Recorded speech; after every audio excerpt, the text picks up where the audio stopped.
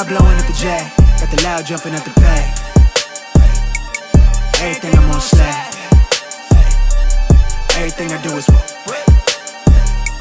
the Benz jumping at the bay. Vibe blowing at my J. Got the loud jumping at the bay. Everything I'm on slap. We've been with the Brazilians. This would be the first. They wild, I think. I'm innocent. Bro, you hear that guy?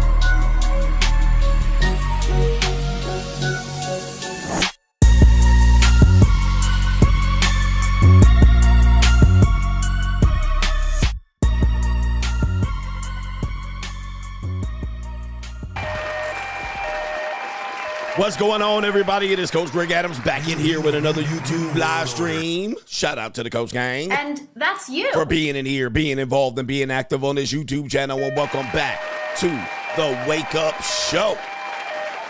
Part of the Free Agent Lifestyle podcast here on the Free Agent Lifestyle channel. You in here with the Bruce Wayne of this ish. New world order. The king of kings, the king of content, and the speaker of truth. Yours truly, the notorious one, a.k.a. Mr. Coach Alini, better known as the prognosticator, Coach Stradamus. And you're in the Desert Storm bunker with none other than EWF. That is every woman's fantasy in the whole fucking show. I'm the CEO, Niggero, of Fix His Binds, LLC. The unbinder, the undebatable, the undisputed best entertainment here on YouTube. You can call me Senor Gregorio Graybeard. The ladies love to call me Mr. Third Leg Greg. Your third leg was just phenomenal. Also the man with no trabajo, the Mitch Slapper, the anointed one. Acknowledge me. I am also the founding father of the After Pill. I am the junior college sociologist, the Morpheus of the Matey Matrix, the chocolatey Confucius, the Black Moses, the deliverer, also known as the man that walks in the spirit of Elijah. I'm the man with more nicknames than anyone in the game, but in case you forget those names, just call me CGA, God Allah, NIB, the 12-time demonetized champion of YouTube. We got a great show for you lined up today. A woman is going to give advice to men to adapt or perish. This is a woman, a married woman. I believe she's a married woman. She has some wonderful marriage advice. Number one, she says a woman will never change. A woman will never change, gentlemen. And we're going to listen to her in a little bit. Also, some marriage advice from married men. Married men are going to give some marriage advice for men. And oh, is it eye-opening? We're going to go ahead and get those things going just so you can see what type of advice men are giving today in this open world of men communicating, men learning. By the way, did you see the Beta Male Summit held by that goofy-ass D.L. Hughley? All right, all them priggity, biggity, black pro-blacks out there. All right, out there, dear mama. It was a dear mama fest out there for these Dixiecrats. And absolutely disgusting display of masculinity as they said, we need to vote for my grandmama's JFK. We need to vote for the black woman. All right, unbelievable. These shuffling Uncle Tom bootlicking Sambos like D.L. Hughley out there and whoever else was out there, man. Absolutely a disgrace. Why I will never help the black community, not one bit. All right, I will never help the black community as long as those Sambos exist. All right, I don't want any interest in the black community. I wouldn't invest in the black community if I had $1 million. I wouldn't invest in the black community because they got Sambos like D.L. Hughley and the likes of that Justin, whatever that fake afro wearing ass ninja is. I can't stand men like that. Can't stand them. Anyway, to contribute to today's show, $ the Notorious CGA on the Cash App, Venmo. Coach Greg Adams TV, PayPal is paypal.me/Coach Greg Adams, and that is near the top of the description box on the Free Agent Lifestyle channel. And you can super chat by clicking the freaking link on the top of the live chat. New world order. On the Free Agent Lifestyle channel. All right, we got Doom and Gloom CGA. Yeah, we do got that coming up. Oh, and it is Thursday. You know what time it is? What kind of fuck you give me? Nah, not Justin Trudeau. It was some Justin whatever. He was the black guy that got up there and he had his fake Martin Luther King accent. You know that guy. That guy, yeah. I think his name is Justin. He's from Tennessee. All right, that guy. The fake Martin Luther King 2024 version. You know who I'm talking about. I remember I was seeing this black woman and he was talking and she was like, I love he so much. I was like, he's a goofball. All right, anyway, goofy. All right, anyway. Yes, we got Thursday. We got Ling coming up. We're going to give us some Ling love. All right, but anyway, let me get to the earlier contributors to the show before we piss everybody off. LL Cool C, my coworker that is in a 50-50 relationship, had to give his $100 gift card to his Goyle friend. What $100 gift card? He got a gift card. Did he win it? And he had to give it to his Goyle friend. All right, shout out to him. All right, 50-50 love. That 50-50 love. All right, shout out to our brother H Everyday says, that's the new revelation, not revolution. I'm sorry, that's the next revelation, not revolution of the 304 is why no man and woman wants me. Thank you, Instagram, Facebook, YouTube, for allowing idiots to just expose themselves literally and figuratively. Indeed, yes, we love it. We love it that they are exposing themselves. Well, speaking of exposing themselves, Gabrielle Union exposing herself on the gram. All right, yes, she is. We got her nude photos for everybody to see on the Instagram. She turned 52 years old. 52 years old. All right, Gabrielle Union turns 52, and she puts her naked booty all on the gram. We have the photos. I don't know, YouTube might not let me show you all the photos, but we do have some photos of Gabrielle Union exposing herself to the world here. Is this like the new thing, the new freedom? Get your titties out. Ladies live for a couple of years and they're like, I've always wanted to put my titties out. And then they get 50 and they're like, here's my titties. Like we would have want to see you at 22 with your titties out. Now you're 52 and you're like, freedom. All right, titties out, all that. All right, what's going on with that Gabrielle Union? She's a weirdo. She's a weird fish. And I think she's confused about life. All right, she has no answers about life and always giving you life advice. Didn't she eat the groceries? Didn't she like to eat booty cheeks? She liked to eat booty cheeks. She's a nasty bastard. She nasty. All right, man. Hey, man, Gabrielle Union would be good for one night. Let me hold you tight, Gabrielle, if only for one night. I know where I will finish on Gabrielle. In the face. Shout out to MC Hamster says, Coach, I realized this week how undervalued your experience as a women's basketball coach is regarding the after pill. Your time leading and being a parent away from home to these young ladies is a very valuable insight into female nature. A lot of people don't realize that. They think that much of my experience when I talk about women comes from dating. They're like, oh, you date. And many people don't even think it came from dating. They think it came from the marriage. They're like, oh, well, he just had a bad marriage, and that's why he feels that way about women. I'm like, bro, I've been with women all my life. Managed them, worked with them, traveled with them exclusively. I was the leader of women, all right, for 15 years. And this doesn't mean that all the women exhibited all these traits that I'm talking about, but I learned a lot, quite a bit, all right, about women just being with them. 4 female roommates, married. I dated after my marriage ended, and I had 2 or 3 relationships after that ended. So, it's not what they want. They just want to dismiss me. They want to just easily dismiss me. Oh, he just bitter because he got a divorce. Bro, I know about women like the back of my hand. There ain't nothing that surprises me. Oh, and by the way, never believe one. I'm going to tell you, man, you believe a woman is to your peril. Don't believe them. And ladies, if you want to be believed, the number one thing you need to do if you want to be believed is shut up. All right. All that talking is going to paint your ass into a corner. They're not believable people. But a lot, for us men, we want to believe them. They're totally harmless. Right? Look at her. Why would she lie? They be lying, bruh. They be lying their ass off, just so you guys know. All right, so you got to watch out for that Jedi mind trick. They lie, and they're the number one liars in the world. They lie more than men. I mean, they lie like a rug. And it's been proven by research has proved this. I did a show on this one showing you the research behind the lies and why they lie. You got to understand why they lie.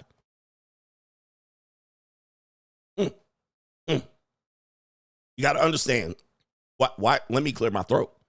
You got to understand why they lie so you can understand that they be lying, right? Because they'll be like, I'm not lying, which is a lie. All right, but that's neither here nor there. Shout out to no government name SD. I had a one-night stand with a woman 14 years ago and never saw her again. She still stays connected with me. Yep, she still stays in contact. She still stays in contact. I have the same thing. Why can't I clear my throat? Pause. But we were talking about that yesterday about women keeping in contact with their past sexual liaisons. And yep, I have the same thing. I mean, we all have this. So with that being said, if you're in a relationship with a woman and she's keeping in contact with the man, more than likely this was a past sexual liaison. Well, that poses a danger to you if you are indeed in a relationship. That person is dangerous to you. That person had access to your girl. All right. You need a girl who's yours, all yours. Yep. I had a girl that I probably hit about 3, 4, 5 times. She still be blowing up my phone. I'll be like, damn. Leaving long ass text messages, voicemails, audio text messages. I'll be like, man, what the fuck are you? What do you want? She lives far away from me too. I'm like, what the fuck do you want? Why are we talking? All right. Why are we talking? What the hell's going on here? All right, but yeah, it happens. Jones G says, Coach, as a well-traveled, inexperienced elder statesman, I have to say, you ain't lied one bit tonight. Young brothers, take CGA's words as gospel because it is respect due. Respect due. I'm the only one on this internet that do not be out here lying to you. Everything that I say, it might sound bizarre, Trey bizarre, but it is the 100% undisputed truth. By the way, Hafiz is back. All right, welcome back, Hafiz. Hafiz, you didn't check in with me, sir. You can't come back to Al Gore's internet without checking in with me, sir. What are you talking about, man? Man, you need to check in with me next time you think about coming back to the internet. All right, I'm going to just let you know. Daddy. All right. Anyway, let me see here. What are we doing here? Shout out to no PI double I. PI double is in the building. What are signs someone uses hair on? Well, tracks, number one. All right. Yep. You definitely got that. All right. But drug use can be definitely individual. Sometimes they be fidgety, extra fidgety. Preston says she doesn't want kids responsible. He doesn't want kids. He's a deadbeat who shouldn't have been having sex.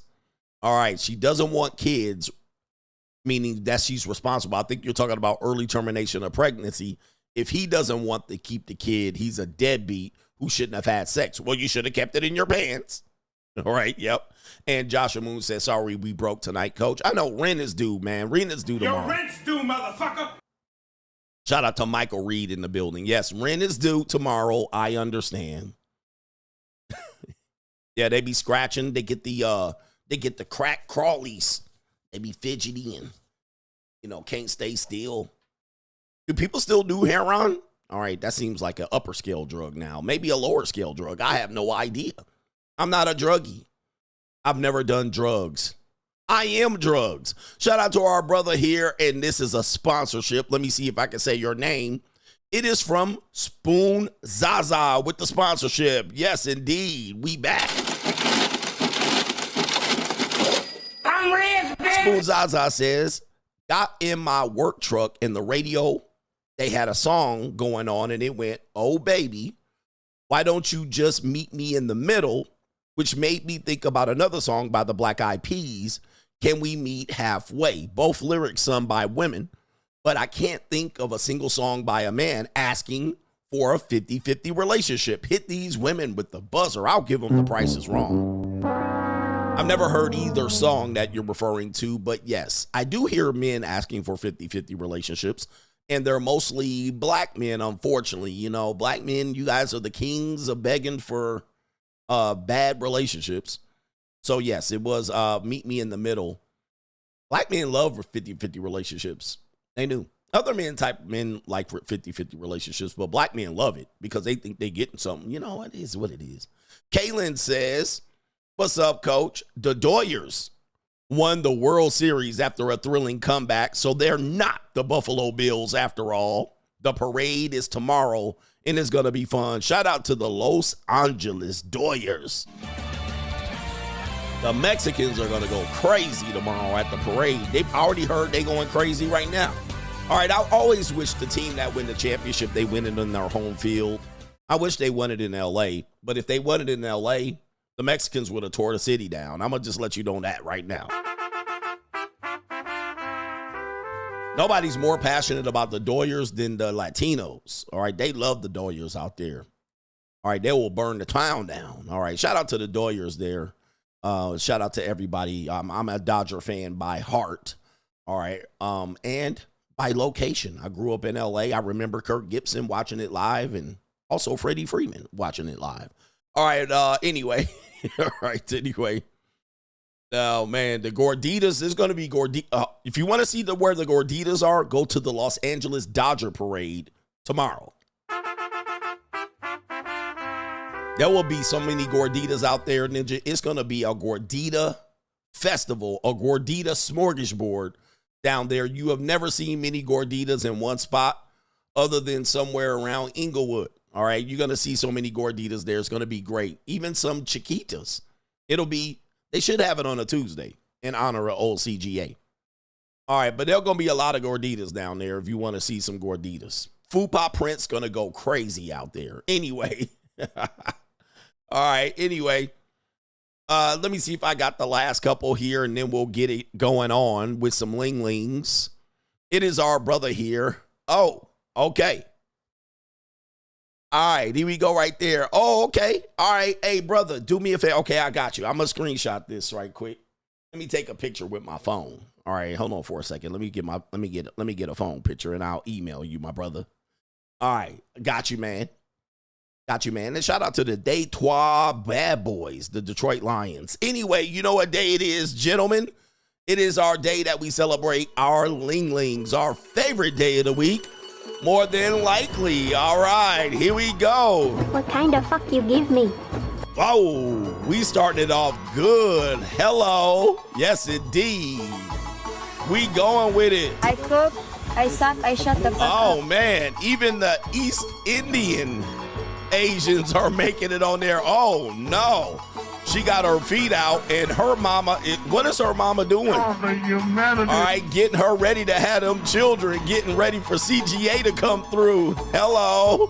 She said, what kind of fuck you give me? oh, my goodness. Hey, yeah, let's go. Oh, yes. Oh, yeah. Oh, no. What in the world? Oh, the humanity.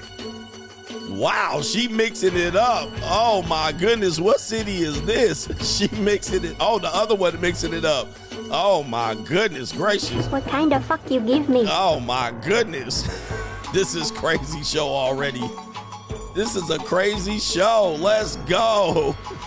New world order. Oh, my goodness. She like, oh, yes. Get it, girls. Look at these Ling Lings. Don't you just love them? Yes, indeed. Oh, yes. The Black Widow style. Yes. Oh, yes. I like to get dominated.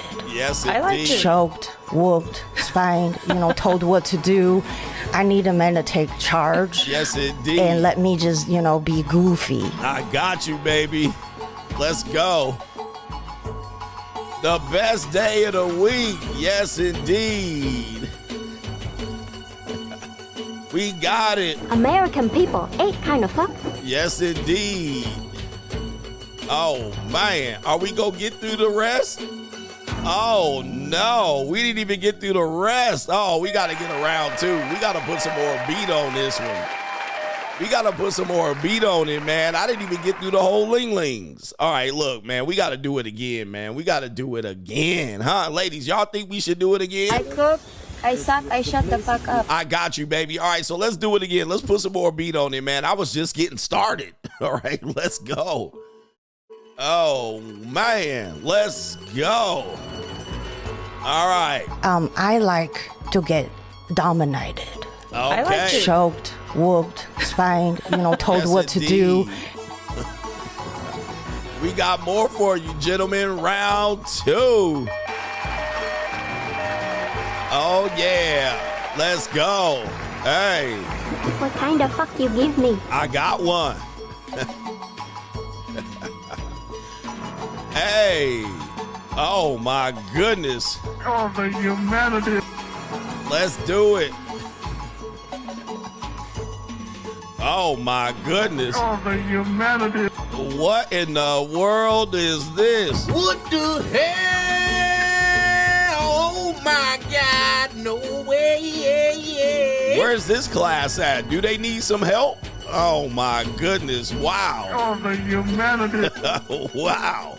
Oh, she looking at me right there in the camera. Oh my goodness. Look it. Oh, the humanity. Okay, let's get some Mo up here.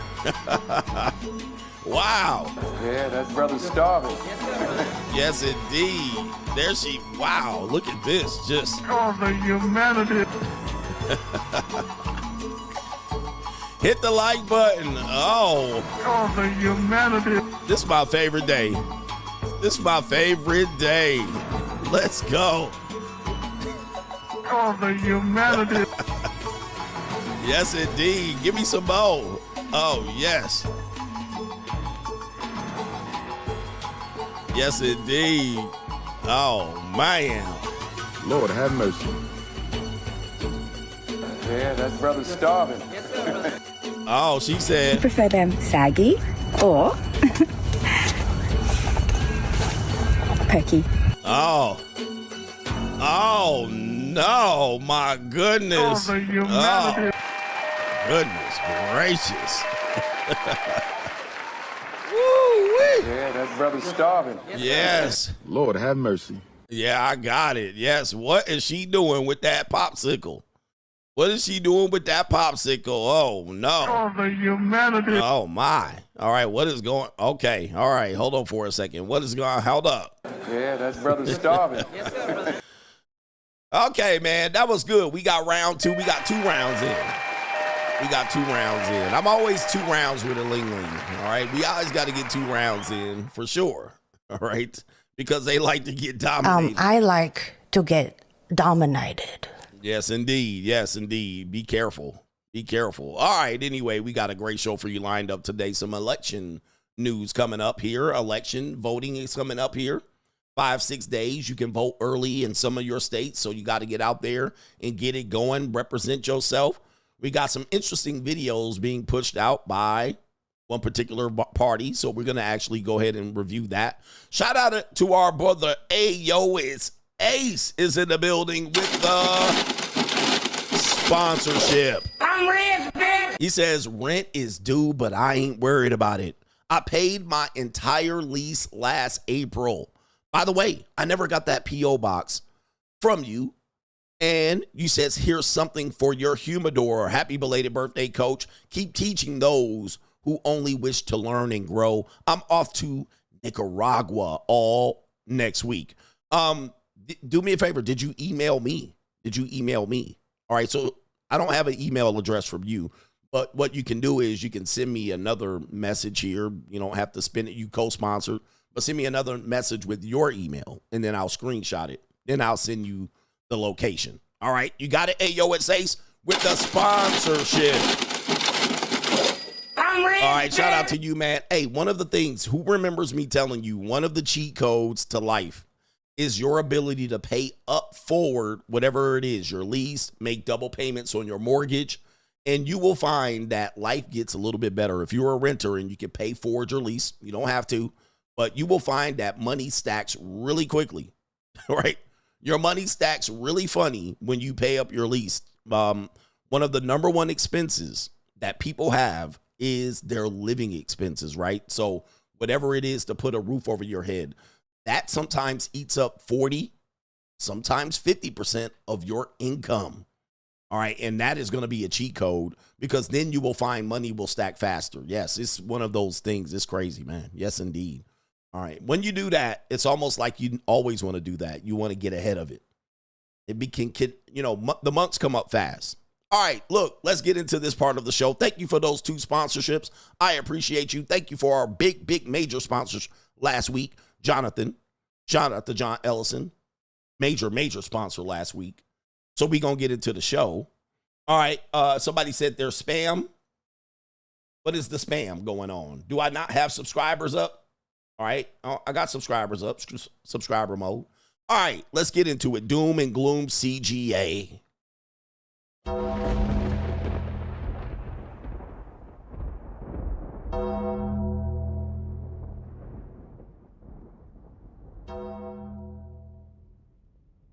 Doom and Gloom CGA brought to you by the New World Order. All right, Doom and Gloom CGA. I reported this last night, and a lot of people don't watch both shows. I understand, so I'm going to have to report this today. Apparently, the WNEP, this is a network in Pennsylvania. They showed an election test results mistakenly on air, and these test results aired for several minutes during coverage of Formula One racing sometime on Sunday. And it says Pennsylvania right here, according to and this is posted on the network's website. So it says test results for the upcoming November 5th general election mistakenly appeared on WNEP TV early Sunday evening during a broadcast of the Formula One Mexico Grand Prix. And it says those numbers should not have appeared on the screen, and it was an error by WNEP that they did. The numbers seen on the screen were randomly generated test results sent out to help news organizations make sure their equipment was working properly in advance of the election. The numbers are not reflective of any actual vote count, but Pennsylvania law does not require or allow mail-in ballots to be taken out of the envelope until 7 a.m. on election day, and no votes of any kind will be counted in Pennsylvania until after the polls close at 8 p.m. WNEP regards and regrets the error and apologizes for any confusion. We have taken steps to ensure that that does not happen again. All right, so wow. Okay. Anybody want to see the election results that they actually posted? Anybody? I do. I want to see it. What did they post? Well, this is what they posted right here. New World Order. Ring the bell. This is the actual post that they posted. These were the test results that they posted right there for several minutes. Oh, the humanity. And they're testing to see with a check mark next to Kamala Harris. Oh, do not come. Oh, boy. Do not come. I'm gonna come. Yeah. Oh no. All right. This is Oh, the humanity. If you don't know, Pennsylvania is a swing state. It is a must-win state. If I'm not mistaken, 20 some odd electoral votes. This is a state that either one of these people must win to be able to win the general election.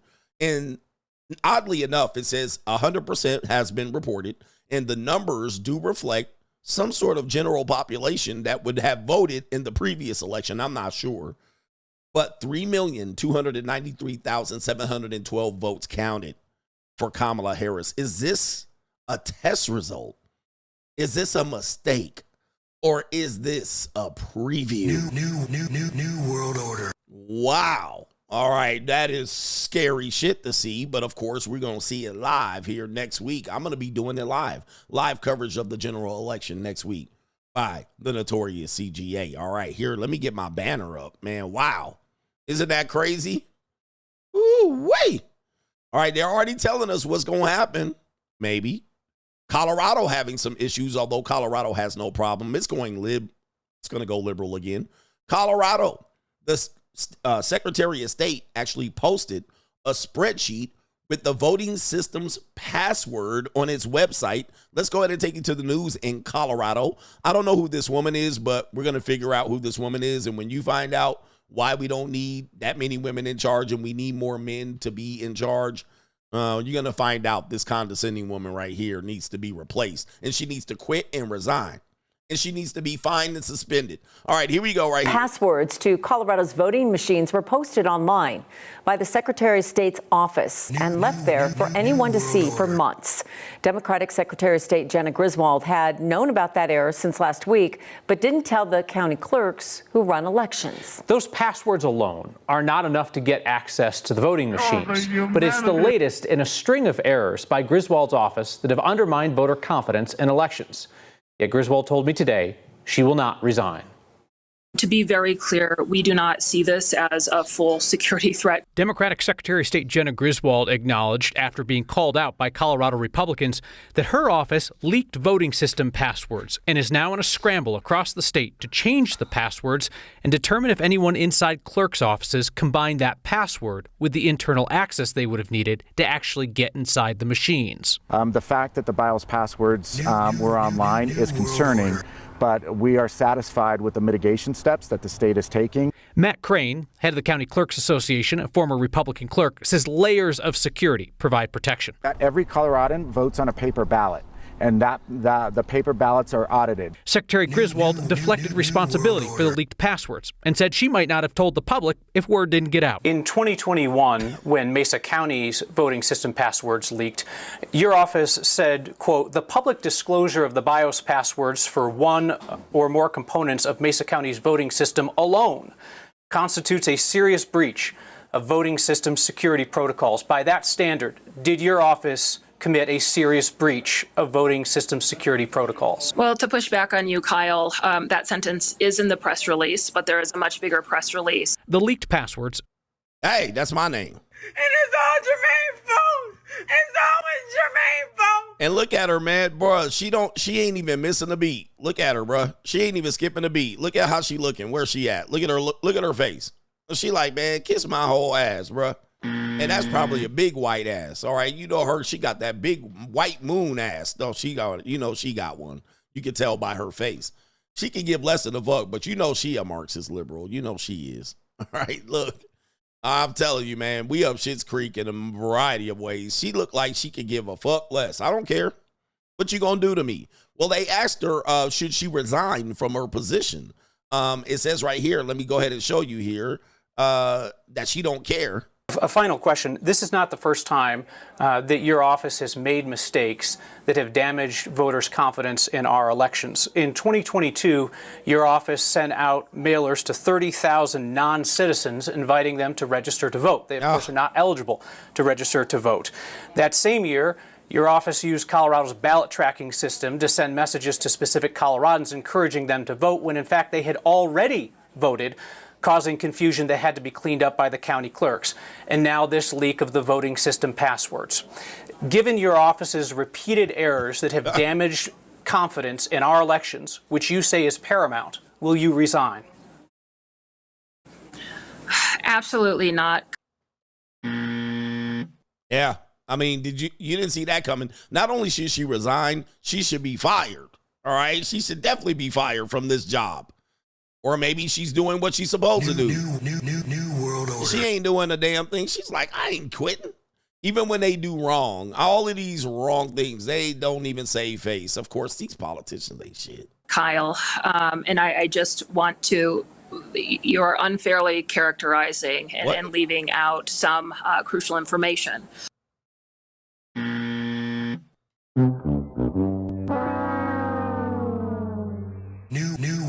New world order. I just don't believe in the system anymore. Well, I don't believe in it at all. I definitely don't believe in it anymore, man. This is getting ridiculous, man. And if you actually study All right, if you actually study what's really going on and the connections of how we have the complexion for the connection for the elections, I don't believe. New world order. And look at her face. Look at her face. She like I finished in the face. That's what they look like when you finished on the face. All right, one eye closed. She's like, it burns. It burns, daddy. Get him, daddy. All right, anyway. Women will be fair. All right, here we go right here. Doom and Gloom CGA presses on. Apparently, there's an ad out that is, I'm not sure who posted the ad, who's sponsoring the ad. They have this ad as Harris Waltz. All right, so now, anybody can put anything and claim that another person put the ad out. So it could be the Republicans putting the ad out. I have no idea. But they're saying that it's a Harris Waltz ad. The ad essentially says, and you'll see it, so I'm going to describe it so that you can catch on. What they're trying to say is, even if you're married as a wife, you do not have to do and vote as your husband says, right? You can vote however you want to vote. And you can keep your vote a secret from your spouse, your husband. So what the ad is targeting is married women. And they're telling the married women, although your husband might tell you to vote for Trump, all right, or vote for, against your own, womanhood, you can do the right thing and keep your vote a secret and vote against your husband or your household. All right, so, let me go ahead and show you several ads related to this so you can see they're trying to undermine the households of American families. Let me go ahead and play the video. Your turn, honey. In the one place in America where women still have a right to choose, you can vote any way you want. And no one will ever know. Did you make the right choice? Sure did, honey. Remember, what happens in the booth stays in the booth. Vote Harris Waltz.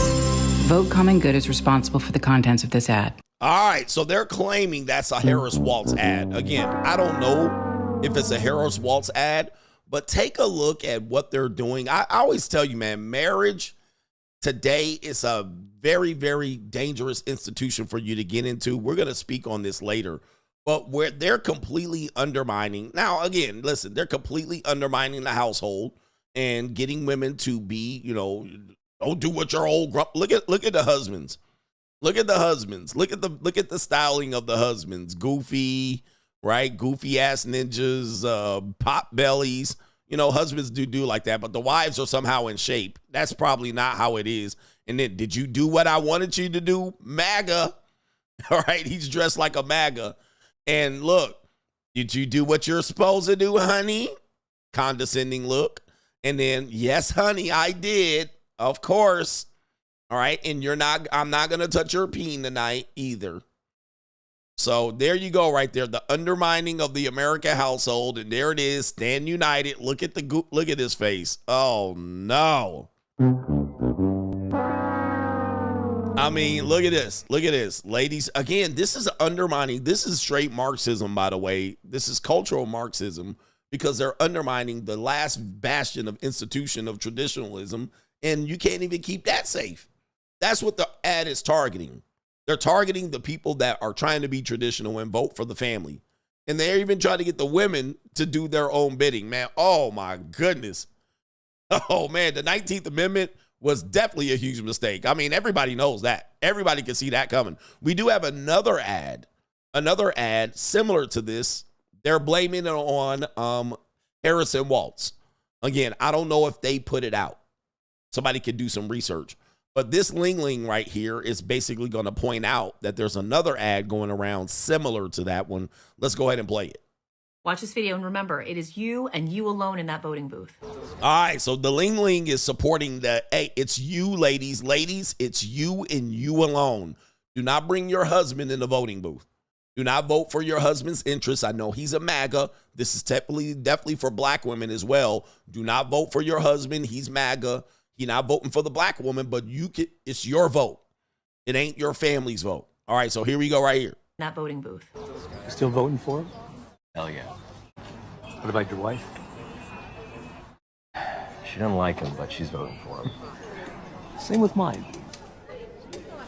All right, they're talking about him, Trump, okay? All right, so the wifey's going to vote. She's going to vote for Trump. She told me she's going to vote Trump. All right, she's going to do the right thing. She doesn't like him, but she's going to vote Trump. And there's the look, the sneakiness. Again, when I talked about women lie, women be lying, bruh. You know, because they have to. I'll clear up why they have to later today, maybe. All right, so there it is right there. Oh, honey, I'll do what you want me to do. There you go. There's your wife. Sneaky. All right, this is terrible ad. Absolutely atrocious across the way. Up now. We're going to give the eye contact. Are you going to do it? Are you going to do it? Kamala. Do it. By the way, I don't know what voting booth this is. You're not supposed to see each other like that. You're going to do it? Kamala. Oh, no. New world order. This is woman's power and women's empowerment. We're going to take back our womanhood. Look at this. Look at that. Yo. If this is, where's the male version of this ad? All right, where's the male version of this ad? Not even your own household is safe. Oh, my Lord. Your vote is your secret. He'll never know. Oh, no. New world order. All right. Watch this video and remember, it is you and you alone in that voting booth. Oh, man, boy, we got, this is just, sheesh. And y'all still have faith out here. Y'all still, okay, gentlemen, that's Doom and Gloom CGA. And ladies, that's Doom and Gloom CGA.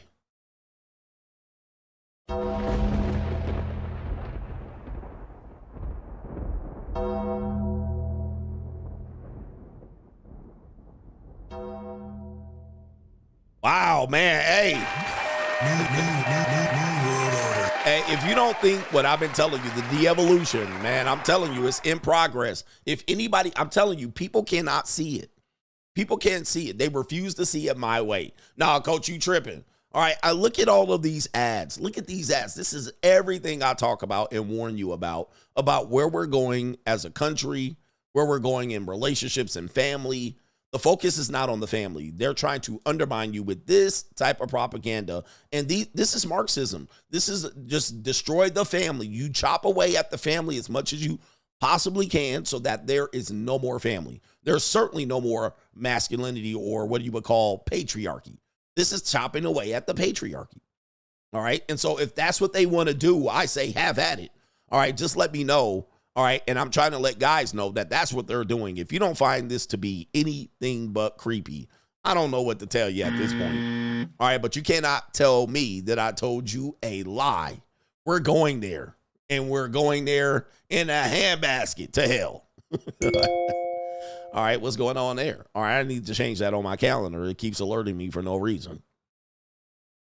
Shout out to our brother here, Bread and Butter, with the co-sponsorship.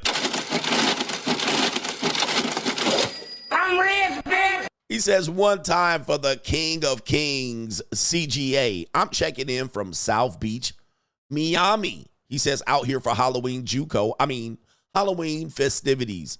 He says, if a bitch asks me what I am for Halloween, I'm going to tell her I'm a free agent for life. Shout out to you, man, and keep your liver in the same spot. Don't let them take your liver out there because they're going to be on the hunt. Thank you for the co-sponsorship. Shout out to the pimped out platypus. Happy Halloween to you, coach, and to my bros and the MFing coach gang. Appreciate you for being here. And I might not be here tonight. I'm passing out candies to the trick-or-treaters. All right. Shout out to our brother here in the DMW. He says, not coach banging and set tripping on her feast, telling them to check in because he's back online. Hit me with the Acknowledge me. 100%. All right, check in, Hafiz. Hafiz, you needed to check in, brother. Shout out to the Dinero Tranquillo says, out here on vacation after putting in some work. Get some money, you ninjas. Save your cotton picking goddamn selves. Save yourselves, man. It is a save yourself society right now. New world order. Save yourself. Adams 316 says save yourself. All right. There's no more piecing this shit together. Shout out to the people that are piecing their families together. But even if you have kids, you send them to public school. Right there. You send your kids to public school, you lost your kids. All right. Your kids, guys, I worked in the schools. I worked in the schools for a little bit. And I actually was a PTA board member. Dude, these teachers are not to be trusted. I mean, they're not to be trusted. If you're not what I call, if you're not debriefing your child on what is going on in your class, in your child's classroom, number one, if you don't know your child's teacher, if you don't know and have not met with each one of your child's teacher or went to back to school night, and if you're not on an email one-to-one basis conversation with your teacher, you're failing as a parent. You're failing. So I don't want to hear shit about public school and private school ain't no better. Let me say this again, because I was on the PTA board for 3 years at my kids' elementary school. If you have not met your child's teacher or teachers, if you have not went to back to school night, if you're not on a communication basis with your teachers, if you're not debriefing your child on what your teachers are telling your kids, you are failing as a parent. All right. I don't want to hear shit about what you are. You ain't a good parent. You a shitty parent. Meaning you need to debrief and you don't need to interrogate your kids, but you will find that there are some cultural Marxist teachers out there teaching your kids Trump is bad, all of that shit. That happened to one of my kids, and she was a pure out and out single cat lady feminist. All right, and I can't remember what grade it was for my daughter, but it was a later grade at her elementary school. She was a single mom. She probably was a Lily Lintlicker. All right, but I couldn't tell. But you need to be debriefing. All right, you need to be debriefing them and seeing what's happening. There's some teachers out there hell bent. Some man-hating teachers as well. They hate men. They're bitter. All right, cat ladies and shit like that. All right, debrief them. Sit down. What's going on? And why is your teacher discussing that with you? She shouldn't be discussing that, and go right up in there. March up in the office. Your principal should know who you are. Your principal should know who you are. March up in there and say, what's going on? I mean, I had so much carte blanche at my kids' elementary school. I could just walk on in there. I could walk in and go in the back office. I could walk in any classroom I wanted. But of course, I was on the PTA board. So all the teachers knew me. I could just walk up in a class, right, at any moment. And so I never abused the power, all right, because I was running fundraisers at my kids' school. So I was always needing to get something from a teacher or something like that. But I would go up into school, t-shirt and shorts. All the security knew me. We didn't have much security. All the teachers knew me. Everybody knew me. The assistant principal, I could walk to the principal's office and walk in and sit down. Like, that's how much access I had to my kids' school. All right. And if you're not, you don't have to do it to that level. But if you're not present in your kids' early primary years, primary school, you ain't doing shit as a parent. You need to check yourself, and you can start right now. If you're failing right now as a parent doing this, you can change it up right now. Get on a one-to-one name basis with your school principals, your administrators, all of that. All right. Anyway, man, I'll tell you, man. Otherwise, these teachers they're gonna tear your kids up inside out. Shout out to Ken Rose with the support. I don't know what that is. They're emojis. Oh, it's a Halloween emoji. I think it's a Halloween emoji. Oh, I just clicked it. All right, it's a pumpkin. All right, shout out to you. And Rizz Khalifa, shout out to you with the co-sponsorship. I'm Rizz, bitch. Rizz Khalifa says they turned the voting booth into girls' night out. You can't trust it. They turned the voting booth into girls' nights out. Good Lord have mercy, brothers. Man, shout out to King Bolo says, I'll put a ring on that thick Ling with the tight dress. Okay, I think I know who you're talking about. All right, the thick Ling but the tight dress. You like a little bit of meat on the bone. All right, brothers like some meat on the bone. And we got our brother here, Will F. Shout out to you, Gas Money. Gas Money. Shout out to you, man. P.I. Double wants to know signs that the woman is on heroin. Heroin.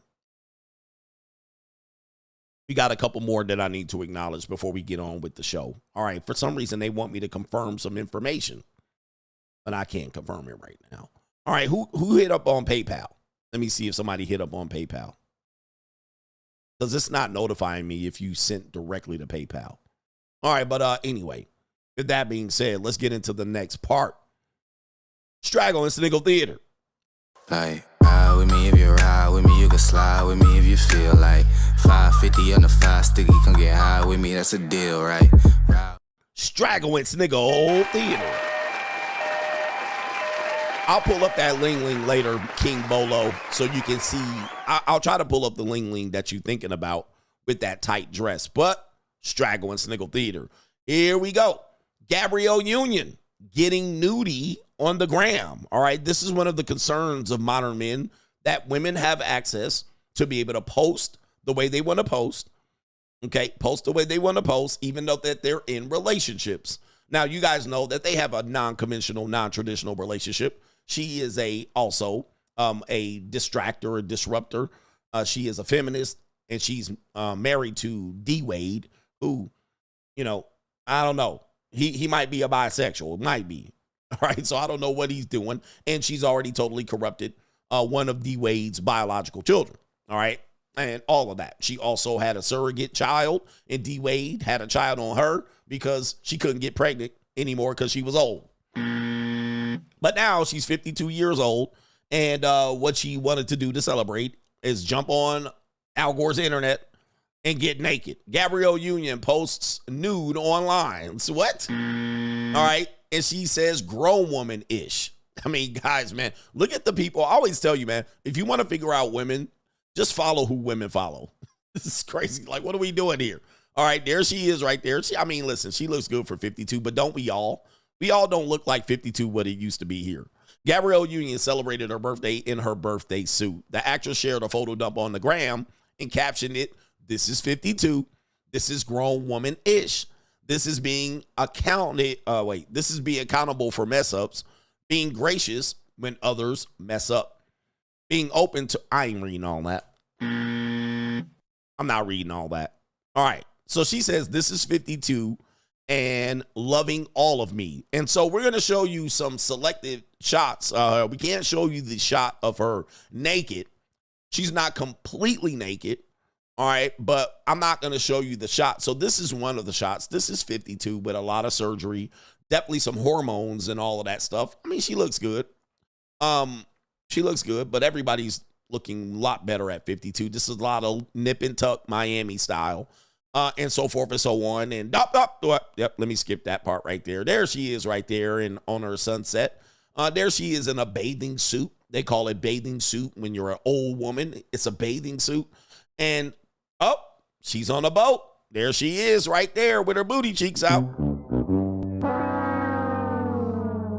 Yeah, this woman is, she's a damaged woman. This woman is beyond damaged. Listen to this woman here. Some no's feel like, I'm sure there's a lesson in there somewhere.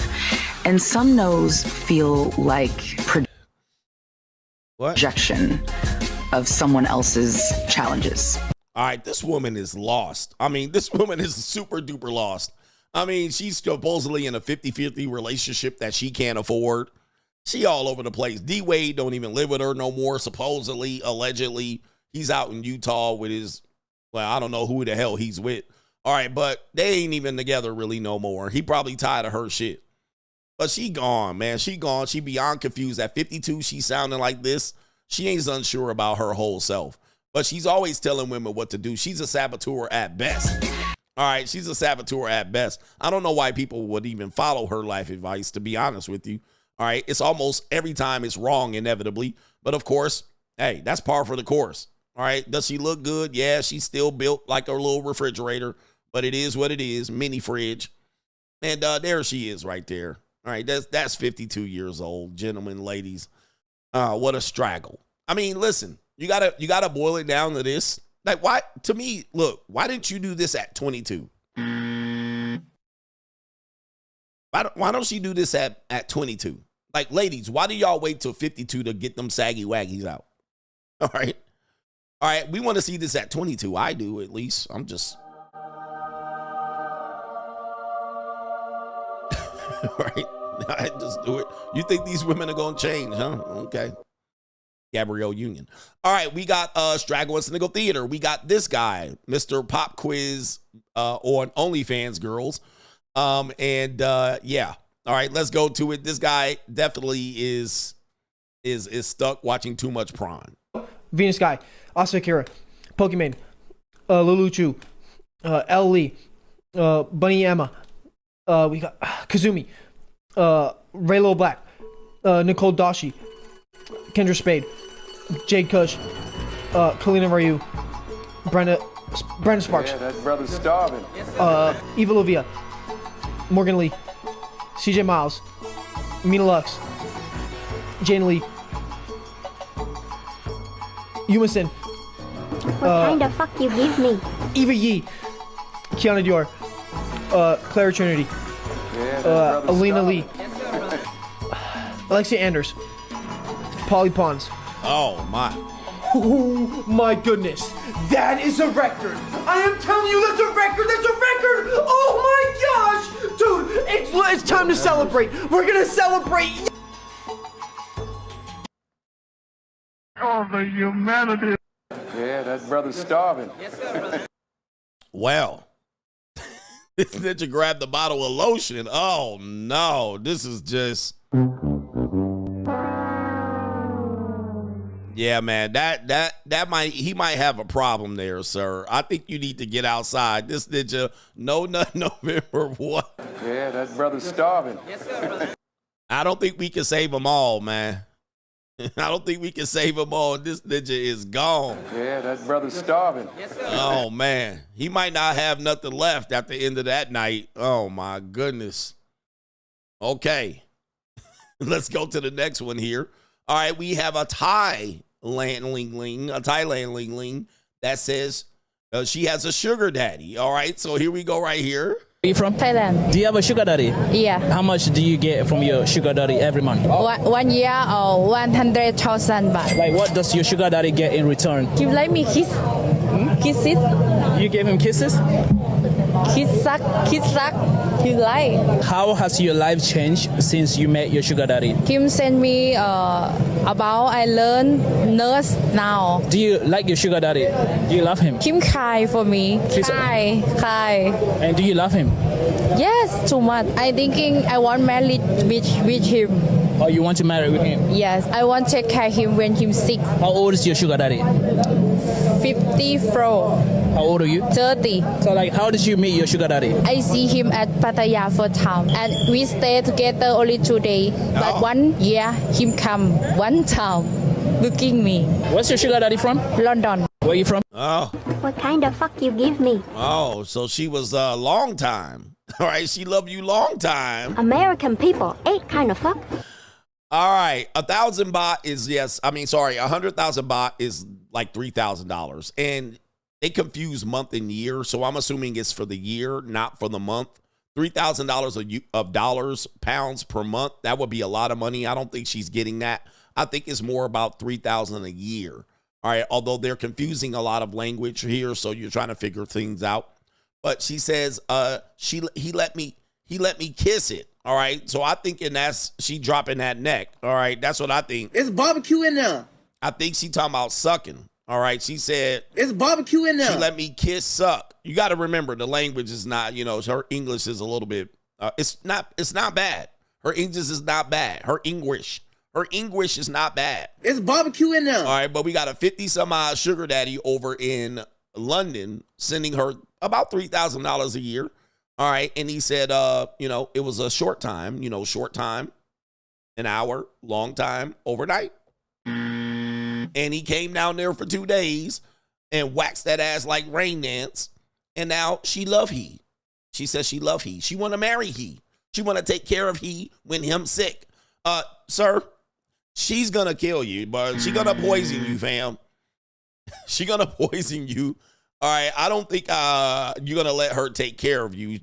Are those fakies or those saggy waggies? All right, but get him daddy season down in Thailand. Get him, daddy. All right, Thailand right there. Like, let you kiss suck. Thailand. Do you have a sugar daddy? Yeah. How much do you get from your sugar daddy every month? 1 year or 100,000 baht. Like, what does your sugar daddy get in return? He let me kiss. He'll let me, okay, dropping that neck. He let me. It's barbecue in there. Kiss it. You gave him kisses? Kiss suck. Yeah, kiss suck. Yes, indeed. Yes, I got you, baby. What kind of fuck you give me? I got you. Kiss suck. You like. How has your life changed since you met your sugar daddy? Him send me Him send me what? about I learn nurse now. All right, you get to go to nursing school. Do you like your sugar daddy?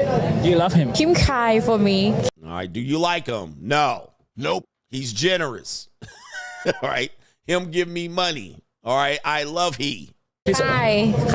He kind. Money. All right. She said big head hundreds. I got money. And do you love him? Yes, too much. I love him a lot. Him give me lots of money. I got money. Thinking I want married with him. All right. What do I tell you, man? Listen, man, it's not that hard to figure out, man. A lot of women will marry your ass for some money, bro. She's like, hey, I don't like him. He kind. Will you marry him? Yep, I want to marry him. Why? Okay, why? Him got money. All right, big head hundreds. I got money. Oh, you want to marry with him? Yes, I want to take care of him when he's sick. Okay. All right, there it is. Yeah. And he only came down there once for 2 days, and that's it. She already sprung. She sprung. All right, man. We got Straggle at Sniggle Theater. Rate your Rizz edition. Rate your Rizz edition. How many Rizzes do we have? We have 4 Rizzes. We have 4 Rizzes of all races. We have Gorditas getting rizzed up. We have a Ling that wants to rizz up men, and we have a nice little flatback and a Gordita. All right, we got a lot going on here on Rate Your Rizz, Straggle at Sniggle Theater edition. And here we go right here. It says, if only there was a page dedicated to rizzing girls. And it says, Rizzing Torta Baddie. All right, there we go right there. That's a wide woman right there. Look at that. And knock knee too. Hello. That is knock knee, ladies and gentlemen. If you ever wanted to know what knock knee looked like, there it is. That's going to be some health problems going into the future. All right. This woman ain't seen a sprint in the last decade. All right. This is going to be ankle, knee, and all kind of problems, man. This woman's going to break her toe or break her ankle doing something simple. All right. Their body's not supposed to be knocked out like this. Here we go. All right, so here we go. Rizzing Torta Baddies. All right, here we go right here. Excuse me. I'm off. I didn't mean to interrupt you, but you caught my attention. Like, you're mad beautiful. Wait, hold on.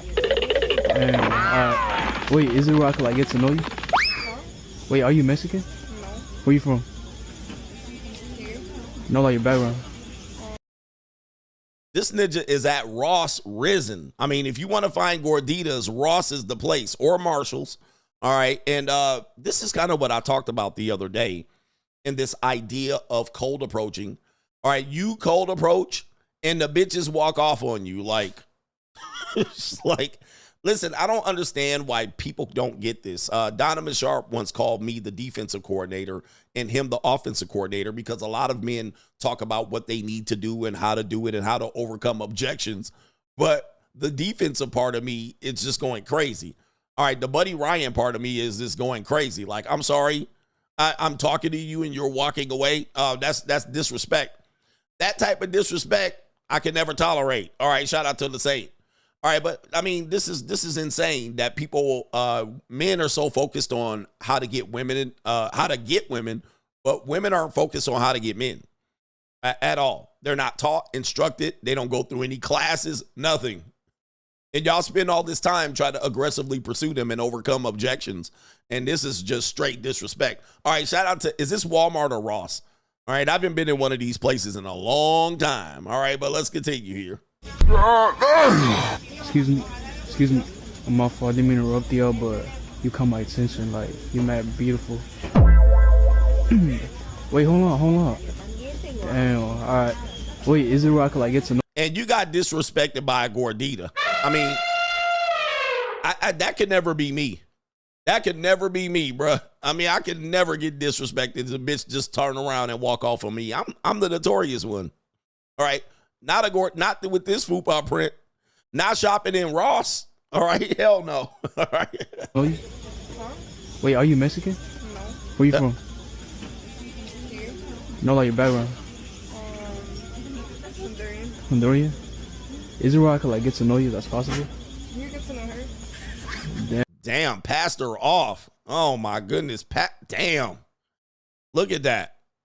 Passed her off. Is it because I'm cool? I feel in a bit.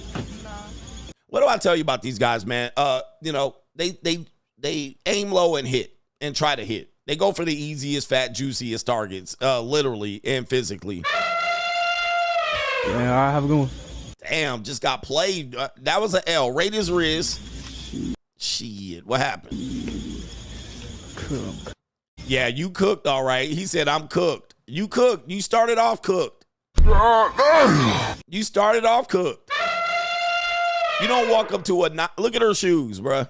You don't walk up to a woman like this and expect her to just fall down in your lap. All right, this is crazy. All right, anyway, rate is Rizz. All right, rate Rizz edition, Israel Padilla edition. Shout out to Israel Padilla. He's popular on the gram. There you go right there. Damn, that's a big girl right there. Okay. All right, let's see what he's got. You have a man. It's complicated. So no? Yeah. So, right off the bat, I already know what they're thinking. Are these real? No. How big are they and how much do they cost? 30,000. 30,000? Oh, man. 30,000. Well. Oh, the humanity. And she getting fatter around it. 30,000 for this booby job. All right, man. I'm going to tell you, man. Women will pay. Well, let me go ahead and let this play here. In total? Yeah. Because I have an internal bra. A what? An internal bra. All right, an internal bra. All right, so I don't know what that is, but we'll go ahead and skip ahead to this part right here. All right, let's play this part. Yeah. I didn't want to say that, but yeah. Could you see yourself letting me cream pieing you? A guy cream pieing me? Me. You. I don't know you. Would you like to get to know me? We can see. What's your number? Don't forget me. All right, so what do we have here? All right, so Israel's doing a street interview with this woman. All right, and she is with a male. I don't know if that's her man. He asked her, does she have a boyfriend? She says it's complicated. Okay. All right. So she says it's complicated. We have two short kings here, and this is a big woman. This is a large woman comparatively. I think she's well above, I would say 5'7" and 300 pounds. All right. She's definitely in the 300 pounds area, and she's not claiming whoever this guy is. Now, Israel asked, can he cream pie her? All right. And she thinks about it. And then he says, let me get your number. And this is where it gets weird. Okay, now this is where it gets weird because for men, somebody said that's her pimp. All right, that's her pimp. All right, so watch this. She says, don't forget about me. Watch this when he gives her the number. But then he goes a little bit further after that. Listen to this. We can see. What's your number? Don't forget me. Don't forget me. Don't forget me. Don't forget me. Don't forget me. All right. So now watch this. This is what it goes in the spectrum. She's obviously thinking about getting cream pied in by Israel. That's the guy right there with the good head of hair. All right. That's a fantastic head of hair, by the way. All right. She says, don't forget me. Okay. Now let's go to the next part right here where it gets interesting, where this reveals the spectrum. This motherfucker don't miss. What do you do on Instagram? What do you post on OnlyFans? Like all my nudes. Look, I have like so many people. Dude, I'm good on there. Like some of your nudes. That's what I posted tonight, 2 hours ago. God God damn. Bro, you seeing this? All right, so she's an OnlyFans girl. Now, a lot of guys don't realize that this is going on. She's nightlife. Remember, I tell you, this whole idea of cold approaching, you're missing the boat because you don't know who you're approaching. A lot of guys are not aware of this. They think like all the 304s, the skeezers, the hoes, the OnlyFans girls, they're separate. They live over here. They party over here. But no, they're mixing in. So this man, cold approached her, asked for a cream pie. She said, okay, I'll get to know you. Get the phone number. He gets the number. Then she says, don't forget about me. Like, I'm looking forward to hearing from you. Then proceeds to say she's on OnlyFans. I mean, right? When I tell you the spectrum, somebody type in spectrum. The spectrum is real. The spectrum is real. And speaking of Israel, the spectrum is real. Okay, do not underestimate the spectrum. All right, the spectrum is real out here. There's nobody out here that is one-dimensional. Everybody is on a, all right, everybody is on a spectrum. Everybody can see that there are people that are not in a normal lane. Everybody's out here wild. All right, wild, wild, wild with it, guys. Let me just tell you, man. And nobody knows her IG. Nobody knows anything about her. Only you perverts are going to screenshot it and reverse image search it. She didn't say her name. She didn't say her name. She didn't give her IG to the world. All right, so anybody saying it's commercial, what's the name? What's her name? Anybody? What's her name? You don't know it. All right, so how are you going to find her amongst all of the people that are out here? That is an example of the spectrum, right? You don't know her name. A commercial would have been, she would have said her name, she would have said her IG. She said none of these things. Good luck out there, guys. Good luck. All right. She didn't give you any information. No information whatsoever. All right. So anyway, the spectrum is real. Speaking of Israel, we got another one out here. Another one out here. Nobody knows her name. Nobody knows her IG. Nobody knows her OnlyFans. All right. That was not a commercial. All right. So a commercial would have been, this is Vanessa. This is her IG. This is her link. Boom. That's a commercial. All right. Anyway, let's go to the next one. What if women rizzed up men? Rizz edition. Rate her Rizz. If women catcalled men. Hey, those pockets looking fat as fuck. Nice toes. Mine are white. Woo, boy. Let me give you my number. Actually, let me give you my dad's number. Damn, I wouldn't mind if you kidnapped me. Hey, Poppy, you look like you got a lot of emotional baggage. Let me try and fix you. I can cook and clean. I'd delete my Instagram for you. I'm trying to smell like Dior Sauvage too. Let me ruin your life. All right, rate her Rizz. All right, this is women rizzing up men. All right, what do you think about that? You're passing by women rizzing up men. I think just about the only thing she said that was truthful was let me ruin her life. Let me ruin your life.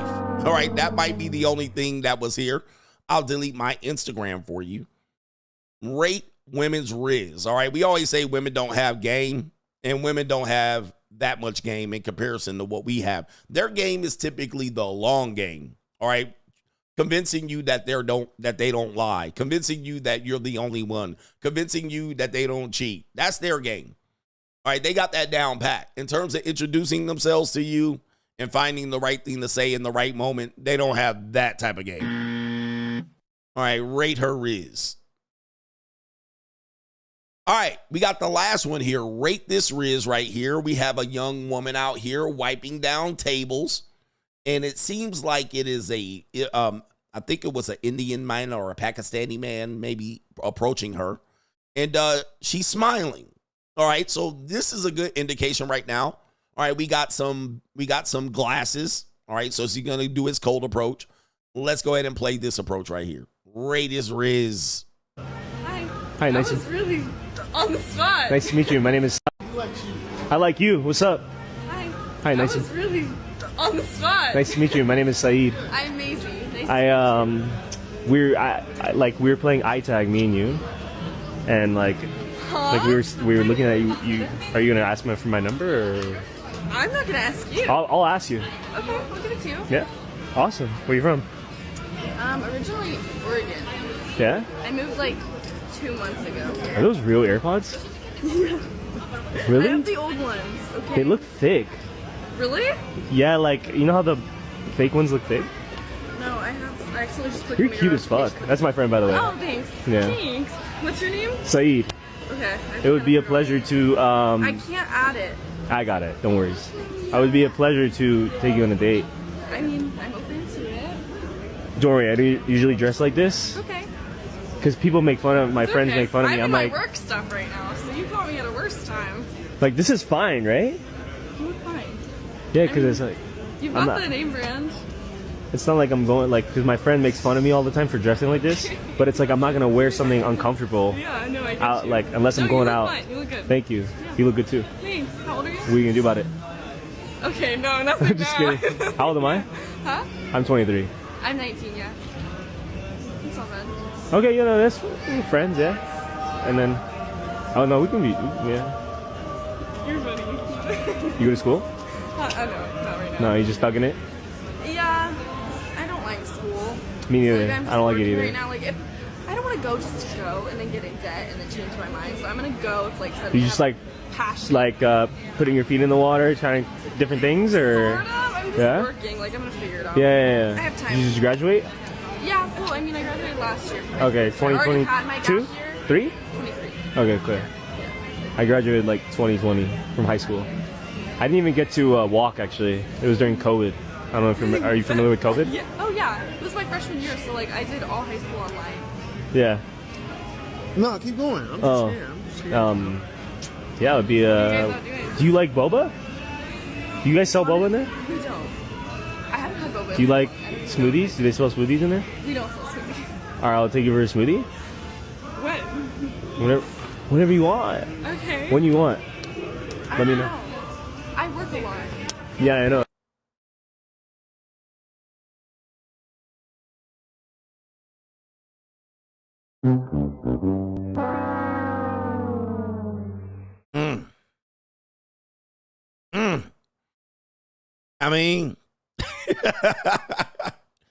I mean, he got the number.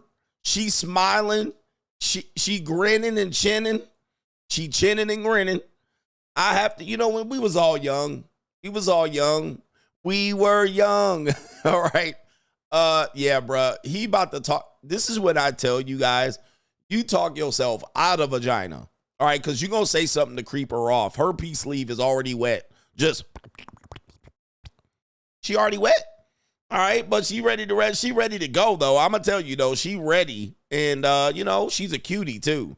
19, you say. All right, did you say 19? All right, she looking good there. All right, but he fumbled a couple times, picked it up, fumbled again, picked it up. All right, he was doing too much. He had his black homie over on the side listening in. He did well, though. He got her hooked. Whatever it was, maybe she's lonely, maybe she down bad.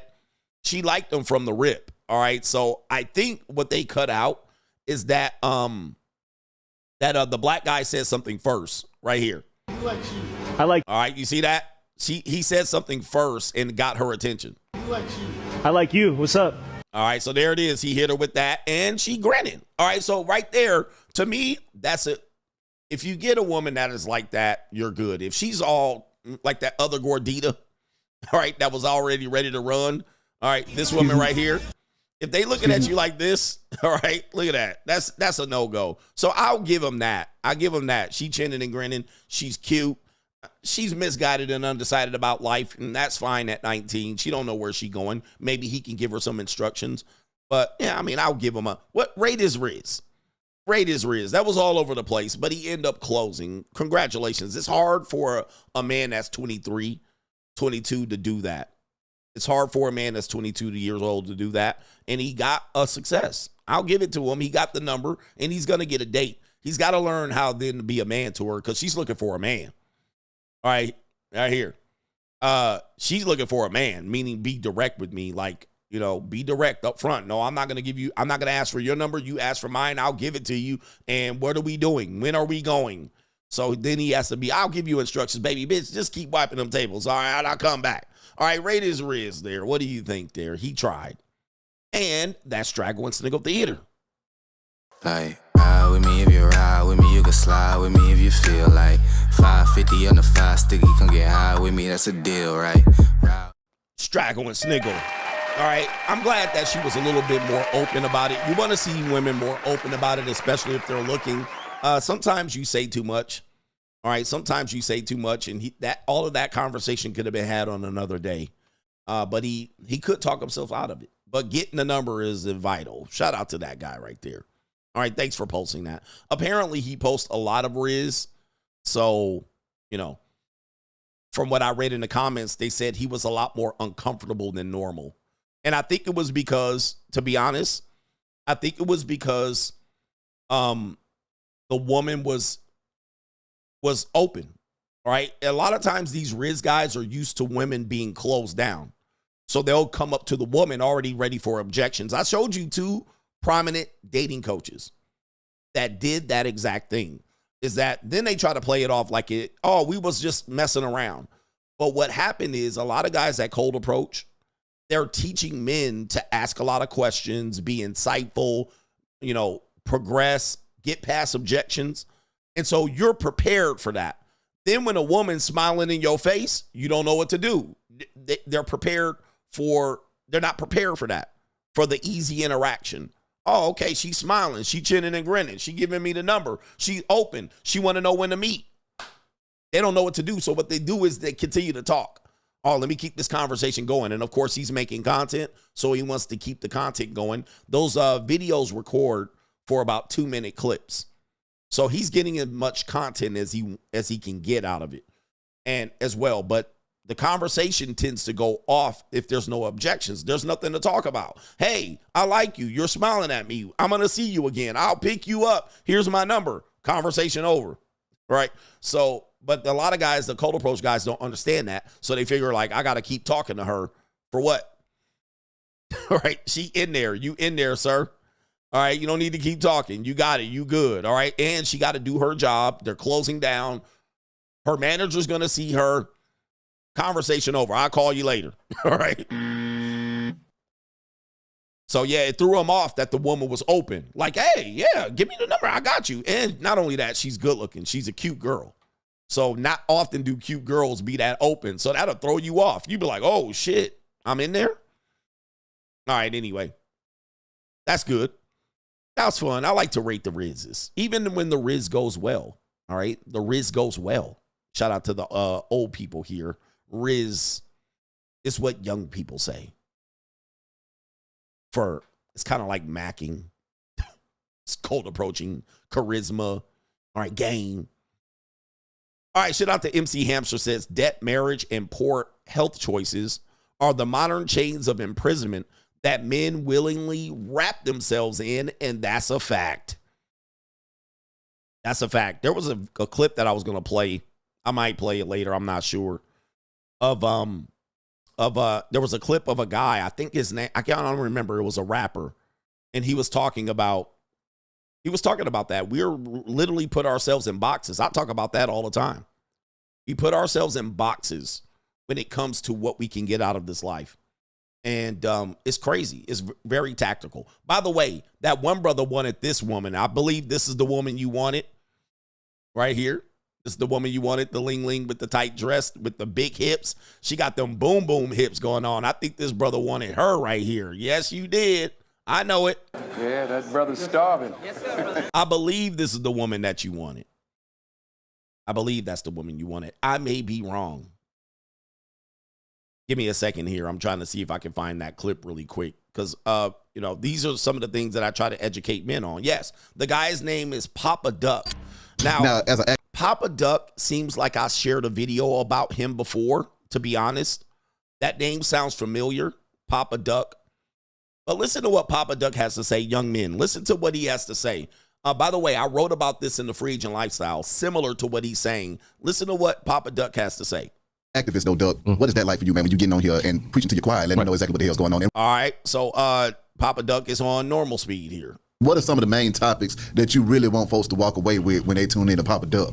I just want people to understand that we've been put in a box. You know what I'm saying? Your whole life been robbed. You've been robbed of your whole life. From the time you go to school to the time you finish school. You know what I'm saying? You've been put in a box, and a lot of things that you can unlock if you get out the box. You've been put in a box for a reason. So that's my main thing, is to let people know that it's infinite what you can do. Don't be put in no box. Don't let words. I tell people words are spells. That's why they call it spelling. Exactly. When you say a bad word, it's a cursed word. Curse. Exactly. We say cuss. Yeah. But it's a cursed. Exactly. So words are spells, man, and the word grammar come out of a witchcraft book. Yeah. People don't understand. It goes way deeper than, bro. I can go so deep with it, and I want people to understand that. Don't put spells on yourself. Don't say, oh, I got a bad day. I'm pissed off. Ain't no such thing as a bad day. Yeah. You know, so that's my whole thing, man. Get from up under that brainwash, man. That's my thing. But how did you take the chains off your brain, though, Duck? Honestly, people like me, I'm a why person. I got to just, like, why? You know what I'm saying? I'm Like, with you. why? You know, why this, why that? I'm a why person. You can't just tell me anything and I go for it. Yeah. Shout out to this guy right here. He got it. He got it. I wrote about this in my book. I'm like, don't box yourself in. You gotta literally take the monkey off your back, off your neck. You gotta unlock your brain to what's possible. He was like, things are infinite. Opportunities are infinite. Money is infinite. There's way more money out here than you thought. But you know, you tell yourselves, I want to make $80,000 a year. How about $800,000 a year? Oh man, that don't seem possible. Why not? There's plenty of people making $800,000 out here a year. I mean, there's enough. There's more than you might know. Why? And so I spend a lot of time trying to get you to unlock your brain. I have a section called "Don't Box Yourself In." He said it. People want to put you in boxes. People want to put you in boxes regarding race, religion, marriage, monogamy. Like, you guys got 8 boxes before you even meet a woman, right? Before you even meet a woman, you in a box. I'm a black man. I'm short. I'm old. I'm a Christian. I believe in monogamy. I want 5 kids. Right? Completely boxed in. And then you don't even realize, people don't really realize they can live in any country they want. You choose to live here. You choose to live in Memphis. You choose to live in all of these places. You're making these choices. Okay? You're making these choices. So shout out to Papa Duck, just trying to get you to unlock it, ask questions, and then really realize that, you know, I always think save the black community is a box. Fuck the black community. And then when they say that, they're like, what? Man, fuck them. All right, so you don't need them. You don't need them. When was the last time they helped you? All right, so these are all things that I'm telling you, man. You don't need to fall into these boxes. Being a black Democrat is a box. Right? There's a whole bunch of things that you could challenge yourself by being outside the box that you realize that by being inside the box doesn't benefit you. What benefit did you get by being in that box? All right, so shout out to Papa Duck. Yep, Coach Ben said this. I've been said this all the time, and it's hard for people to really wrap their head around. They don't know anything other than the box. And let me tell you about the box. These boxes, somebody else put you in. Somebody else put you in the box. So, King Bolo, is it this Ling Ling? All right. Is that the one? All right. I'm trying to find a thick Ling Ling that's in a dress. All right. I particularly like this Ling Ling. All right. So there you go right there. Is that the one? He's got to tell me. But most of the people put you in your box. It's not that you chose the box. They put you in the box. So be careful. Read my book. Chapter 3, Free Agent Lifestyle. This is your moment of self-improvement. Self-improvement. Read the book. Don't box yourself in. If you want freedom, you have to get yourselves out of the boxes.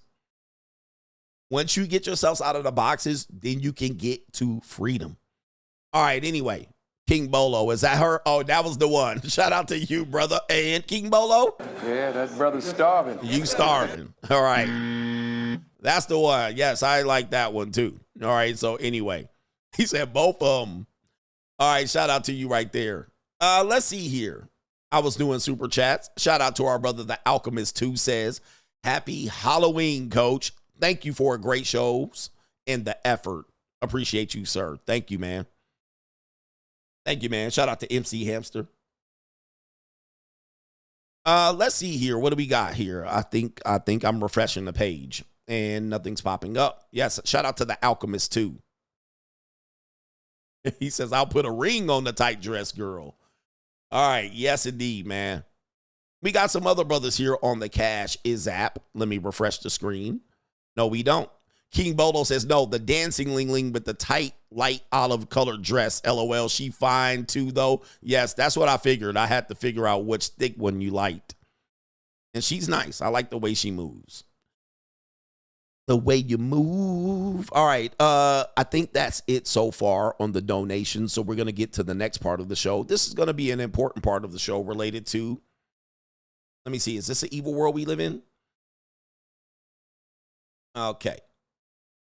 Is this marriage advice for men? I'm not sure what segment this is. We'll go with it. Marriage advice for men. Yep. The colonizer put you in a box. All right, a lot of you guys don't realize a lot of people put you in a box and you guys stuck in the motherfucker. All right. And then you'll put yourselves in more boxes. Just be free from who you are and describe yourself. All right, anyway, marriage advice for men. We're going to start with this guy right here who's going to give you some self-improvement. Self-improvement advice. All right, listen to this guy right here. This is the School of Hard Knocks. And listen to the guy looking like Doc Brown from the Back to the Future series. Excuse me, sir. Question for you. Yeah. How old were you when you became a millionaire? I'm not a millionaire. I wish I were. What line of business are you in? I'm a lawyer. I used to be a millionaire, but my ex-wife has most of the money. So what did you learn from that divorce? Don't get divorced because in every state the woman gets all the money. How much money did you lose from your divorce? Several $1 million. So it's safe to say marriage is a business. Marriage is an important economic decision. I'd recommend if you are building wealth, you certainly have a prenuptial agreement. And even though you want to marry for love, just be careful. Throughout your career, what was the most amount of money that you've made in a single year? It was paper money. I eventually lost it because I didn't convert it to real money soon enough. How much was that, though? $17.5 million. $17.5 million? What happened that you made $17 million?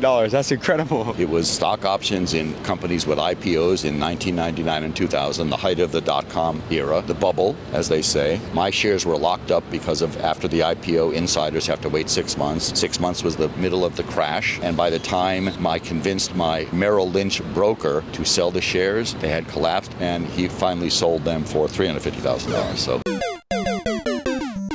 oh man, boy, it used to move a lot slower back in the day. He had $17 million worth of stock options, and the bubble burst. That was the dot-com era in 2000, 2001. All right, terrible here. And then he lost the rest in a divorce. Sell too soon. You never lose money selling too soon. But you worked in law. What's the most interesting thing that you've learned about people throughout your career? Everyone gets so mad they want to sue. They become obsessed with the case, and they don't realize that litigation is stressful, expensive, time-consuming, and they probably won't get what they want. Dude, this is great life advice. This is great life advice. And again, people will like to dismiss old people, especially old men, because old men go through the storm. All right, so by the time you see an old man, he's beaten down, he's roughed up, he been cuffed up, he been jacked up, he toe up from the flow up, he's all messed up. And so when you see an old man, they be like, man, I ain't gonna be him, don't listen to him, he bitter. Oh, no, he don't know. That dude just gave you life-saving advice because he been through the storm. Most old men been through the storm and then discard it because he's no longer a utility. And if he is beaten down and he hasn't picked themselves up and he ain't out here putting hands on 20-year-old women hips, all right, he gonna be beat down like this. And so he's telling you life-changing advice. Suing people is bad juju. Sometimes you don't know how the justice system works. Suing people is a waste of money most of the time. You're not gonna get back what you want. You're gonna lose money suing people. And you're not going to get the judgment you want. You're going to end up pissed. And you're going to make lawyers rich. He's a lawyer. He's like, don't waste your time, bro. Move on, settle this shit, and move on. All right? Threaten people, you're going to sue them. You're going to realize a lot of people that sue people, they be weather beaten and haggard. The energy alone that you put on your body, all right? People be in there, I'm going to sue him. And they all fucked up and aging and getting cancer and shit. All right? So, This guy's telling you, man, don't even waste your time. Just move on. You're not going to get what you want. Let it go. All right, move on with your life and have better things to look forward to. Also, with marriage and divorce, these are lawsuits. Most people aren't going to get what they want. I've been saying that for a long time. All right, most people in marriage and divorces ain't going to get what they want. All right, and you're going to spend all that time, months and years, and tens of thousands of dollars, and most people are going to still leave unhappy. All right, you're going to be splitting hairs in there, and somebody's going to get some money. So his wife got some money, probably sued him, and she probably sick. All right, she going to try to kill herself trying to sue. All right, and of course, watch your money. All right, stockbrokers back in the day where you had to get them on the line, sell. All right, going to end up like Trading Places. All right, so he ended up like Trading Places. Great life advice, marriage advice. And he says, if you plan on building, get a prenup. I've been saying that for a long time. Now, I'm not a big fan of prenups.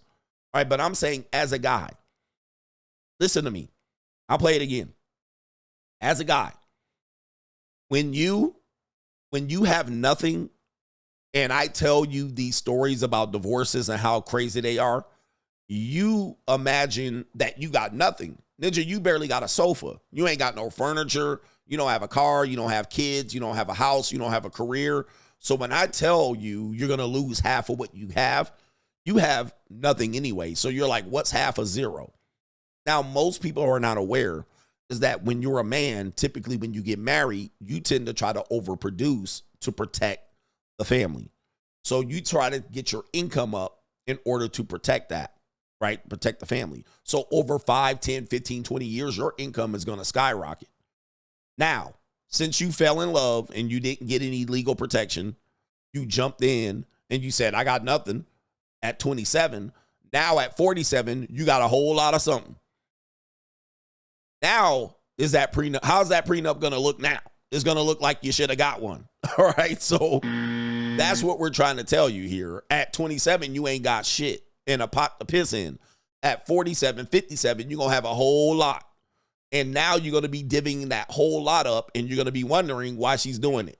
Right? So it's where we're going with it here. I'll play it again just so you can hear this man's life advice. It's important for men to educate men. Iron sharpens iron. Excuse me, sir. Question for you. Yeah. How old were you when you became a millionaire? I'm not a millionaire. I wish I were. What line of business are you in? I'm a lawyer. I used to be a millionaire, but my ex-wife has most of the money. So what did you learn from that divorce? Don't get divorced because in every state the woman gets all the money. How much money did you lose from your divorce? Several $1 million. So it's safe to say marriage is a business. Marriage is an important economic decision. I'd recommend if you are building wealth, you certainly have a prenuptial agreement. And even though you want to marry for love, just be careful. Throughout your career, what was the most amount of money that you've made in a single year? It was paper money. I eventually lost it because I didn't convert it to real money soon enough. How much was that, though? $17.5 million. This dude could be worth 50 mil at this point. If he would have stayed married and he would have cashed out, this ninja could be worth 50 mil today. Instead, he ain't got no money. I mean, listen, it happens to all of us. I'm not making fun of him at all. $17.5 million? What happened that you made $17 million? That's incredible. It was stock options in companies with IPOs in 1999 and 2000, the height of the dot-com era, the bubble, as they say. My shares were locked up because of after the IPO, insiders have to wait 6 months. 6 months was the middle of the crash. And by the time I convinced my Merrill Lynch broker to sell the shares, they had collapsed, and he finally sold them for $350,000. So sell too soon. Sell too soon. You never lose money selling too soon. But you worked in law. What's the most interesting thing that you've learned about people throughout your career? Everyone gets so mad they want to sue. They become obsessed with the case, and they don't realize that litigation is stressful, expensive, time-consuming, and they probably won't get what they want. Facts. Excuse me. Facts, man. I'll tell you, man. I've been in lawsuits for a while. Man, I'll tell you, it ain't worth it. It's gonna age you. It's gonna piss you off, and them lawyers gonna take your money. All right, shout out to him. We also have marriage advice for men featuring Rampage Jackson. All right, this Rampage Jackson. This guy definitely found a Ling that he wanted. What kind of fuck you give me? And let's see what happened. This is what I did, though. Dated 5 women to see who I was going to marry to help me with my kids. And a Japanese woman won. I had a... One. It was a contest. It was damn right. Because you know why? I didn't want to waste no more time. I met her in Japan. I met her after I did my first K1 fight. They gave me the big ass trophy. And she was a girl at the airport checking you in. And I'm from Memphis. I saw what I liked. I started sweating her. And she was sweating her up. I got her email. Took her 6 months to go on a date with me. I was fighting Vanderlei, and I was beating him, but then I got knocked out. If I would have beat Vanderlei, I would have been the youngest champion in MMA right at that time. She said, I bet you if you didn't have to be a single dad and you had help, you can be champion. She said, I'm going to move to America to help you be champion. So I married her because her got pregnant. Where are you now? I'm divorced. $500,000 down. But I cook, I suck, I shut the fuck up. hey, but I kept all my houses and all that shit, though. So this is what I did, though. All right, so as you can see, man, all men pay. All men pay. Shout out to Rampage Jackson. I think I featured him before, too, saying some other things. Shout out to Rampage Jackson. He said he was, I guess he had kids from a previous marriage. He was looking for a woman to take care of them. He does love Asian women. He loves Ling-Lings. But now he said he went over to Japan. I think he said Japanese, if I'm not mistaken. He went over there. He cold approached a girl working at the airport and said, I'm from Memphis. I got that dog in me. Cold approach. And cold approached her. She played his ass for the long game. Said, I'll take care of your kids. I like to get dominated. All right. She said, I cook, I suck, I shut the fuck up. all right. And guess what? Ended up divorcing his ass after he brought her to America. She said, gotcha, bitch. I know a fool when I see one. See, sometimes when you cold approach a woman, she like boo-boo the fool. All right, here's a fool. I got one on the hook. You so starving. Yeah, that brother's She starving. said, I was sweating her, and she was sweating. She was looking at her ass, rubbing her hands like Birdman. Got the fool. Lord, have mercy. Yep, got you. Played you like a nit. Gotcha, bitch. All right, and of course, Memphis. Can we not leave out that? Memphis strikes again. Memphis strikes again. A $500,000 cold approach mistake. Come on, man. People don't really realize that when I tell you these things, it happens. It's real. Ain't nothing free out here. Women are like, okay, I'll sign up if you sweating it like that. She knows that you're somebody. She knew you were a champion, and she played your ass. I'll take care of your kids. I'll cook. I'll suck. I cook, I suck, I shut the fuck up. Brought her back to America and lost. All right, that's a huge gamble. I guarantee you ain't lost that much money in Las Vegas. All right, that's a huge gamble right there. All right, but love, man, men are in love, women are in business. Men are in love, women are in business. I'm telling you, man, I said it first. I originated the phrase. Give me credit. Tell me I'm not lying. I'm telling you. And dude, it don't matter if the woman is in another country. Women are women. But bringing them back is crazy wild work. Goodness. Bringing them to America? Oh, Lord. Dated 5 women to see who I was going to marry to help me with my kids. And a Japanese woman won. I had a One. It was a contest. It was damn right. Because you know what? I didn't want to waste no more time. I met her in Japan. I met her after I did my first K1 fight. They gave me the big ass trophy. And she was a girl at the airport checking you in. And I'm from Memphis. I saw what I like. I started sweating her. Yep, there it is. That's that cold. That's where I tell guys, you got to play more defense, man. I'm the defensive coordinator of this shit. You just go on the offense. And then you're like, oh, I got to have it, right? And we all do this. We're all this. This is why I'm here giving you advice. Somebody said, rate is Rizz. Rate is Rizz. Rate is Rizz. 500K Rizz. Okay, here we go, man. Sheesh. Yeah, leave they ass where you found them, please. And she was sweating her up. I got her email. Took her 6 months to go on a date with me. I was fighting Vanderlei, and I was. And so, again, a lot of you guys think that, and this is an old school guy, that if the woman doesn't want to date with you, y'all just give up and stop. Well, back in the day, dudes would sweat a girl for 6 months, and he's a celebrity. And she played the long game, made him chase. And she said, okay, you want this shit? Gotcha, bitch. I'll give it to you. You keep sweating me. You don't realize I'm a venomous snake. I'm trying not to bite you, motherfucker, but you asking for the bite. Gotcha, bitch. All right? You asking for the bite. 6 months chased her down to lose 500K. 6 months to lose 500K.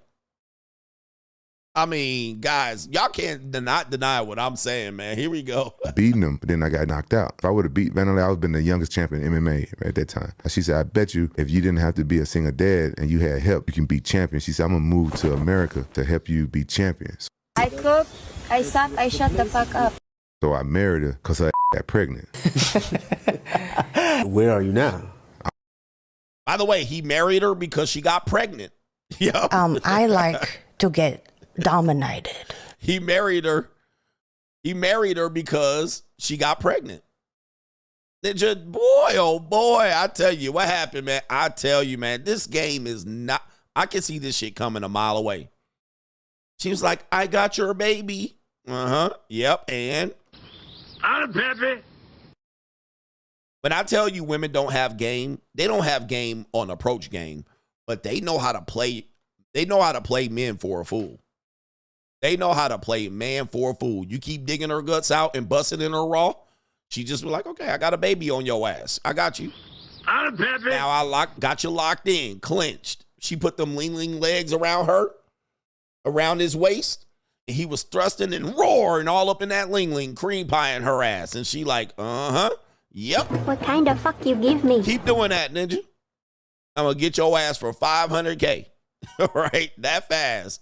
Hey, brothers, men are in love, women are in business. How's it working out for you now? I'm divorced. $500,000 down. But I kept all my houses and all that shit, though. I kept all my houses. Okay. Yeah. Shout out to Rampage Jackson. I don't want no beef, but I'm just telling you, we're just using, this is marriage advice for men. This is marriage advice for men. We're just showing men that men all pay. All men pay, bruh. All men pay. You either pay money, energy, attention, or time. Most of us pay in hundreds of thousands of dollars. Right? It is an evil, sad-ass game. All right? It don't matter if you white, rich, you know who-ish, black, celebrity, rich, poor, broke. We all can get this work out here. We all get this work. All right, we got marriage advice, more marriage advice for men. This is a marriage that's definitely off the rails. It looks like the woman has come home from girls' nights out, drunk, and the husband confronts her. I've had this happen in a marriage. As you can see, it's 11:23 p.m. Your wife should definitely be home by now, unless she's in an ambulance, jail, or dead. All right, anybody that got their wives out past midnight, y'all some sucker MCs. Let's play the video. 11:23 at night, she comes home drunk, and she's proceeded to wake everybody up by turning on the stereo full blast. How this bitch outside drunk in the house dirty? And you know she ain't paid for that house. That's the husband's house.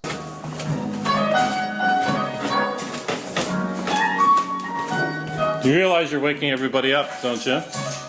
Just you. You're waking everybody up. It's 11:23 at night. You better get away from me. Okay. All right, damn. You look. You're abusing me. You're assaulting me. Get that camera out of my face right It's now. 11:23 at night, and you're waking everybody in the household up. Thank you very much. Hey, this is white women for you, bruh. This is white women. When white women get behind closed doors, they turn into a whole pit viper. And so they be nice and nice outside and smiley and all of that shit and quiet and dainty. They get behind closed doors, they be cursing. And so this woman just got home back from sucking dick. You already know that. She done got her back blown out. So now she throwing around abusive. You know, I guess they have kids. So she's out there just playing the music as loud as she want to. She don't give a fuck about this marriage. This marriage is done. It's done. And these people are in their 40s. And he's stuck. You know why? Because he going to lose all that right here. All this. You see this? I'm giving y'all cold, stone cold advice. When y'all was 22, y'all was in love. But guess what? If he divorces her and says, bitch, what? You come home at midnight on me? I'm divorcing you. You see this house? This house going bye-bye. She getting that. See this with all the pillars? This looks somewhere like in the South or something. All right, this house right here, he losing all this. He going to lose his kids, all that. She going to play the victim too and have his ass in some fucking anger management classes. All right. So he gonna lose all that. So that's why you gotta stay and put up with this shit. That's why men have to stay and put up with that shit. By the time he look up, she gonna divorce his ass to kingdom come. Don't you? Just You're waking everybody up. It's 11:23 at night. You better get away from me. Okay, you're abusing me. You're assaulting me. Get that camera out of my face right It's now. 11:23 at night, and you're waking everybody in the household up. Thank you very much. Just documenting it. And assaulting me. Get that out of You're my waking face. up your children and preventing us from getting a half-decent. She's mentioned that 3 times. So she's already, again, when I tell you the divorce is planned before the wedding, this is an example. She has used the phrase abusing and assaulting me 3 times. It's a wrap. It's a wrap, sir. She's preparing for the abuse and assault. Like, she's doing this to escalate you so you can punch her in her teeth and she can get the house and get you out of her life. They're done. And you guys are looking for love, dude. And when I tell you this, this is kind of the main event topic. A woman's going to come behind this and say, dude, if you think women change for the better, you're out of your mind. If this happens or this progresses to this, it ain't getting no better. It's over. It's over. By the way, assault, you guys have to know the definition of assault. Assault doesn't mean you put hands on her. It could be that you're a threat to her. So, you guys got to know this. Please have to understand. An assault could be you closing in on her space, which is what he did. She can claim assault on that one because she's saying, you're confronting me. You're a physical threat. I'm small and frail and a skinny white woman, and you're a big, tall, angry, fill in the blank. All right, so that could be assault. And she knows this, by the way. That's why she's saying it over and over again and getting it on camera. And it could be a verbal assault as well. So, guys, this is what you're up against in these marriages. And a lot of guys have to become beta male balls in a jar. Balls in a jar. All right, so she waiting to get his ass thrown out the house. That's why she's doing this. Here we go. Get that out of my face now. What are you doing, Bobby? You're waking everybody up. It's now after midnight. I've asked her to turn the music off, and she's not.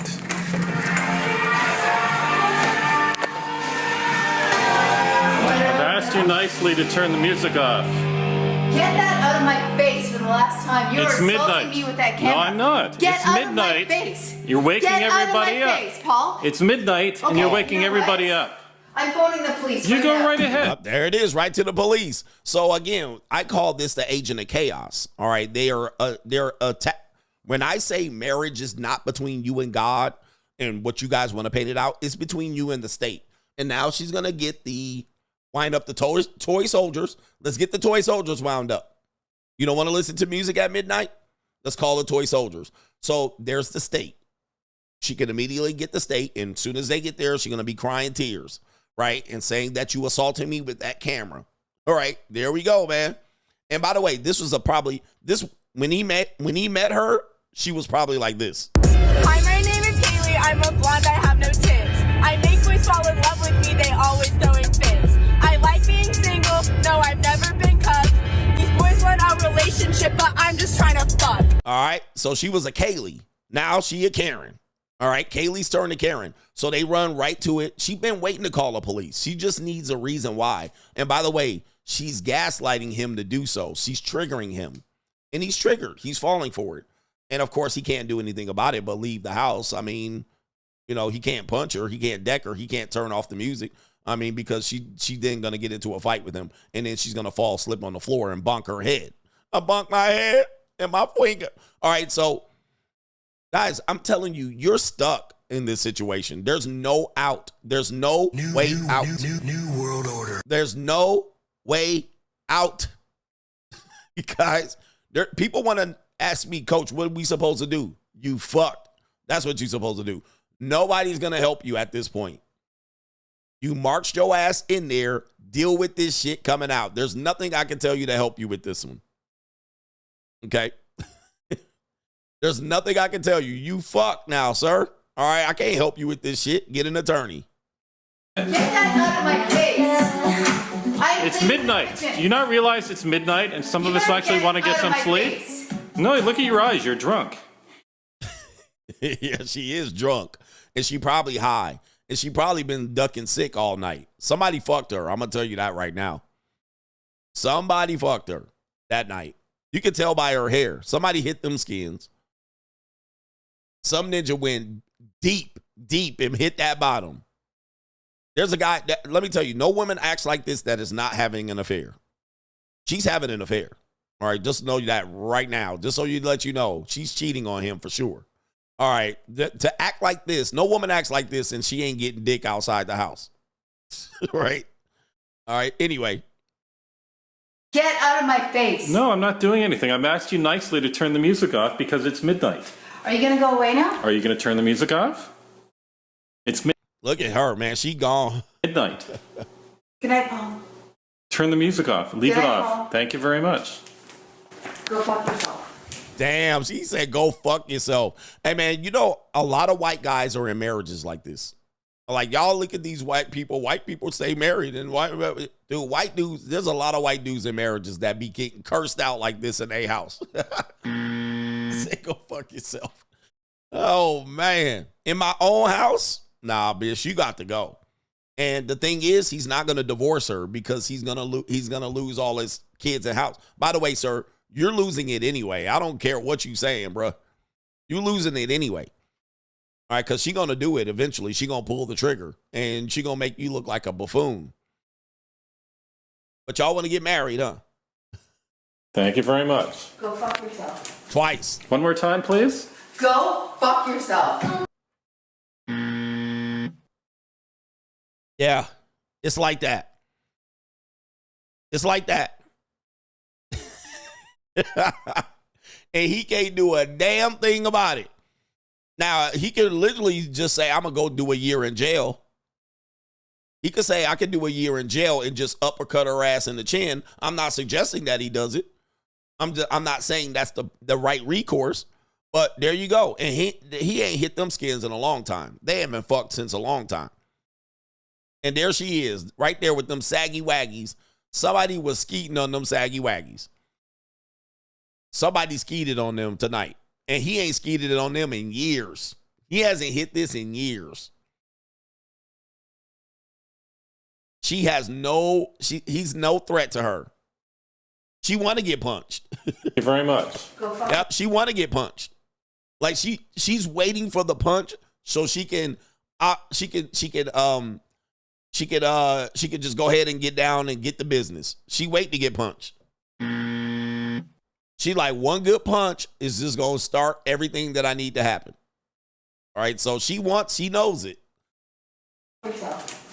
One more time, please. Go fuck yourself. Yeah? And she turns the music back on. Thank you very much, Bobby. Fax is going to be called again. Facts. Yeah, they're just you now. Yeah, brothers. It's an evil world out there, man.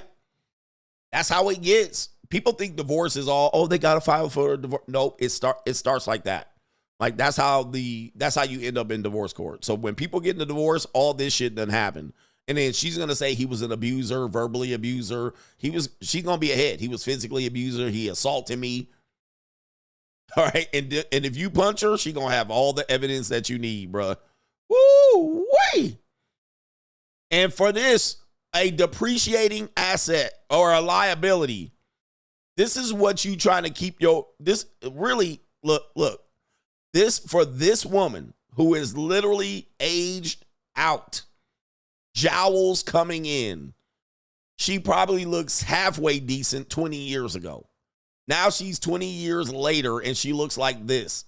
And you taking abuse from this. Like, think about, gentlemen. Think about what I'm telling you. Like, this is how sad it get. You getting abused by a jowled, soggy white woman with wrinkled up neck and soggy titties. Like, this is who you ain't getting abused by a 19-year-old. Where's that 19-year-old girl at? Yeah, you ain't taking it from her. You know what I mean? A 19-year-old, nice, smiley bitch. You getting abused by a 47-year-old, soggy wench. Like, and he about to pay big time for this old pre-50, premenopausal skeezer cheating on him. And he's like, say it again, Sally.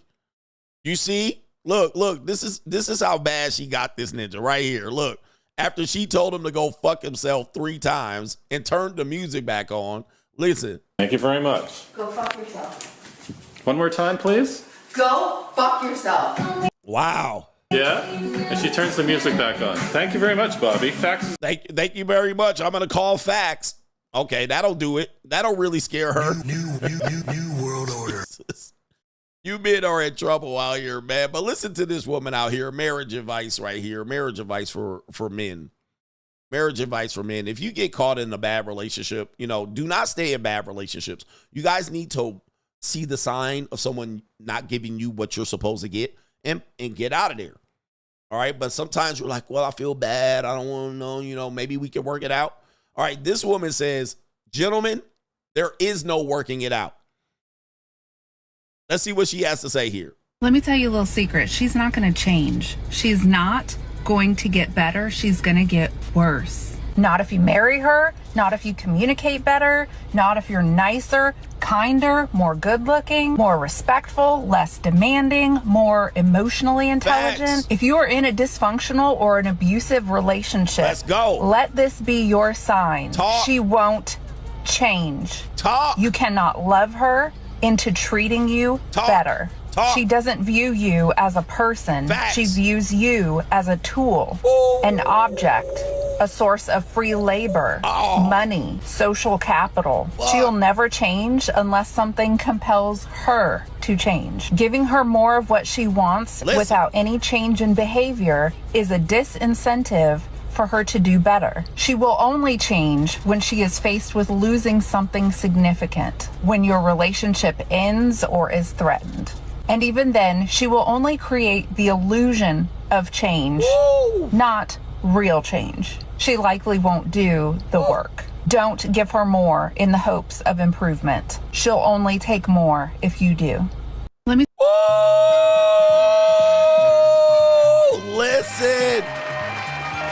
Listen. I'm going to play it again. I want you men to listen. You think it ain't me, coach, not me. Listen. I want you to write down what she's telling you. Write down what she's telling you.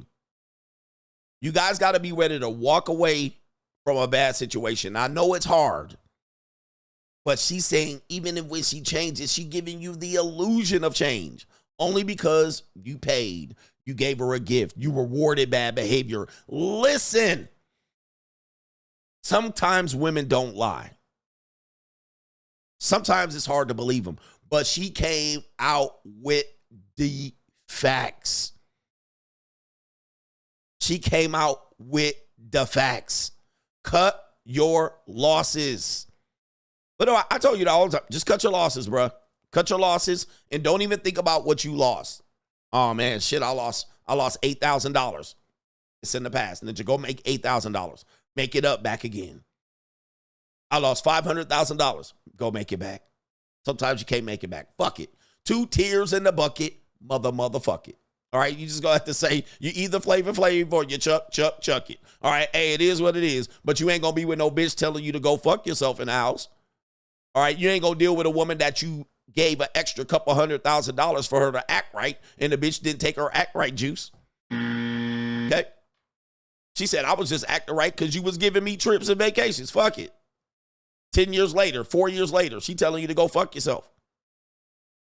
Let me play it again. Listen to it. This woman's name is, they're giving me well, I don't know her name. It's posted on someone else's Instagram that I'm not going to give credit for, but let's play it again. Listen. Take notes. Let me tell you a little secret. She's not going to change. She's not going to get better. She's going to get worse. Not if you marry her, not if you communicate better, not if you're nicer, kinder, more good looking, more respectful, less demanding, more emotionally intelligent. If you are in a dysfunctional or an abusive relationship, let this be your sign. She won't change. You cannot love her into treating you better.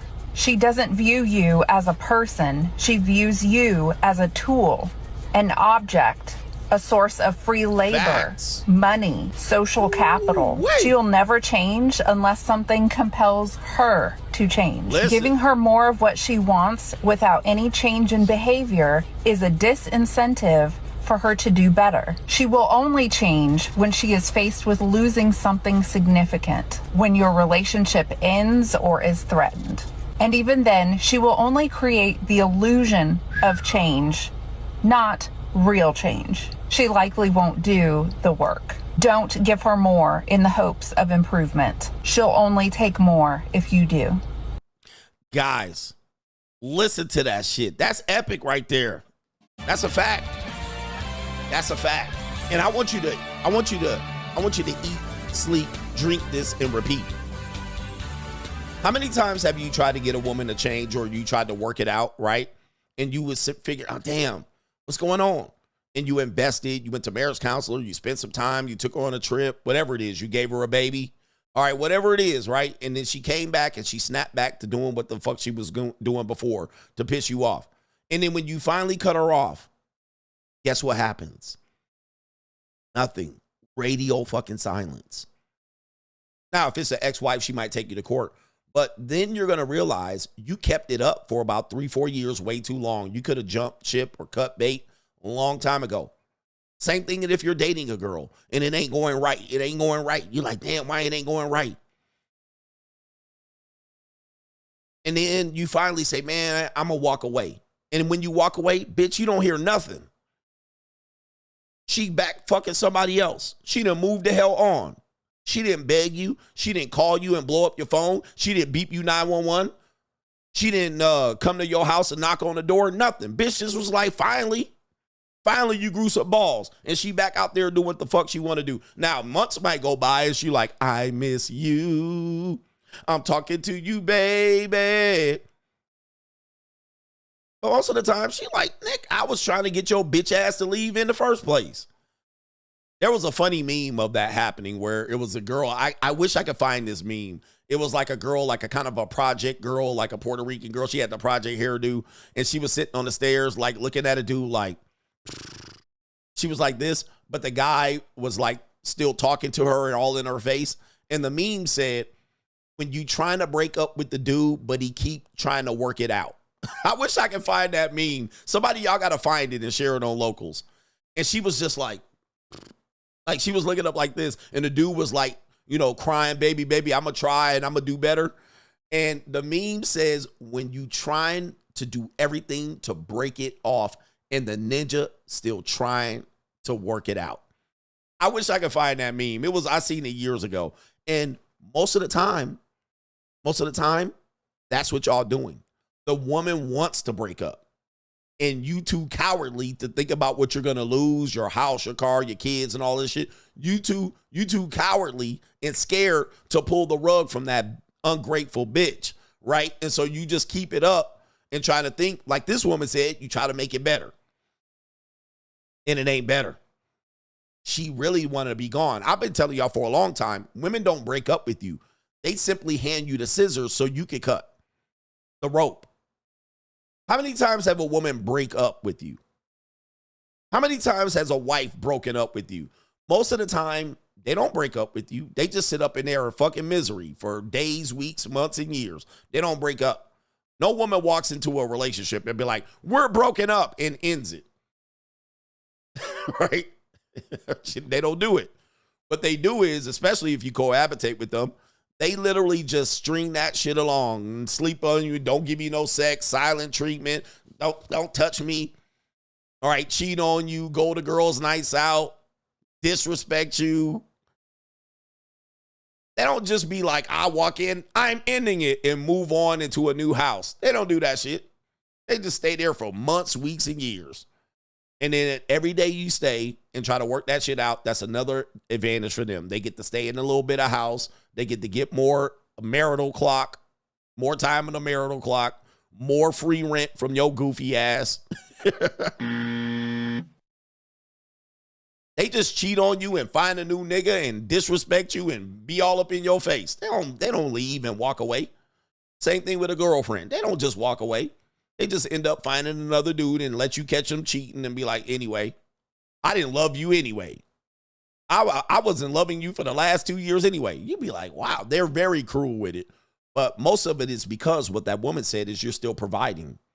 You're still providing something. right? And she can still say, that's my boyfriend. I got somebody stable. I got somebody on first base. All right, I got money. He still pays the rent. Fuck it. 100% fact. So shout out to this woman right here. I don't know her name, but she cooked. All right, she cooked on that one. Let me give you, let me see here. Let's move on. Let's show you this here, because apparently somebody has made some, let me see here. Somebody has made a Twitter post right here. Married men, what is your greatest regret about marriage? I've been challenging married men to be more vocal about their marriages. What we find is that divorced men and single men are the ones carrying this torch.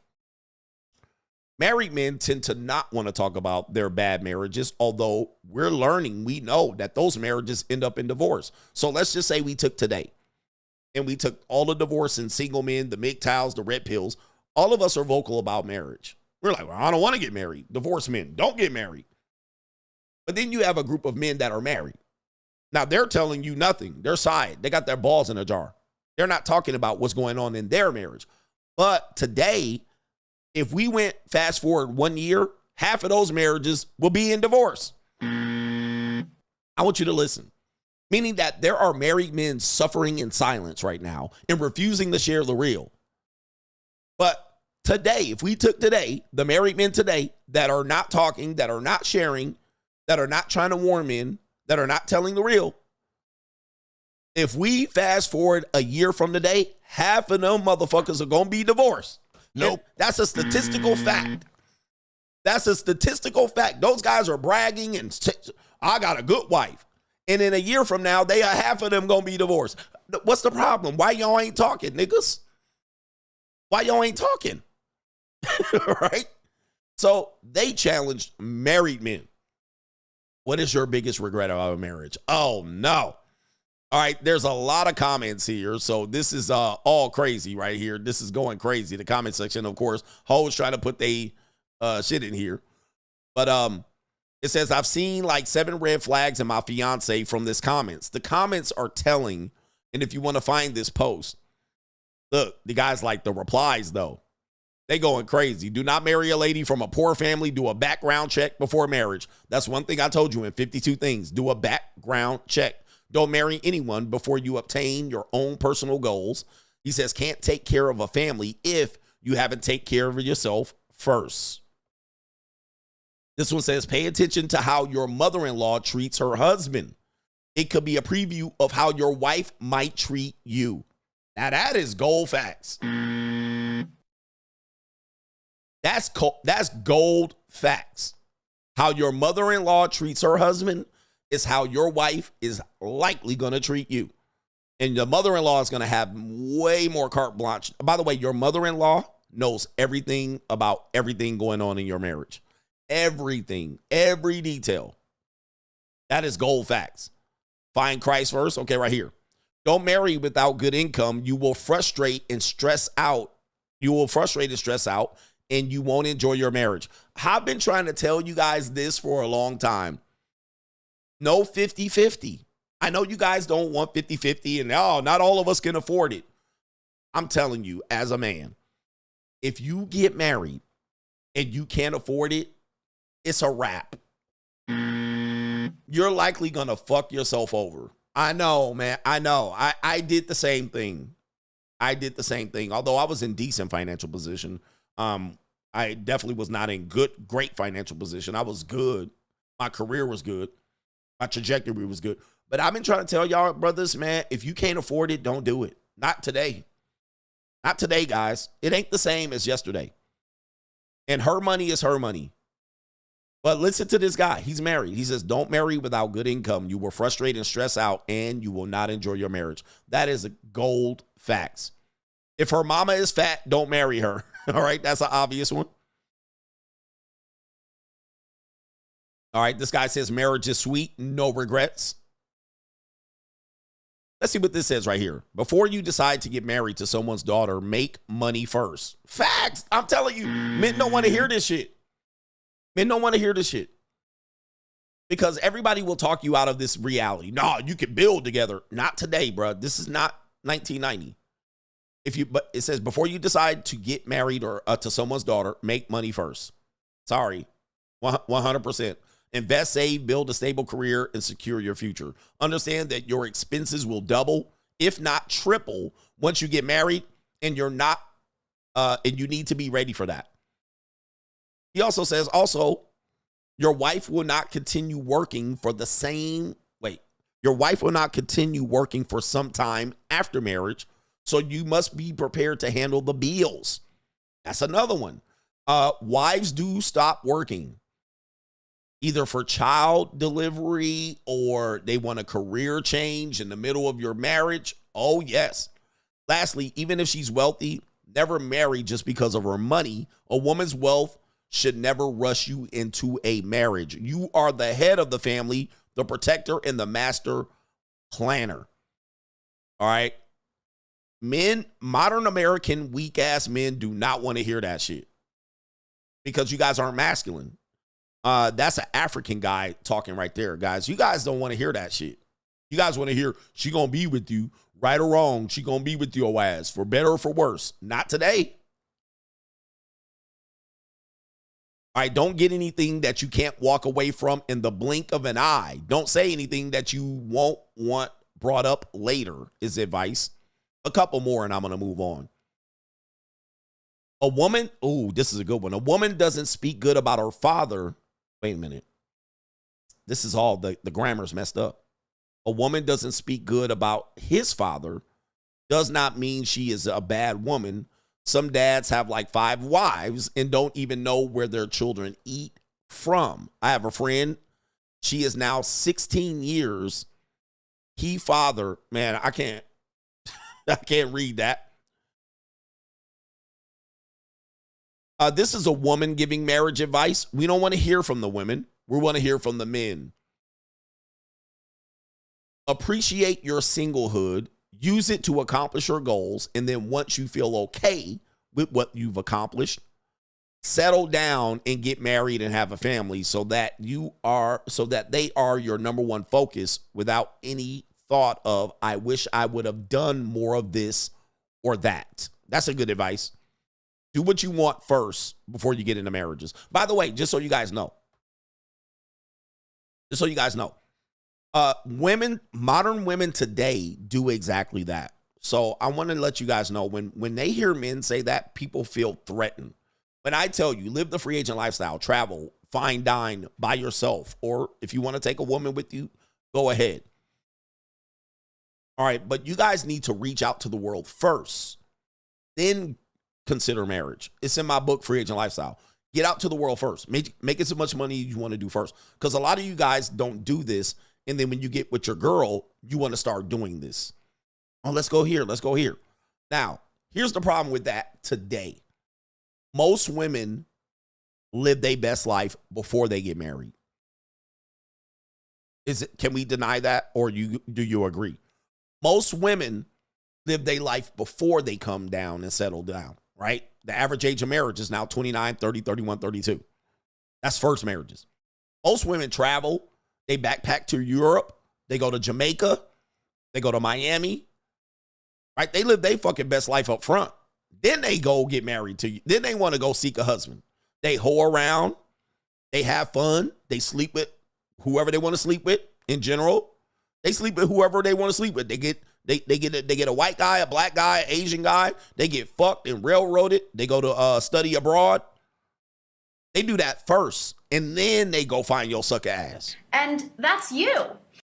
Now, men tend to do it last. These women go to all the fancy restaurants. They date around. They date a variety of men to see what they want. They get dick down and railed. They do their prawn, right?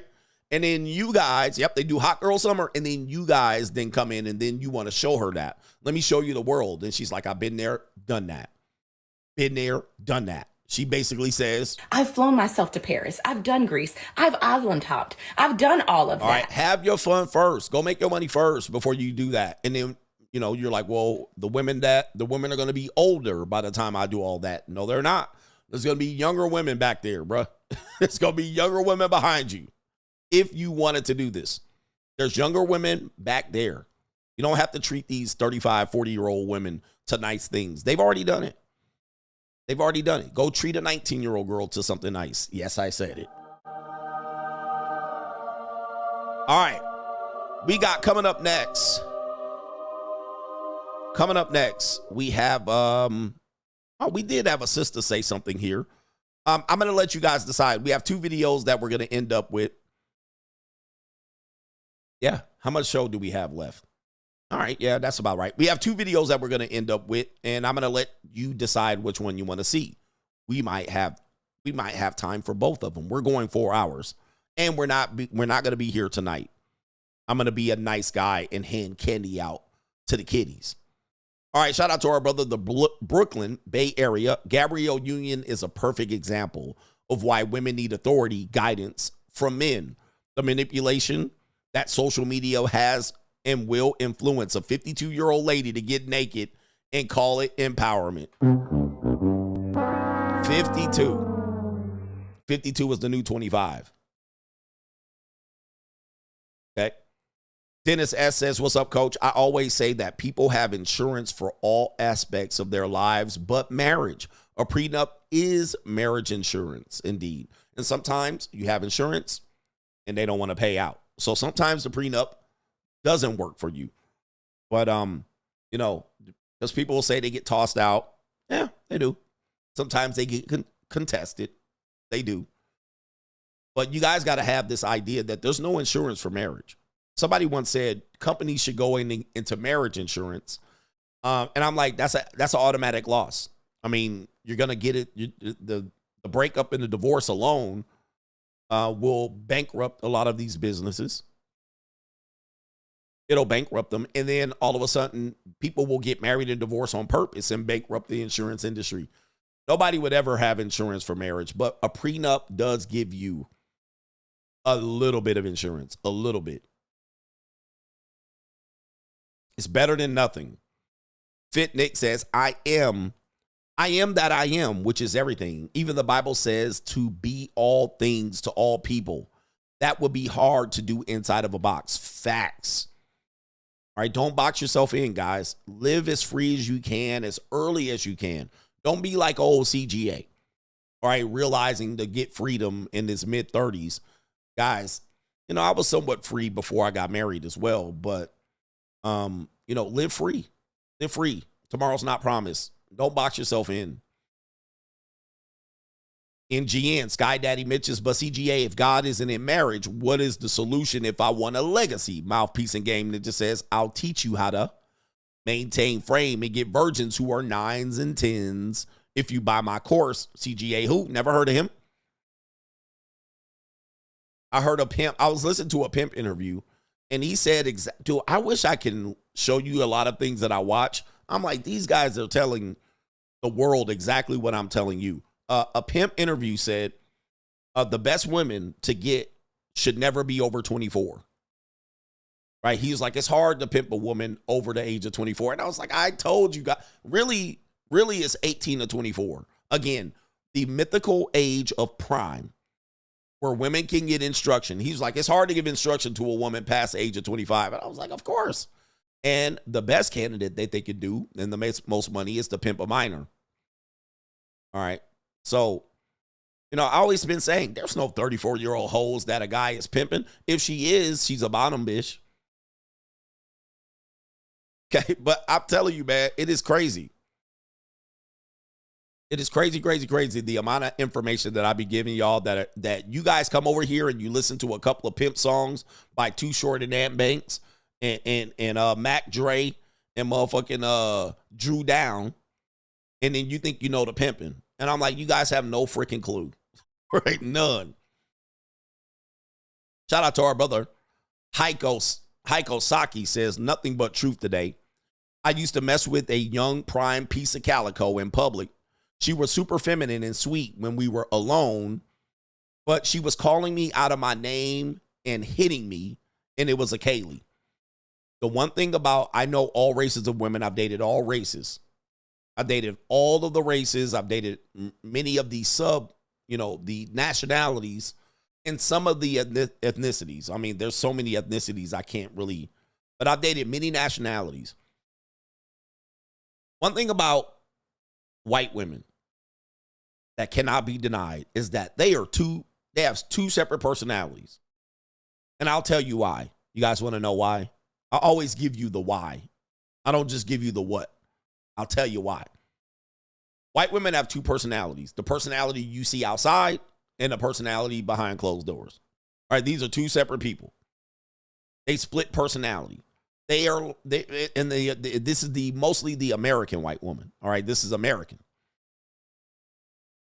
The reason why is that the culture of the American white folk, aka the colonizer, these people, the WASPs, these people live highly programmed lives. All right, they're highly programmed. They are literally what you would call the Matrix. They are the blue pill. All right, which when you're talking to them, they basically they got their marching orders. All right. They know what to say. They know how to be polite. Hi. Anytime they might glitch out or crash out like a Karen or something like that, or a white guy go crazy and he says, I'll tell you what, bucko, right? Every now and then they'll crash out. But they'll get back in their programming. Right? They're programmed. Now, Negroes are the opposite. They're completely deprogrammed. They let y'all then just run outside, sit outside, 80 people all in a housing project, middle of the day. Right? In white culture, that can't happen. You can't just be sitting out all day long. They'll be like, you ain't got no job to go to? You see what I mean? Like, they're programmed. Everybody got to go to a job. Everybody got to have a certain type of job. Everybody's got to have a house, a McMansion, and a couple cars, and a dog. You know what I mean? Like,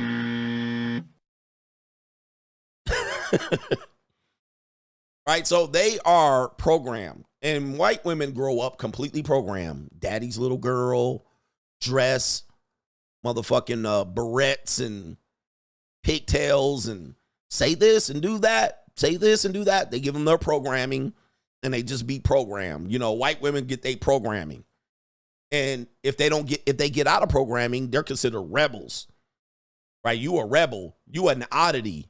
You ain't going to get a man. You ain't going to get married. You ain't going to find a handsome Chad. Right? And so there are some rebellious white women, but they cast aside. They get excommunicated. You out. Right? You out the family. No Thanksgiving, no Christmas. You come in with your colored hair and your nose piercings and your tattoos. Out of here, Sally. I didn't sacrifice my life to raise you up to be a whore, right? They completely get cast aside in their society, in their neighborhoods. They're oddities. They out of the Chad running. They won't get to the country club. They don't get to be a Stepford wife. Now, that's why then they be outside, jipper and chipper and hi and waving at you. Hi, bye. Right?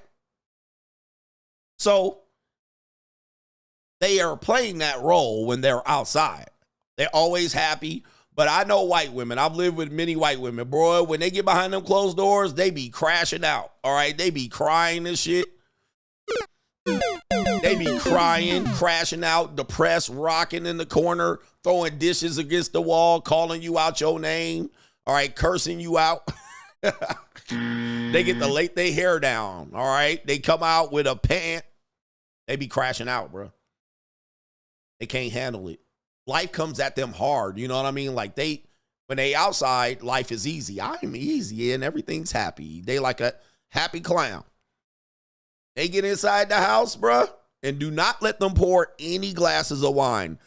And if they're taking any sleep medication, this is going to be the crash out of all times. They outside, and Negroes don't know anything about this, bruh. You be like, I like white girls. They treat me so nice. All right. Do not let no bills, financial decisions crash on them. If they getting broke or they can't pay their bill on time, you know, they get their bills and they pay them right away, Negroes. Right. They pay their bills right away. They bills come in, they write the check. They go to get it right there. They got the automatic withdrawal payments on all their bills. All right. If it just so happens that they accounts is about to get closed in, they be like, white women be crashing out. And don't let them take no Xanax and drink some wine. You about to have a long night, my G. You about to have a long night. Tell me I ain't lying. It's going to be a long night, bruh. You going to come back home and she gonna be crashing out. And don't let her go to girls' nights out. This is how she gonna be at your house. You're gonna get away from me. Okay, you're abusing me, you're assaulting me. Get that camera out of my face right It's now. 11:23 at night, and you're waking everybody in the household up. Thank you very much. See, they don't talk like that in the public. But when you get behind closed doors, them white dudes be shriveled up balls. All right. Hey, yo, chill, son. Hey, yo. Hey, tell me I ain't lying. I don't lie to you guys. I don't lie to you, bruh. This is what you guys got to expect. If they had 3 glasses of wine, prepare for some shit to happen. They're either going to cry or crash out or yell, scream, something. In public, not so much. This is how it works. So be ready. All right. Be careful what you ask for. And yeah, if you a Mexican guy or a black guy, Latino guy that married her, yeah, she might call you something else. She gonna be like, nobody's gonna believe you, Johnny. I'm just trying to help. The Pimped Out Platypus says, getting the state involved is my greatest regret in marriage. The state is the sword of Damocles hanging over your head. That is one reason why you don't get divorced. Why you don't, it is because the state is going to fuck you over. Excuse me. That's why men stay in marriages. They know the state's going to kick their ass. Shout out to our brother Civilized Savage says, do not get married until they change the laws. What are we talking about? Nothing moves until that happens. Facts. Facts. I mean, if you want to save yourself, I would live on that. All right. And by the way, Brad and Angelina Jolie lived on that similarly. And they were together for years. And they wanted the marital laws to change so the homosexuals can get married. And then it changed. And then they got married and divorced in 2 years. They were together for 8 years. They got married and was divorced 2 years later. Like,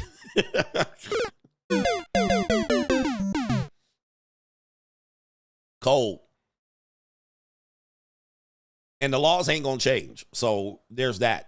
He says, Dinero Tranquillo says, got a young, straight smut baby. She started dating a guy that found videos that I pay her for dropping loads on the grill.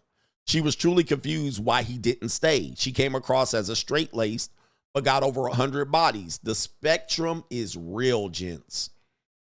Yeah, a lot of girls are like that, straight-laced, but they be out here doing some debauchery. Sam, the most dangerous thing about women is that they change their mind constantly. 1 minute she loves you, the next she hates you.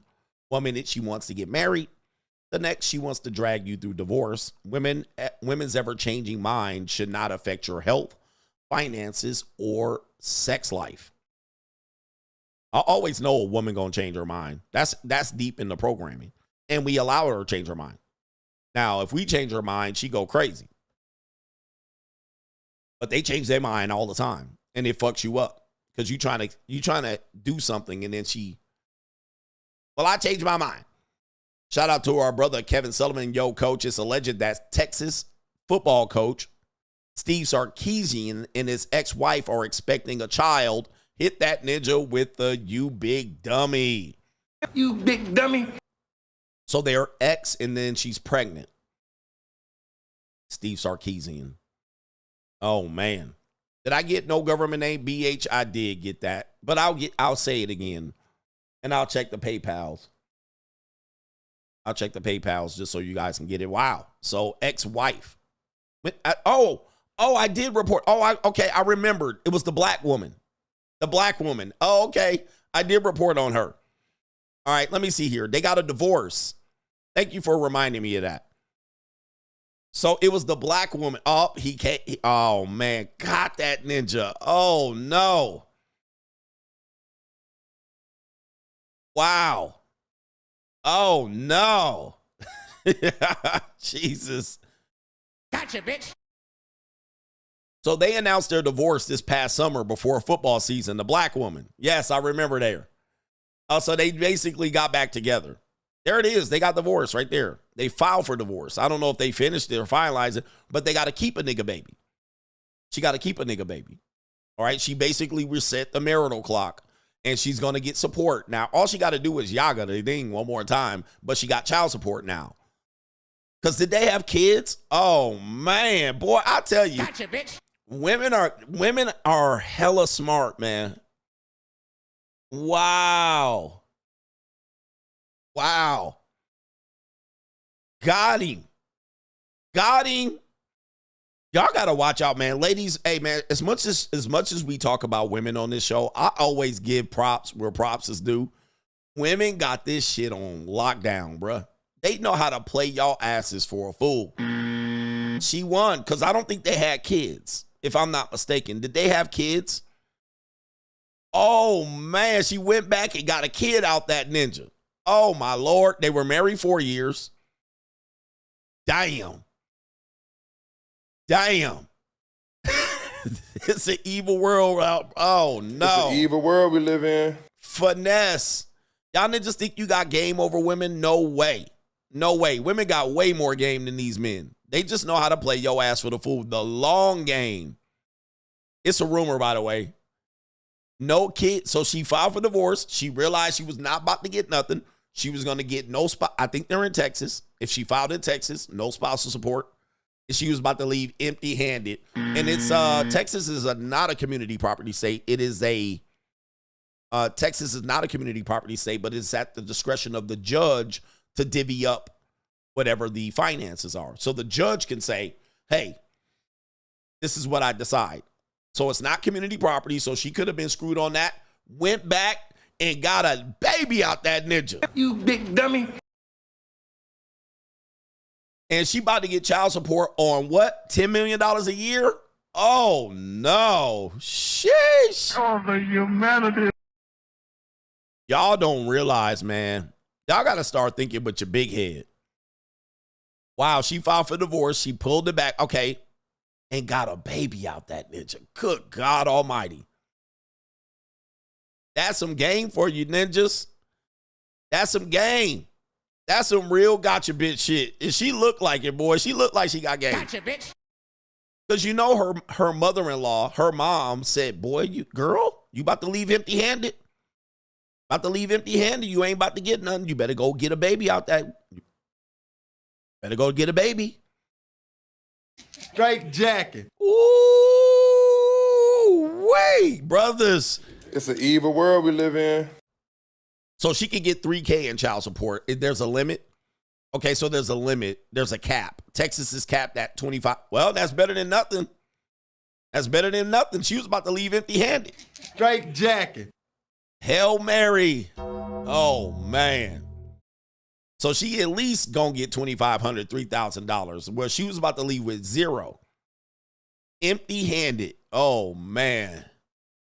Y'all niggas better wake up. Thank you for that update right there. That was a fun update. It's cold out here, man, just like the middle of the winter. I think Kaylin is up. And if I didn't get somebody, let me know. Kaylin says, most women suck as wives. They'll deny sex, refuse to cook for you, not keep your home kept, turn your kids against you, etc. Men need to pull the plug on their bad marriages more. They should, but as you can see, they don't. Men are not operating in abundance. Men get one-nighters for one woman. All right, and the dating coaches have been telling you this, AMS, ARC. They've been telling you this, man. One-nighters is bad deal. When you get locked into one woman, that's the worst thing you can do. In fact, we naturally are supposed to be polygamous. Oh, my goodness. Shout out to Joshua Cavan, coach. Do you personally or have ever thought about taking beef organ supplements to boost your energy or testosterone level? I heard they were very beneficial to incorporate in the men's diet. What's your opinion on beef organ supplements? I don't know anything about it. Never heard about it, but I'll look it up. All right, let's give you guys a choice here because today we got time. Yeah, I got time, cuz. We might have time for both videos, but you guys are going to get to decide which one you want to see. And I have a video talking about China's it's called the China's Mistress Village. All right, Mistress Village in China. Or we have a young lady that I featured before talking about beneficial dating, aka monetized dating. All right, so I'll show you a preview of both right here, and we can break it down, but we might even have time for both. China's Mistress Village, what marriage used to be and how they had mistresses from Hong Kong to China. Or we have this young lady here talking about why women should date for money, beneficial marriage. I mean, beneficial dating. Marriage is beneficial.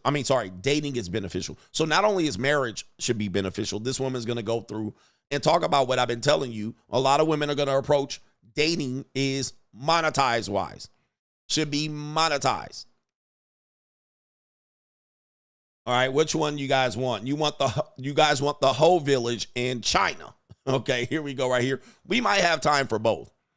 But it should be interesting since it is a Thursday. We might as well talk about the Chinese. We'll do both.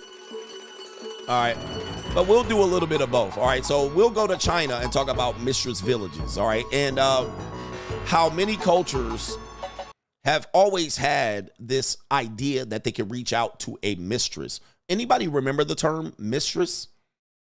Right? They used to say that he has a mistress. And the opposite of that, I believe, is she has a mister, if I'm not mistaken.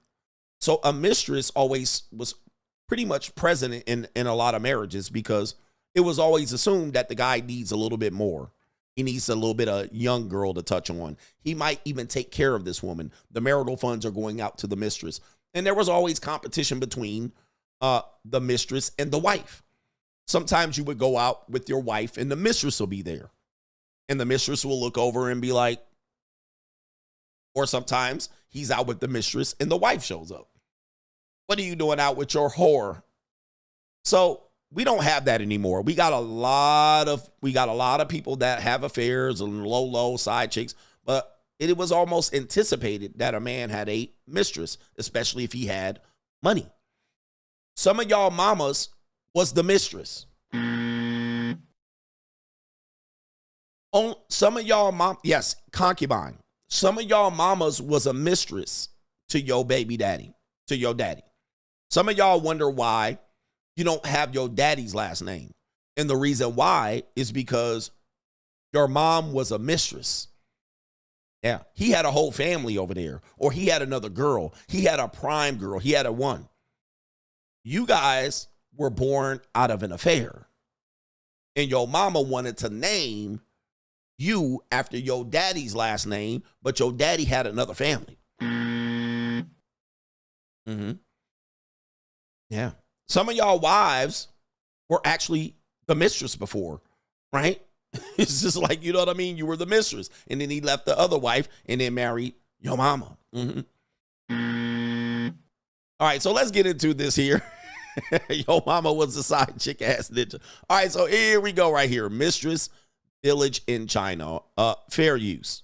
Huanggang Village in Shenzhen is widely recognized as a wealthy village, and it used to be famously known as the Mistress Village. Back in the day, the village was full of beautiful women. Their boyfriends were mostly businessmen, white-collar workers, and truck drivers who traveled between Hong Kong and Shenzhen. At its peak, Huanggang Village had around 50,000 mistresses.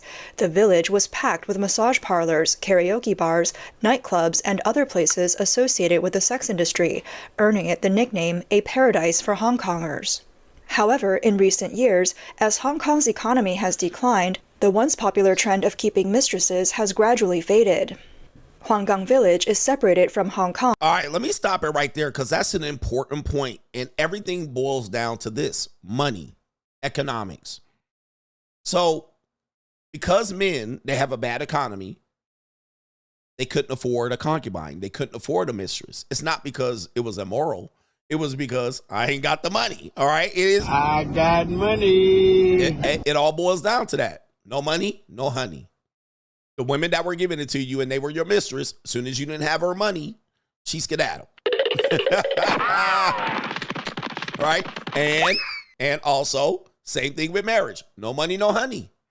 If you are in a marriage and you broke, you are not getting no pussy in that marriage. I'm going to just let you know that right now. You get it through through your thick skull that I'm broke. I want to warn you men today. Now, that doesn't mean it's going to start off like that. She's going to be with you and ride or die and, rough it out with you and try to get it out the mud and motivate you. Let 3, 4, 5 years pass of her doing that. She going to dry up like the Sahara Desert. That Poonany about to dry up. It's going to clam up, dry up. It ain't going to boil, nothing. She will not have the pussy. She will not have titties on the table. There will be no Poonany and kitty in your lap. It might start off like that when she young. Let her get past 30, 3, 4, 5 years in the marriage. She going to dry the hell up, clamp them legs. She will have no reason to open them legs. So please understand, I'm not telling you that this is a possibility. I'm telling you this is certain. You lose your job, she going to ride it out for about 5, 6 months. Then you going to go 6 months with no job and go reach for them Poonany. You going to reach for the cat. And she going to clamp them legs, bro. She wrote it out for you and you still on the couch surfing, playing Madden. She going to look at that and you going to reach for the cootie cat. Did you eat that cat? And she going to say, hell no. I haven't showered in 3 days and I smell like a bag of onions. Is any of this turning you off? Nothing? All right, here we go. By just a river. Although it's called a village, it's essentially in the heart of the city. This village, with a history of over 700 years, is now known as one of the most affluent urban villages. The village gate is decorated with intricate dragon carvings on stone pillars, with lions standing guard in front, creating a luxurious atmosphere. Even from a distance, you can't help but marvel at the grandeur that sets it apart from other urban villages. In the 1990s, Shenzhen took advantage of its proximity to Hong Kong, leveraging special policies and incentives during China's reform and opening up era. As a result, a large number of Taiwanese, Hong Kong, and foreign enterprises came to invest and build factories in Shenzhen. With capital flowing in, many investors and business people from Taiwan and Hong Kong followed. Shenzhen, as a special economic zone and the forefront of reform, also attracted thousands of migrant workers, including many young and beautiful girls. All right, so one thing we do tell you is that wherever the money is flowing, young, beautiful women are going. This is kind of proof of that, not showing these women. Wherever the money is flowing, young, beautiful women are going. For instance, Miami. A lot of young women, when they're young, they'll go out there, move out there, mess around, and get dicked around and all that stuff. They try to exercise hypergamy, be around wealth. Most of them don't capitalize. They end up back in Austin or wherever the fuck they came from. All right.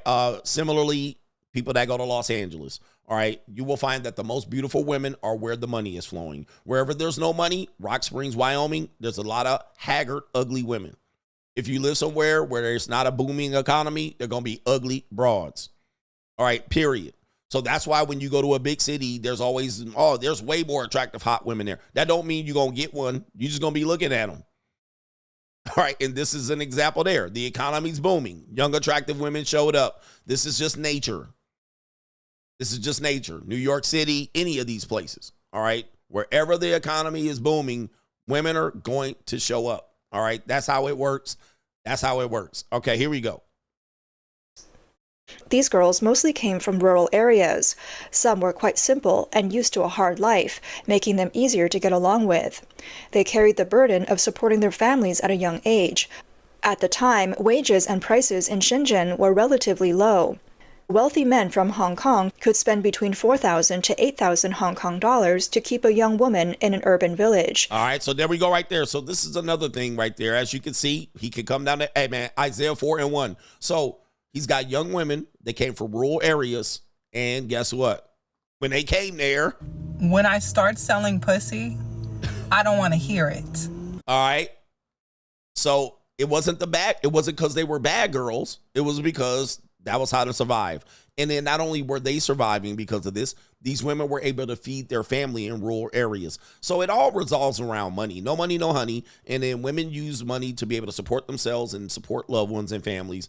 It's not that hard to figure out. When you keep the basics work. Just as they say. Well, I always say this right here. Like, just keep it simple, stupid. Keep it simple. Keep the main thing the main thing. Don't try to overthink it and outthink it. Don't try to hope you could get around this, because most of y'all will not. All right? So rural area, small town girls out in the big city, sex in the city, money, honey, boom. Support family. And they getting it for cheap down there. How much money is that in Hong Kong? Soon, the trend of keeping mistresses spread throughout Shenzhen. The so-called mistress villages were residential areas where wealthy men kept their mistresses. During China's rapid There it is. Okay, again, just so you can hear this, gentlemen, I'm not telling you to do this. We're just telling you to understand. A kept woman is a concubine, but a concubine is not a whore, necessarily. A kept woman means he pays for her, and not only pays for her time, he more than likely pays for her expenses.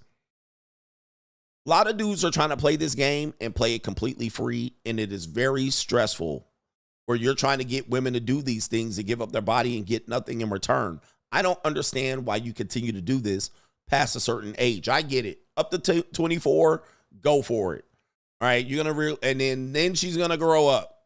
Then she's going to have needs. So they kept the woman concubine. They were kept there. They didn't bring them out to their new city and fall in love like Rampage Jackson for free and lose $500K. He kept her ass over there. Gave her food, clothing, shelter, gave her the Zoe treatment. Hair, makeup, esthetician, facials, vagina waxing, everything. That is all independent. She part of the budget. She part of the budget. If you're trying to do this for free, you're going to frustrate yourself. Men that got the money and the means at the time, they don't mind this putting it in the budget. Concubines.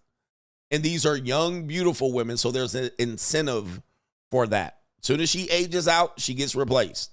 It's a very tough position to put yourself in. But lots of women are doing it today. We're going to show you in the next video that these women are wanting to be concubines. They don't want to be married. All right, here we go right here. Wealthy men kept their mistresses. During China's rapid economic growth, some businessmen and officials would secretly establish such homes on the outskirts of the city to hide from their wives. These urban villages became a special community and were seen as symbols of indulgent lifestyles. Huanggang Village is near the Huanggang port, which was a key crossing point between Shenzhen and Hong Kong. A certain flashy group of people regularly passed through this port. They wore large gold chains, carried bulky cell phones, and spoke Mandarin with a Hong Kong accent. They frequented the most upscale restaurants in Huanggang Village, often accompanied by young, beautiful women. As this lavish lifestyle expanded, certain residential developments in Shenzhen's Luohu district, like Yijing Garden and Jinglu Garden, became known for their high concentration of mistresses.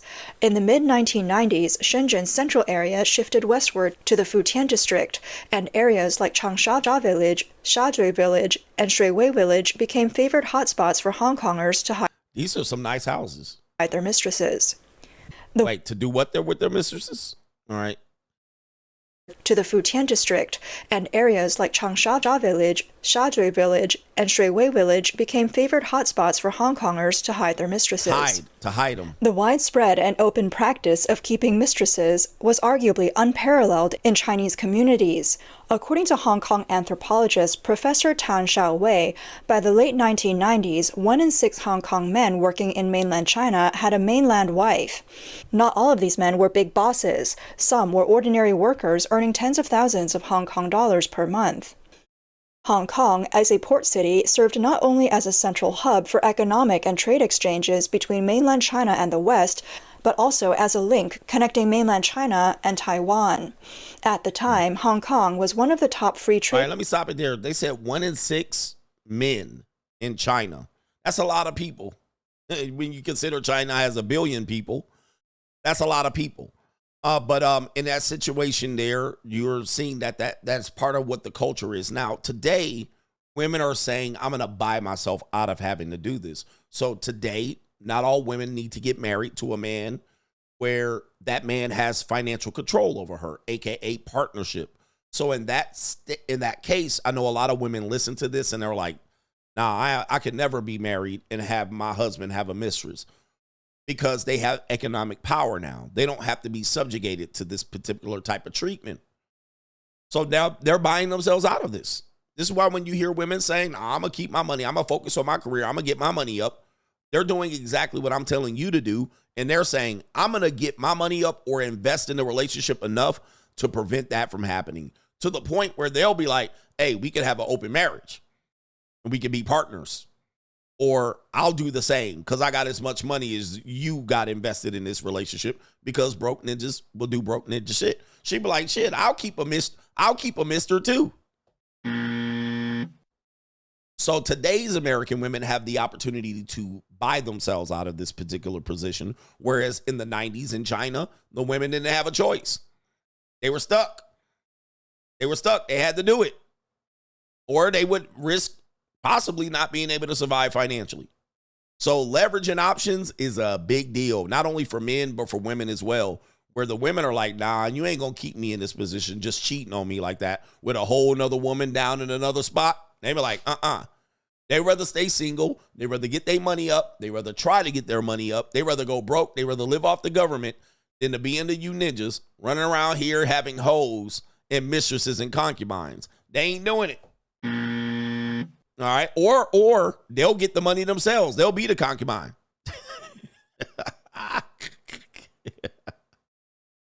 Oh, man. Yo. All right, let me see if they add anything more. They're giving you the history of the ports and all of this stuff. Let's go ahead and take it down to here. Let's get back to the Goyles. All right, there's the Goyles right there. Tempting for young women from other provinces who came to Shenzhen for work. These women, who often worked overtime and only earned around 1,000 yuan a month, were drawn to the possibility of a much higher income. What's surprising is that the mistress industry became completely open, with no taboos around either seeking a sponsor or being a sponsor. Some Hong Kong businessmen even openly recruited lovers, and the mistress industry adopted a referral system. A woman who had already become the mistress of a Hong Kong man would recommend her cousins or close friends when she knew that her lover's friends were also looking for someone in the mainland. Okay, so this is where we are today, and this is back in the 90s. So this is where we are today. I mean, we're not even there yet, but we're going to get here. This is where America's going. With Gen Z, this is where America is going, just so you guys know. Gen Z women are out already doing this. Now, we haven't got to the point where it was like, oh, you got a brother that need a girl? I know a girl. We haven't gotten really to that part openly yet. It's happening, but it's very, very minimal. But this is where dating is going, in my opinion, for Gen Z and below. This is where it's going. All right. And so, yep, she got her pancakes out. She got some long legs. Hey, man, long legs in China go a long way. All right. Long legs in China. All right. Let me play that part again, because that's important. That's important. That's a very important part. Hong Kong truck drivers could earn around 30,000 Hong Kong dollars a month, which was incredibly tempting for young women from other provinces who came to Shenzhen for work. These women, who often worked overtime and only earned around 1,000 yuan a month, were drawn to the possibility of a much higher income. Just by the way, on the dark side, I've had this offered to me as well. It was like, hey, if you're looking for another one, I know somebody else. All right, where this is already happening. I know another girl if you want another girl type thing. Yeah, I've had that offered where it was like, hey, I know you be still out here looking. My friend is available. Her sugar daddy left her. So that's already happening. We got concubine referrals out here. It's hard out here, ladies. What's surprising is that the mistress industry became completely open, with no taboos around either seeking a sponsor or being a sponsor. You see that? No taboos. And I know people say women traditional, blah, blah, blah, but this is supposedly in the 90s. And obviously it's China, but the taboos, and we're reaching this point in America, the taboos are going away. The only people that have taboos related to this are the men. The men that really know now, now we got to compete. But obviously you got Gabrielle Union out here. She a concubine at this point. You're seeing what's happening, and the taboos only remain with the men and women that are trying to be traditional. Like preserve the traditional American relationship. But the taboos and shame is all gone. Right? Gabrielle Union's out there with her titties out at 52. Taboos are gone. Gen Z women are pretty flexible in what they do. And they certainly aren't having kids and getting married at the rate that people did at their age. So, yeah, this is where we're going. I think we're coming back to this for sure. Some Hong Kong businessmen even openly recruited lovers, and the mistress industry adopted a referral system. A woman who had already become the mistress of a Hong Kong man would recommend her cousins or close friends when she knew. Look at them pancakes. All right. You talk about flatbacks out here. What kind of fuck you give me? All right. Man, a long-legged Chinese woman, that's worth their weight in gold over there. Hello. American people ain't kind of fuck. I'll throw them legs up, pancakes out. Knew that her lover's friends were also looking for someone in the mainland.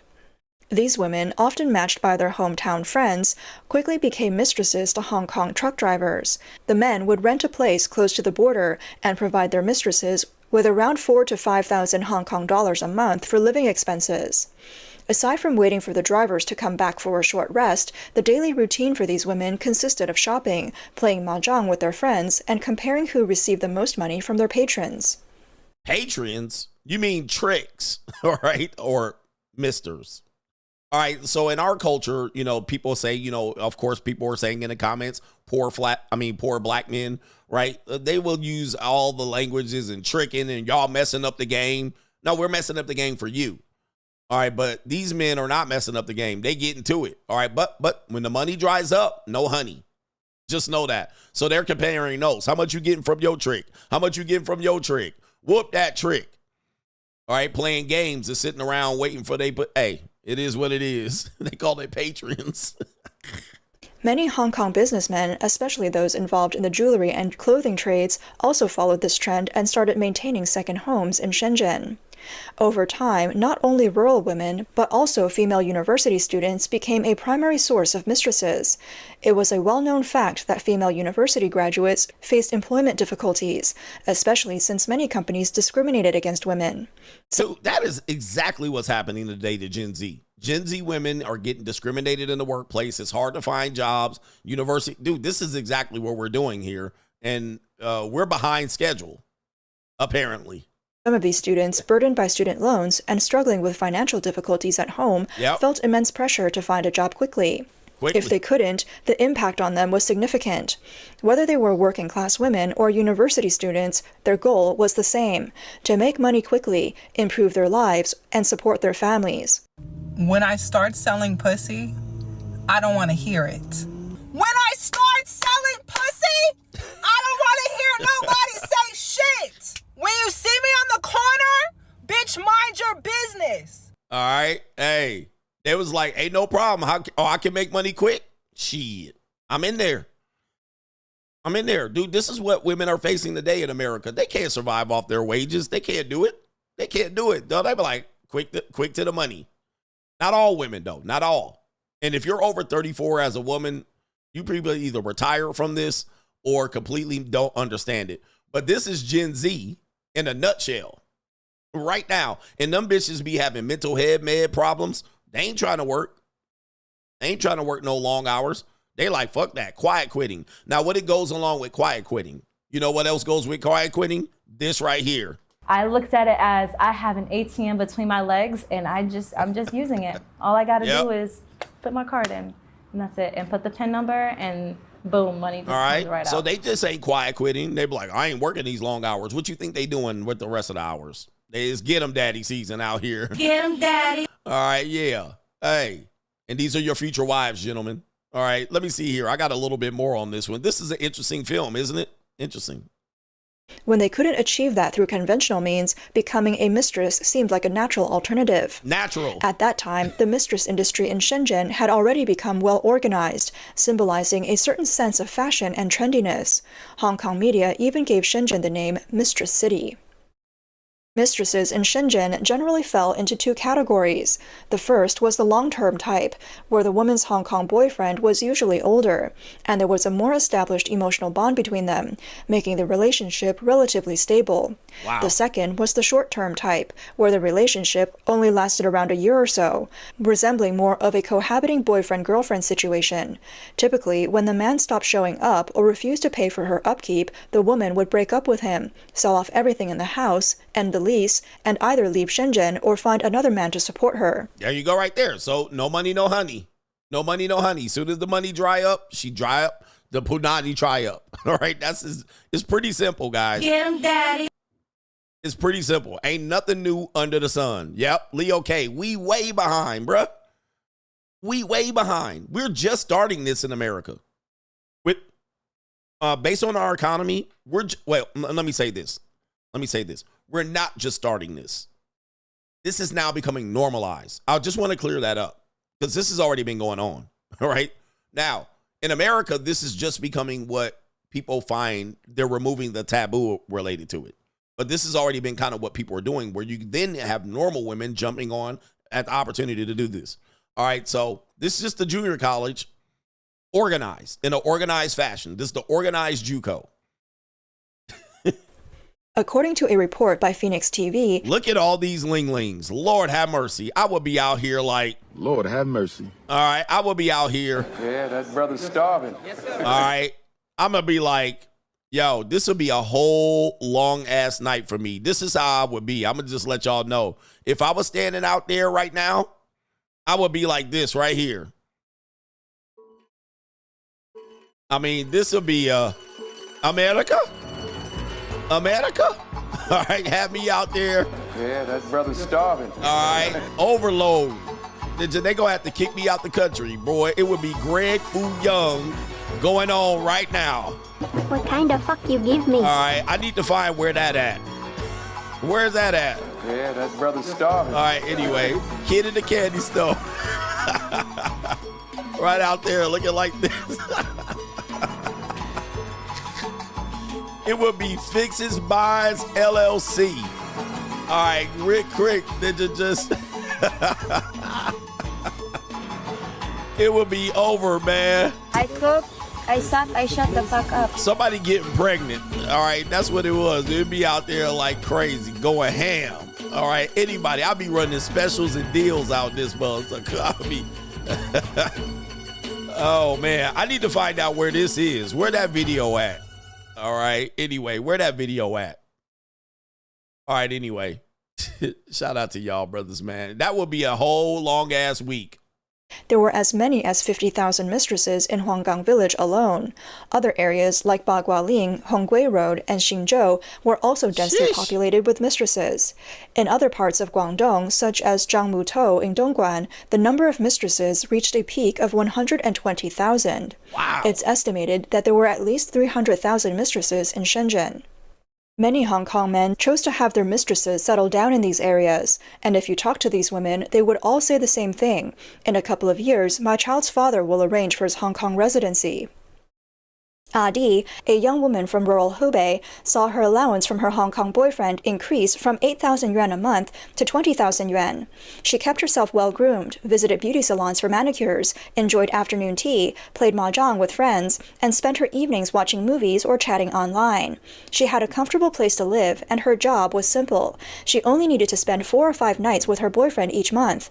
Every time they met, he would also give her gifts like bags, shoes, or cosmetics. Dang. For Adi, who had never finished middle school and lacked any real skills, this lifestyle left her feeling content. One girl once said, "Working in a factory means laboring for over 12 hours a day, barely earning a few hundred yuan. Living with a Hong Kong man means no work and no worries about life. What's wrong with that?"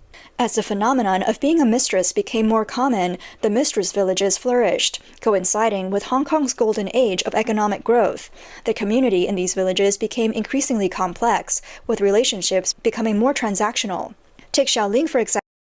Yeah, this is America right now. This is where America's going. This is the future of relationships, just to let y'all know. Y'all still got, Gen X, baby boomers, old millennials, sit down.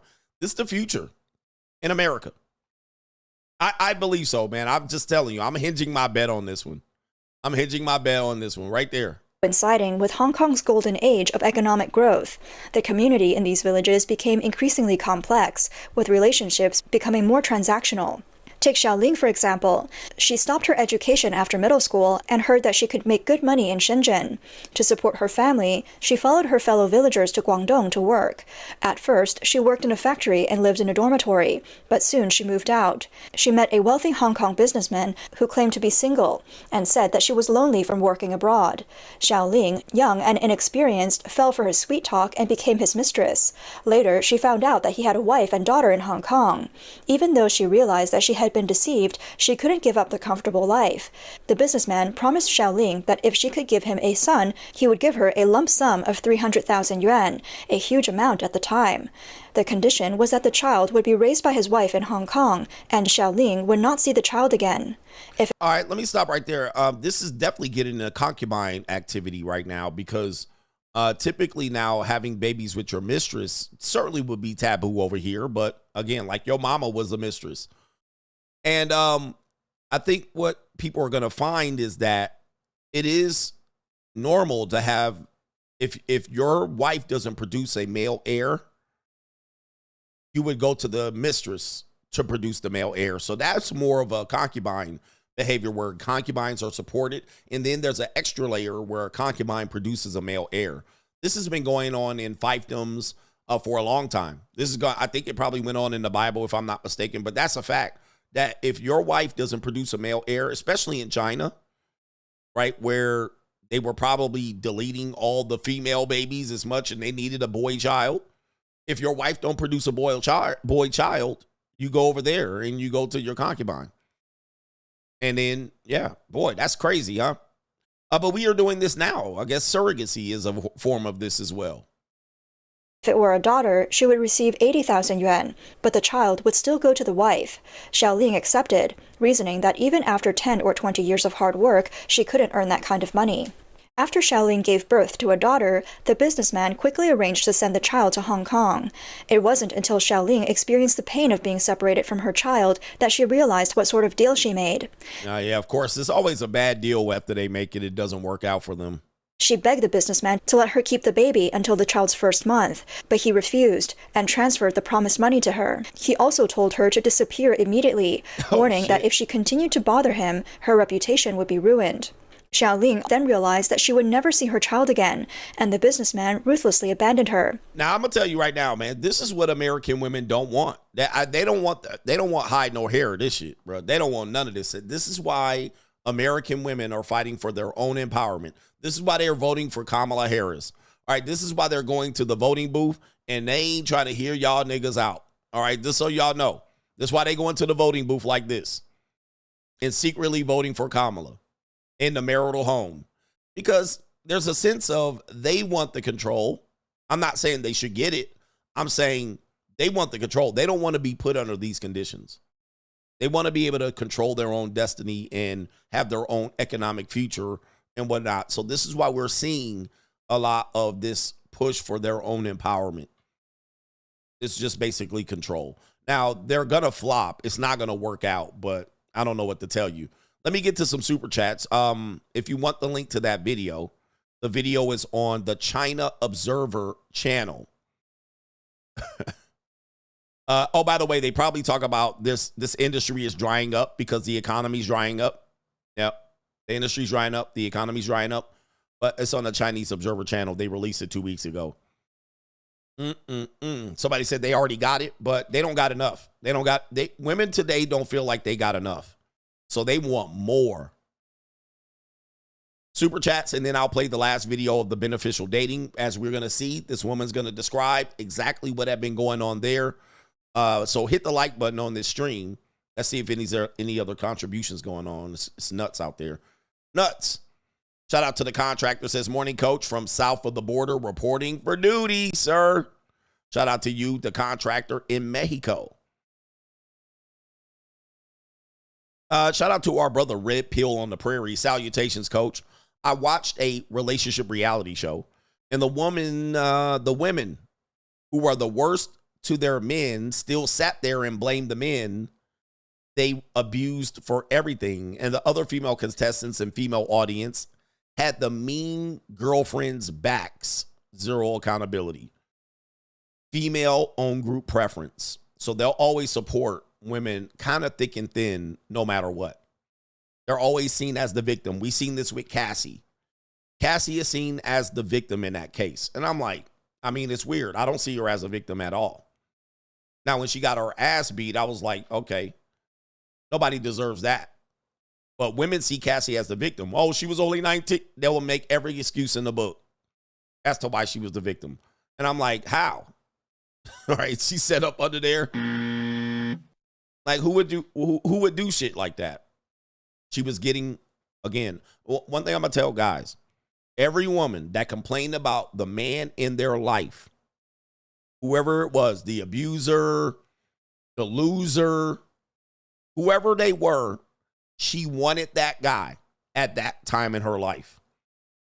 I'm going to say this again. This is to arm you up. This is not to support women being abused. But every woman that talks about the piece of shit man that they had before you showed up, she wanted that guy. She fought for that guy. She set up under that guy. She gave that guy her best years. She gave that guy her best sex. And she stayed there 2, 3, 4, 5 years or longer. She wanted that guy. So they made the choice to be up under that guy. They made the choice. They made a choice every day. Now, niggas want to be Stockholm Syndrome and nah, bruh. Nah. I ain't going for that shit. They picked him. They stayed with him. They wanted whatever he was given. All right. Now, he might not have gave her more, but yeah. They didn't pick the wrong guy. Just like for men, we picked the wrong bitch. It is what it is.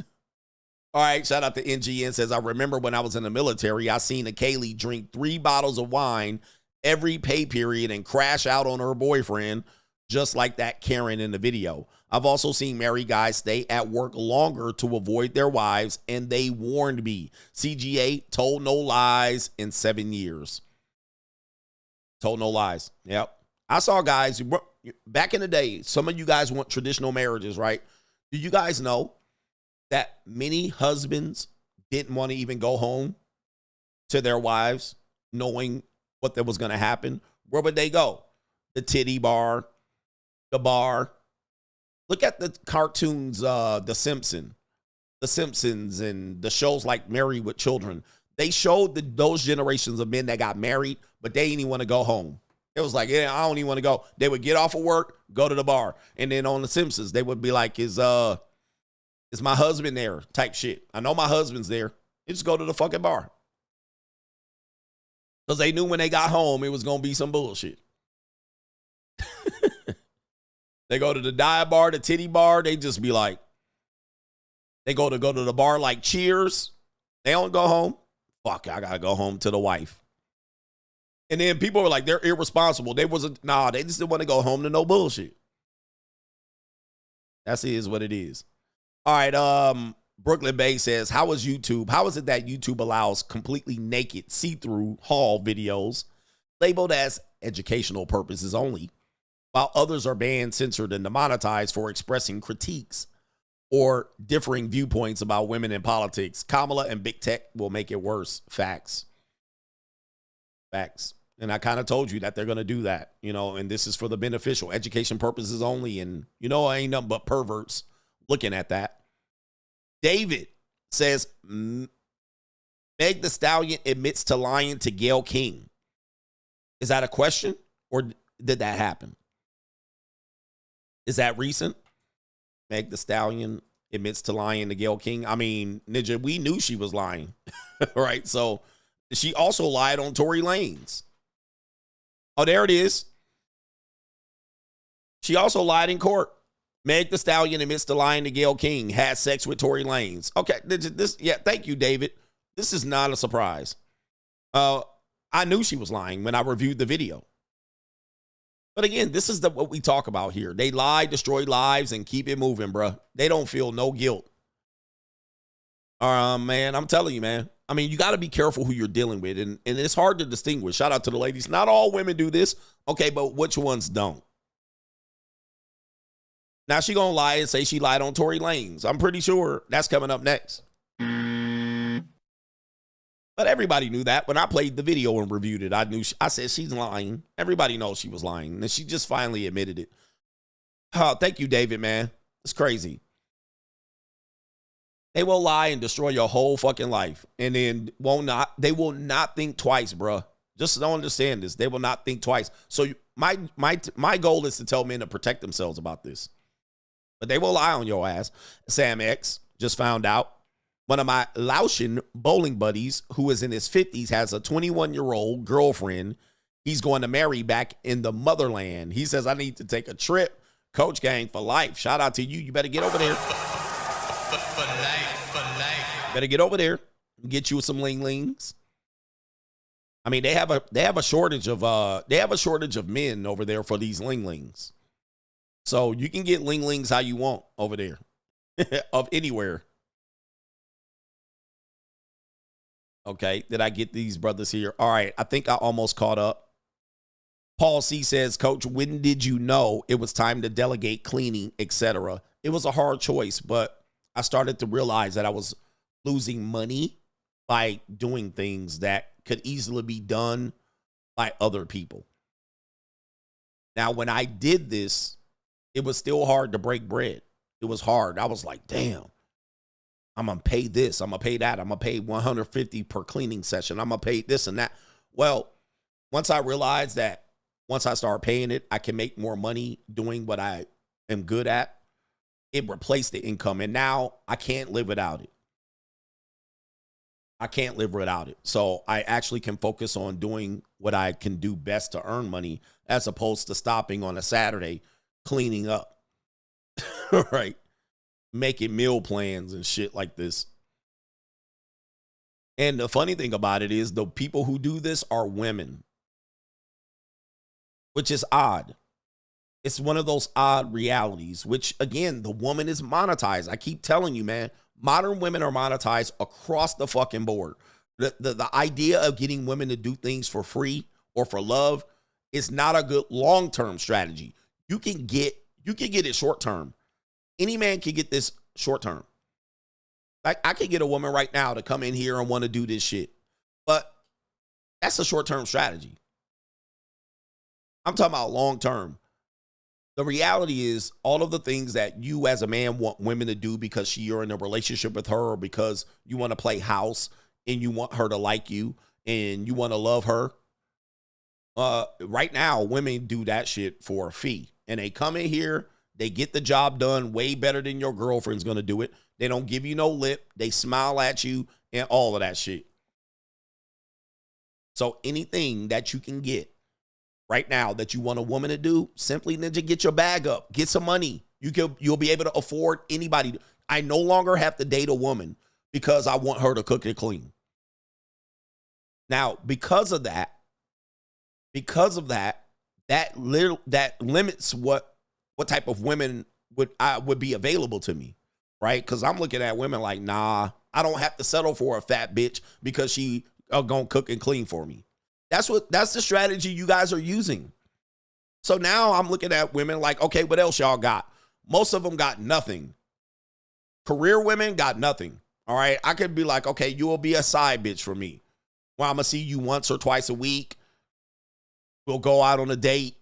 I'll screw you and then leave. Okay, so now she has, so career women offer nothing to me. No sense in hanging out with a woman that's just going to sit up under me and shit and we go on dates. No, hell no. No sense in me dealing with a highly attractive woman and try to make her a stay-at-home wife. No sense in that. A highly attractive woman, I could just get fold up and send on home. All right, here we go. Send on home. And then there's a woman that makes my breakfast. I pick it up from her store. Four breakfasts per week. She pre-makes it. Doesn't that have a chef that actually makes a little bit more gourmet food and better nutrition-wise, so it's custom made? There's a chef that I go to for that. There's some Latinas that come and clean my house. Right? So I don't search for women like, if I find her, she can move in with me and then she could cook, clean, and if she likes, Nah, fuck all that. I can get my dick sucked by this woman over here. I could get her over here to go do some nasty shit. I could get her to cook. I could get there. We literally got a monetized marketplace where they have outsourced and outpriced themselves. Right? I have a woman that can walk my dog right here on the app.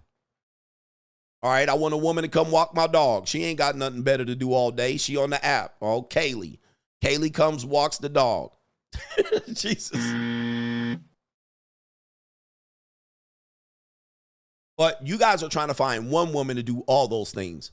In my opinion, they don't exist. Now, for all of us aren't going to get that woman. All of us are not going to get that woman, bro. If she has a job, how's she going to do all that? How's she going to cook, clean, and walk your dog and, and make your breakfast and lunch? How? I just don't see it.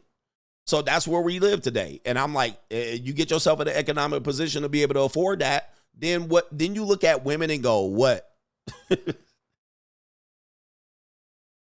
You look at women and go, what else? What do y'all got? What do you got? Most of them don't got much if they're not doing those things. I don't care if she got money.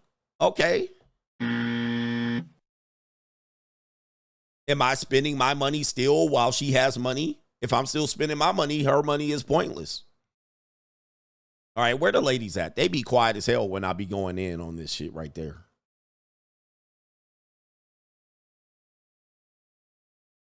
And by the way, married men, y'all ninjas over here divvying up chores and shit. Right? These married men up in here getting cussed out in their own house, divvying up chores, begging for a duck sick. Married men, when was the last time your wife just fixed your meat? Let these guys do. These men or women living under these women, and these women are sandbagging. Hey, married guys, when was, and I'm talking about a nasty one. I mean, where she got saliva dripping down her elbows and on her breasts. Nasty. On her knees, just fixing it. When was the last time your wife gave you a nasty blowjob? I mean, I can tell you the last time I had one. I mean, just... All right, look, they said last night. Okay. I mean, she just spitting on it and slobbing and hot to it in it. You didn't have to, hey, oh, can I have it? And then after she got done, she went to cleaning up the house. And she made you a quesadilla afterwards. When was the last time? Anyway. All right, look at these guys. They in here lying. They in here lying on they dills nicks out here. Hey, yo, chill, son. Yeah, hey, they in yo. here lying on they dills nicks. All right, they lying, y'all. All right, don't let these men lie to you.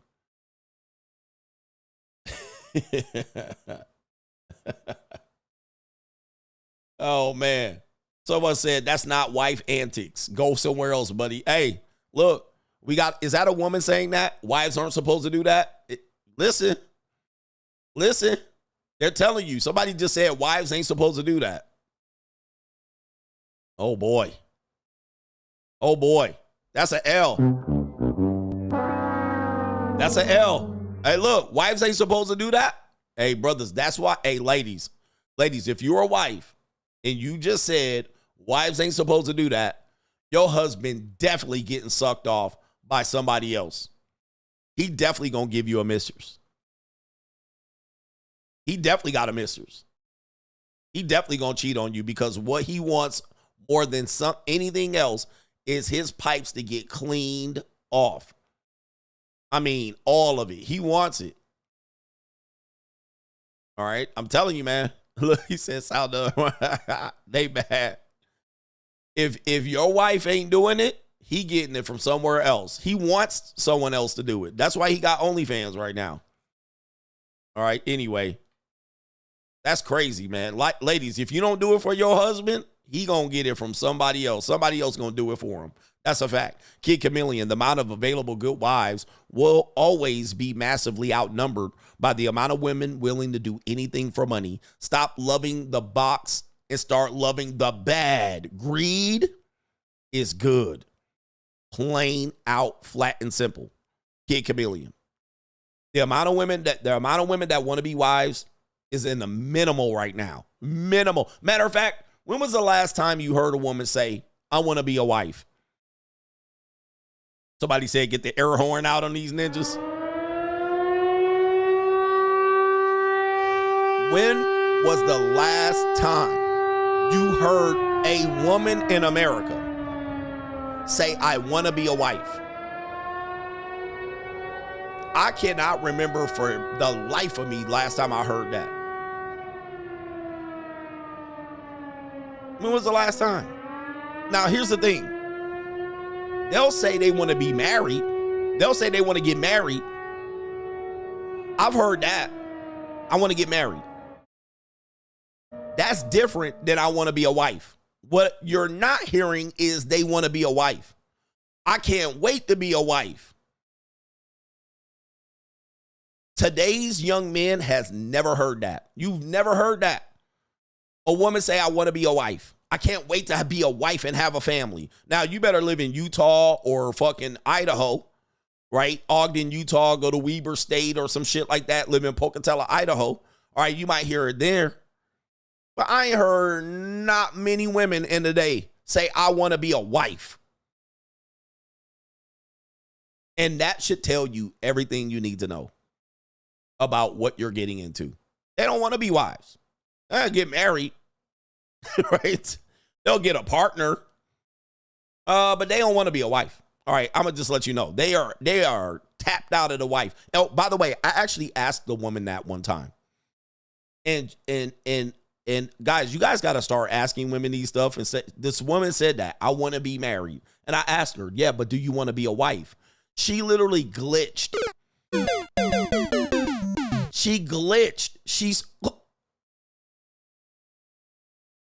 And she asked me, what does that mean? What that mean? Brothers, she was like, what does that mean? I'm like, that should be plain and simple. You said you wanted to get married. I asked you, do you want to be a wife? And you didn't have an answer for that. That's an easy fucking answer. That's easy. Yes, I can't wait to be a wife. I told you I wanted to get married.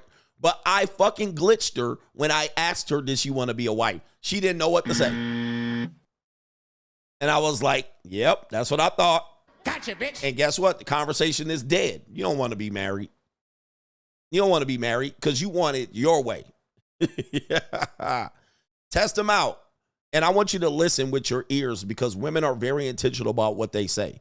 When they say they want to get married, they mean they just want to be married. All right. They don't want to be a wife. So you got to ask them, are you willing to be a wife? Are you ready to be a wife? Are you ready to be a wife? Are you ready to be my wife? See what the fuck they say. I guarantee you they going to glitch. They're going to be like, oh. Yep. You got to exercise the feminist.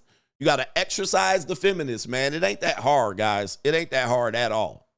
But they'll tell you real quick, I want to be married someday. I want to marry you. I want to have married. I want to get married. Yo. Let me get to this. Let's show you this video right here. We got one more video. You think? Yeah, let's do it. We got time. Yeah, I got time, good. She wants a partner. She wants a partner. Yes, that's what she wants. And remember, partner means something. It doesn't mean a boyfriend extended. Partner means something specific. Speaking of something specific, we have this woman here, Ziva. All right, this woman's going to talk about the need for beneficial dating. Now, on the dark side, we call it mutually beneficial. So this is a category. All right, but she's bringing this to the world, and she's going to talk about this. I wish I had the timestamps, but we'll go ahead and listen to her. I've featured her before. Let's see. Back to my channel. Today we're doing a video request which is all about beneficial dating. Today we're going to be getting into how to date beneficially. What does it mean and how do you do it? So let's get into this, and thumbs up as well for me. Thank you. Beneficial dating is incredible. Compared I'll give you a thumbs up. to dating for detriment. Beneficial dating, detrimental dating. All right, so she's saying detrimental dating versus beneficial dating. Let me see if I can speed her up a little bit. All right. When you are dating men for detriment, they're literally vampires. It's draining your energy. It's taking away your mental well-being. You're not caring about yourself. You're not putting yourself first. You're literally putting that person first. And you're wasting your life. You're not getting anything back from it apart from agony. Mental agony. When you're dating for benefit, it's literally you dating a man who just wants to make you happy. Of course, with all men, they all have an agenda in mind, but you make sure that you have yours. What is your agenda? You want to be taken care of. You want to be treated how you want to be treated. Bingo. So with that in mind, you want to be treated respectfully, and you want somebody who's going to be nice to you and do nice things for you. So date somebody who will do those things. How do you get to meet that kind of person to actually get into dating beneficially? Well, you have to look the part. Oh, this is important. All right. So I always tell you, ninjas, hey, man, you better get your shit in order. Financial, get in fitness shape. She's going to give a reality check for a lot of these chicken heads because she like, you got to look the part. So you can't come in. This is important because I actually agree with her on this one. And I've been talking about this. Listen to this. There is no, I just didn't bother to put my face on. I don't, like, some people are just so naturally beautiful that they don't need to do certain things that the rest of us need to do. So make sure, okay, if you are an everyday woman, like most people are, you want to make sure when you leave your house, instead of the girl next door, you want it to be, you know, the glamazon next door. You know, so let's make sure when you leave your house that that is what you're going for, and that is the aesthetic that you are having and commanding. But you want to do things subtly. You want to look like you're actually not trying, but still have that sex appeal to you. You don't. So this is going to disqualify like 70-80% of women, right? All right. This is going to disqualify like 70-80% of women because most women, they go out like slobs. They be wearing bonnets, pajamas, and, you know, they don't give a fuck how they go out. So then those same women will say they want to date a rich guy, right? And I'm like, bitch, you live in Memphis. Like, and you're walking around in Walmart in a bonnet. All right, you're not going to make it. Or they'll be the next level. Yeah, they'll be fat, not a shape. And they'll be like, I want to date somebody that got money and, bitch, like even this woman knows, nah, that ain't going to work. So get in shape first. Like we tell Ninja, get some money. All right, go. Women, you got to go get in shape. You got to get your hair done. Now, here's where the next level is because the women think that if they get a guy, that guy will pay for her to begin to get in shape. He'll give her a gym membership. He'll pay for her nails and hair to get done when she can't afford it. But what she's saying is that's your responsibility if you want to get in beneficial dating. You got to come in already chopped. You got to come in already with your nails done. You got to come in already with a car, bitch. You can't just have a guy, you broke, destitute, and then a ninja getting you Ubers and buying you car. She's saying you got to already be ready. You can't just come in and be broke and at the bottom and then just expect some dude to just sweep you off your feet. So that's what she's saying right there. Yo, no. Y'all bitches, y'all want a beneficial date. You better come in ready. And these women ain't coming in ready. They coming in not ready. They coming in broke, desperate. And they can't even keep their rent and their lights on. And so then they want to come in and then he need to pay the rent and the light. Nah, it don't start like that.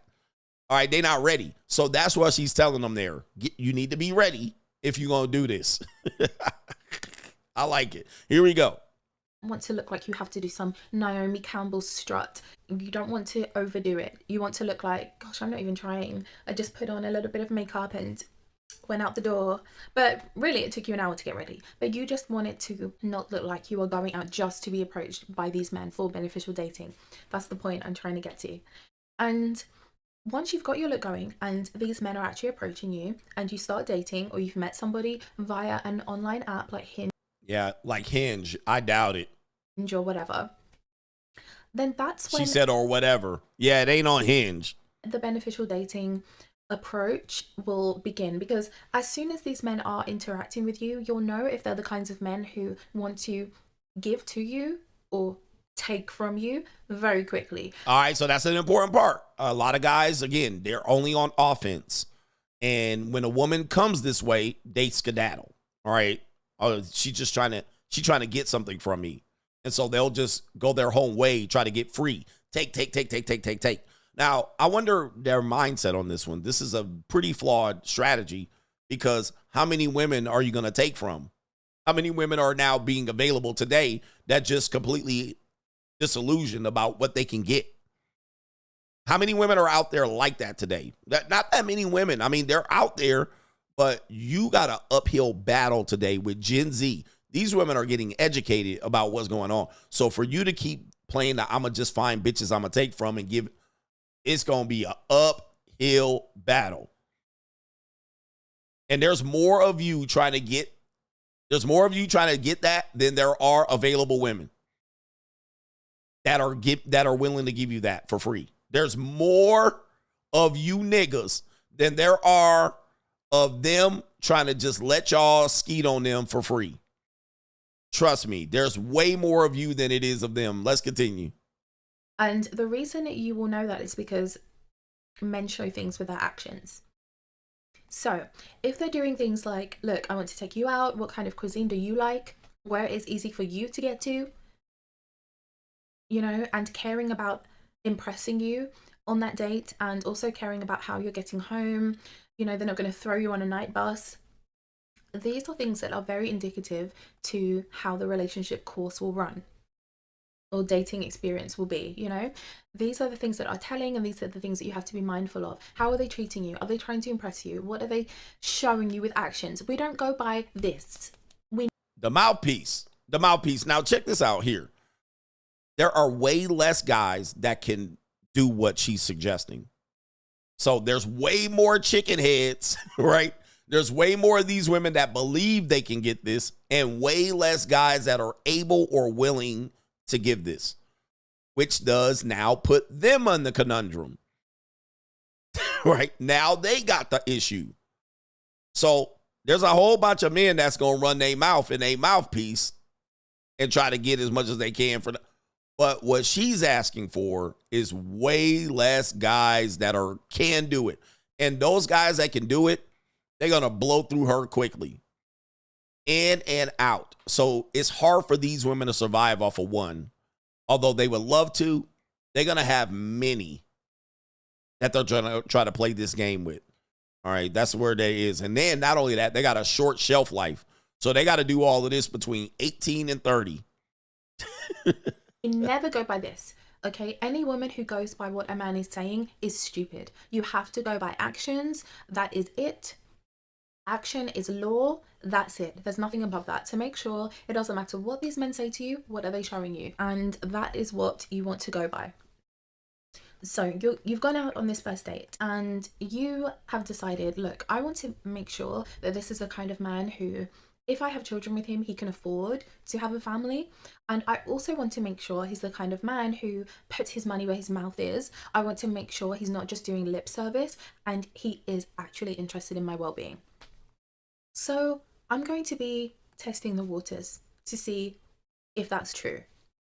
You don't tell him that, by the way, you just do it. Because then you're not going to... All right, this is where it's really, she's not saying much in here, so I'm going to skip ahead. She could have did this in 3 minutes. Yeah, she's not very bright. I'm going to just tell you this woman right here is not the sharpest tool in the shed. Just to let you know right here. This woman right here is not the sharpest tool in the shed. This woman can benefit from me. Lady, if you want to reach out, I got a thumbs up for you. This woman is not intelligent. At least she can't express herself. But she does look good. So there is a role for you. And your job is to be seen and not heard. Silence, you fool. All right, so there's a part of the game of beneficial dating that when a man has the benefits, you got the... Shut up! All right. just to let you know, ma'am, you can't do all this jibber jabber when I'm around. All right, you're going to do something. And if your mouth is open, it shouldn't be no words coming out of it. It should be something going in it. It's barbecue in there. All right, just to let you know. All right, your job is not to talk when you're around me with all this shit. All right, I'm not going to sit here for 20 minutes and listen. All right, but I can look at you way longer than I'm going to listen to you. All right. All right, let me see here. Let's see here. She probably ain't as dumb as I'm saying, but she know what she doing. She know how to play this game. I know there are still lots of women doing that where like you meet someone, you think he's really charming, and of course he's going to be trying to get you there because that is his main agenda. So he's going to say whatever it takes to get his agenda completed and carried out. Of course, he wants to execute that. But you also have an agenda, and at the end of the day, his agenda can't even happen until your agenda's happened. And after your agenda has happened consistently... All right, let me skip ahead here. There was a part that I wanted to play here where she got down to the nitty-gritty. And then she got down to the bottom line later on in the video. Sure you have a bit of cleavage, or make sure you're wearing something that is strapless, or whatever. Make sure you've got your posture. All right, teaching them. Okay, she teaching the girls to be feminine right there. Okay, so yes, we know all of that. Well, you should know it. And if you don't, I just told you. But make sure that you are playing up his weaknesses, and because you want to do that regardless, because you want him to be eating out the palm of your hand, because you want him to be interested in you. You want that to happen. Men and women have to do different things to get the other to be interested in us. And of course, I am somebody who, as lots of you know, I've dated women as well. Oh my goodness. Oh, the humanity. Jesus, man. Hey, man, of course, she's dated women. This is the new women, man. I mean, women have done this all the time, but today it's just out there. It's not hidden anymore.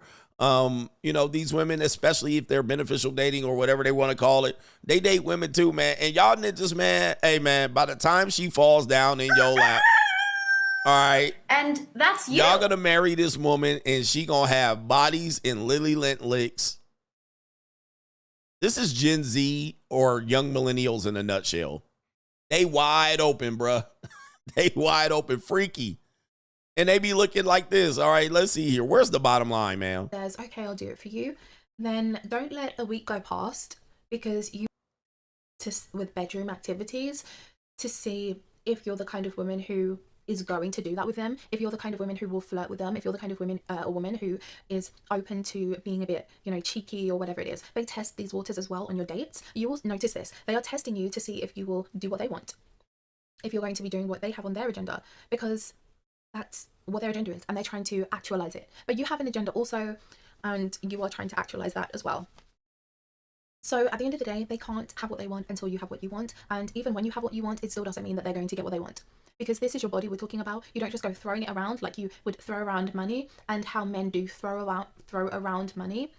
People feel like, gosh, I can't ask about money. I can't ask for anything. I can't ask for any help with anything. It's too personal. No, your body is personal. And they have absolutely no embarrassment to ask you for it. Ladies, stop playing with me.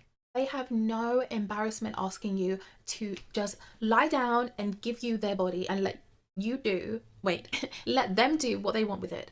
They have no embarrassment, no hesitation whatsoever to ask you for that. But you obviously have the hesitation to ask for certain things. As long as you have the look, and you know you have an attractive look that you know that men are attracted to, you know that the man who you're on a date is going to be interested in, then just do a subtle hint or just outright just ask for something. And it's really not that difficult. If he says yes, he says yes. If he says no, he says no. And he isn't that interested in you, or he doesn't earn enough to be able to look after any kind of family that you could possibly have with him anyway, or he won't even be able to afford, like more present terms, he won't be able to afford like you to date and to get to know each other because he can't afford anything. So you see where the bottom line is. All right, so they kind of come up with clever language calling it beneficial dating, mutually beneficial. I mean, they come up with clever languages, but what it is this. What it is money for honey. That's what we're doing. Money for honey. And so she's out here coaching these girls Is she a dating coach? I suppose so. She has a relatively small channel. But it would be considered large. All right. And she is reaching a lot more people here. Beneficial or nothing, always and forever. So if we take what we saw in the Chinese video and see what we're seeing here, this is basically what we're doing. I'm not entertaining anything stingy or broke. Not sorry.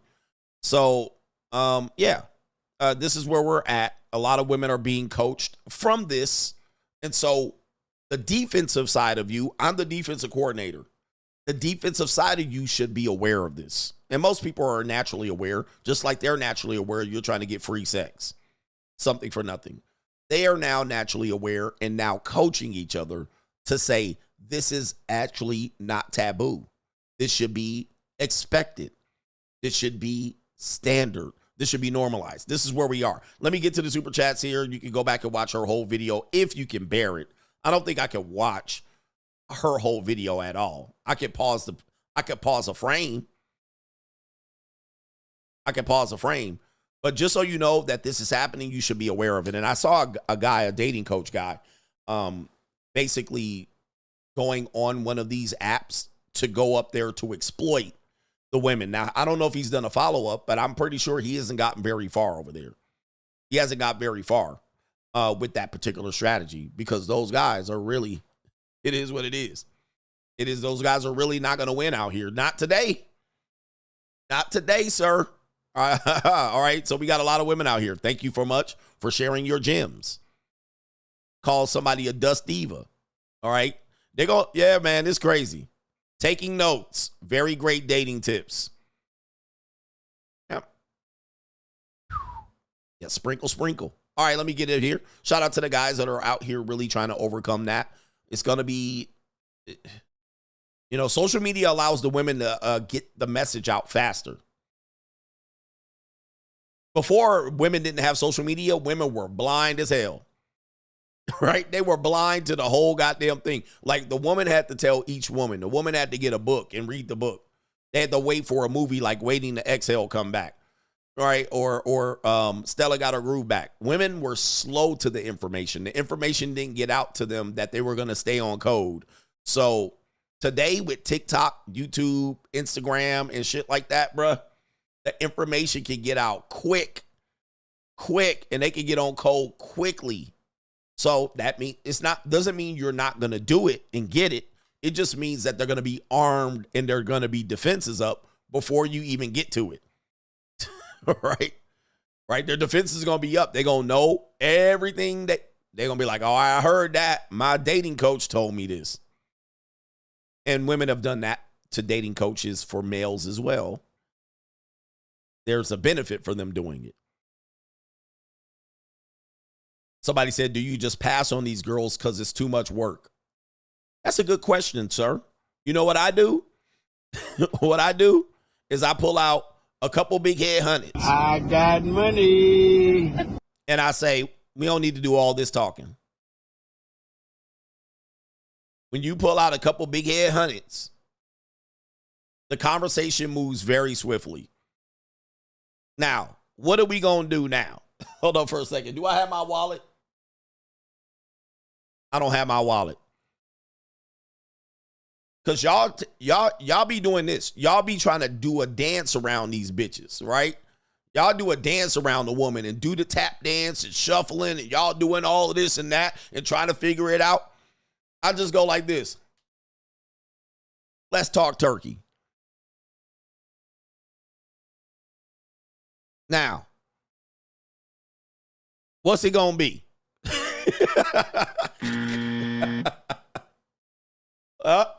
Y'all using too much words and trying to get around the beat around the bush ass ninjas. Y'all need to be some grown ass men. I don't want to do that. Look. Now, what you say we want to do here? And guess what? Most of the time, they be quiet. Silence, you fool. Most of the time, they just be like, well, I guess we're doing what you want to do. Exactly.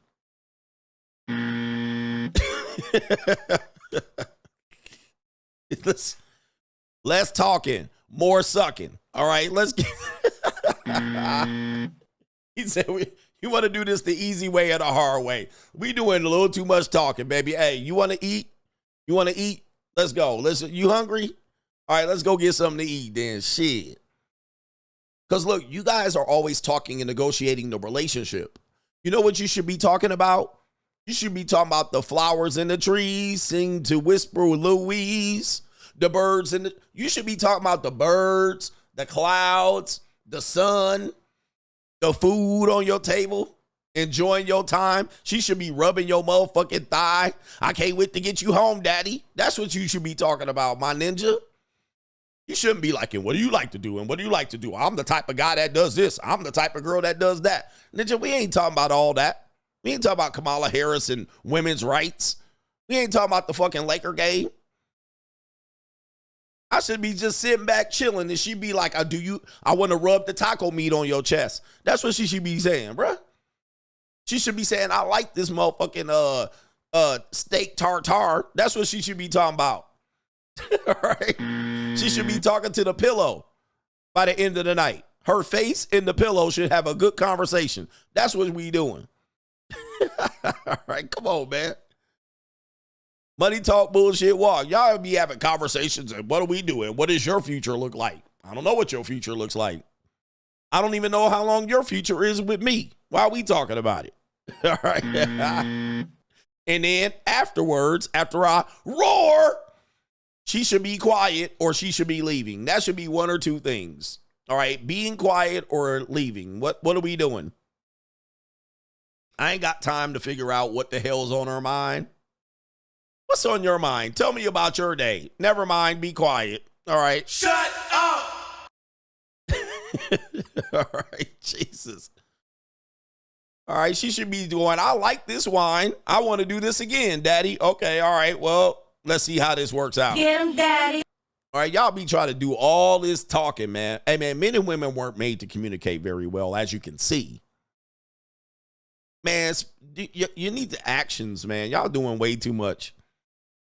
Yeah, she should be making bacon downstairs, a cup of tea, something. She don't need to be sitting up under me and us talking about the future and some shit like this. Stop making it hard on yourself, man. Stop making it hard. Only thing you want to make hard. Well, hold on for a second. Do I have the woman to saying it right here? Oh, I did. I don't have the woman saying it. I'm going to have to do it. But at the end of the day. Better boss up, nigga. All right, man. Men, just boss up. Boss up. Do I have a woman in here? I think I have a woman in here donating. Shout out to Jay. Says, I'm 40 years old, fit. Oh, it is a woman. Shout out to Jay.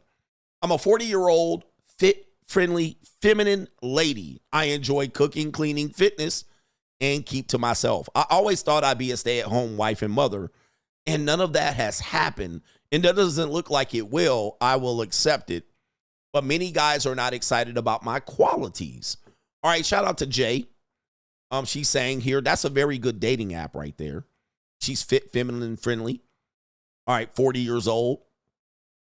It is definitely past your prime, so you're going to have problems with that, trying to navigate that. I would always suggest an older man. If that's what you were looking for, you're probably not going to get it from a 40-year-old guy, especially depending on your race. 40-year-old black guy is not going to be able to probably afford that. But if he does able to afford that, well, then he has a line for the women of all races and all ages. So it is his Super Bowl years. So it's going to put you in a high level of competition to be able to secure the man that you want. You're battling against women that are 20 years your junior.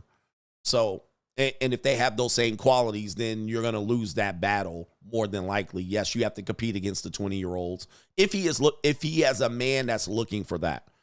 So that's where you are. And stay-at-home mom and kids, that might be past your prime as well. So you might have to come up with another strategy to live the life out. Maybe date an older guy. I always say, man, there's an older guy in your future, like a 65-year-old guy. Tickle his soggy balls. You know what I mean? Get an older guy. That's where you're going to get it. You know, I see a lot of women, especially black women, they in their 40s, they be dating dudes 65 years old white Italian dudes. That's what it is. So, or there's another thing you could do. You could be numero uno, number one, but I'm gonna have mistresses. Like say you were with me. You're gonna have you doing all that, but you're not gonna be monogamous. I wouldn't offer you a monogamous relationship, even if you had exceptional qualities. Even if you were in shape and you were good and feminine, I would be like, look, you can be over here, number one, but when I'm gonna need to put my hands on Ling, there ain't gonna be no lip. All right, so yeah, that's where you are right now. It's a tough position to be in because you might think you have something to offer right there, but yeah. I mean, how you gonna be a stay-at-home mother at 40? I mean, you could have kids, but you're only gonna push out one baby, maybe two. I mean, I don't know. You're only gonna get two babies out of you. See, ladies, I'm gonna tell you something here. If I'm a guy and I got money and I want a stay-at-home wife, like, one kid ain't gonna do it. I'll need 2, 3, 4 kids. You know what I mean? I need 2, 3, 4, 5 kids. If you go out to the suburbs and these wives are stay at home, they don't have one kid, they have 2. So if you're 40 and you're looking to get married, let's say you got married next year, you're 41, you're gonna push out one kid. That's it. One. Nah, baby, we on the prairie, baby. You gonna need to carry. He said, this kid gonna have autism too, right? How are you going to push out 5 kids in your 40s? So you're gonna be on the bench. Women that want to have families and stay at home, you better be expecting to have 2, 3, 4 kids, 5, 6 kids. All right, like you in Salt Lake City and shit.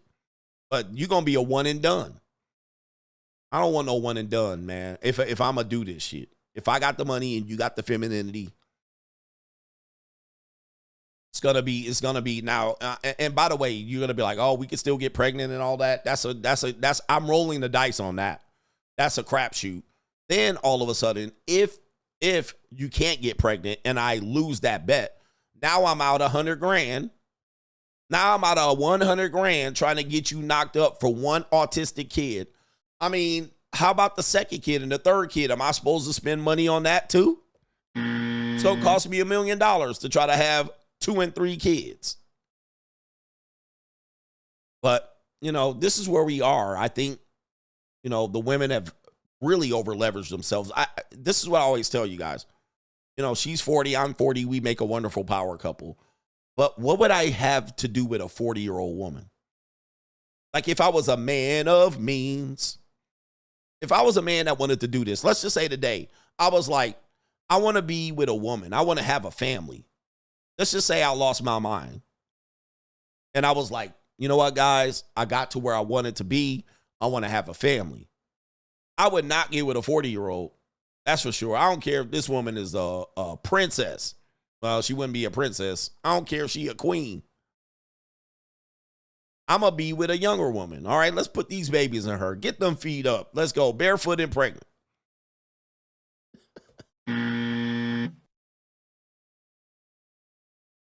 It's, you know, I just think that that's where we are right now. That's where we are. But American women are pushing it down. They wanted to get their career and shit stabilized. I just don't think you got anything. If you want to send me feet pictures, maybe I might be able to evaluate what you're doing. But if I lost my mind, I wouldn't do it a 40-year-old. I even have problems with women like in their early 30s. I have problems with women in their early 30s, but this is just me. This is the point of life I'm at. I know you guys are thinking I'll be at the JUCO. If a woman's in her early 30s, I'll be like, I'm like, damn, she old. For me, that's an old woman. And here's the problem with it. Let me give you the ages. Do we got time today? I'm not coming back today. Yeah, I got time, cuz. Women in their early 30s tend 35 for sure is the fucking limit for me. I mean, 35 is an old woman to me, or old as hell. All right, now, if I start off and I meet them and they're like just turned 30, I'll be like, okay.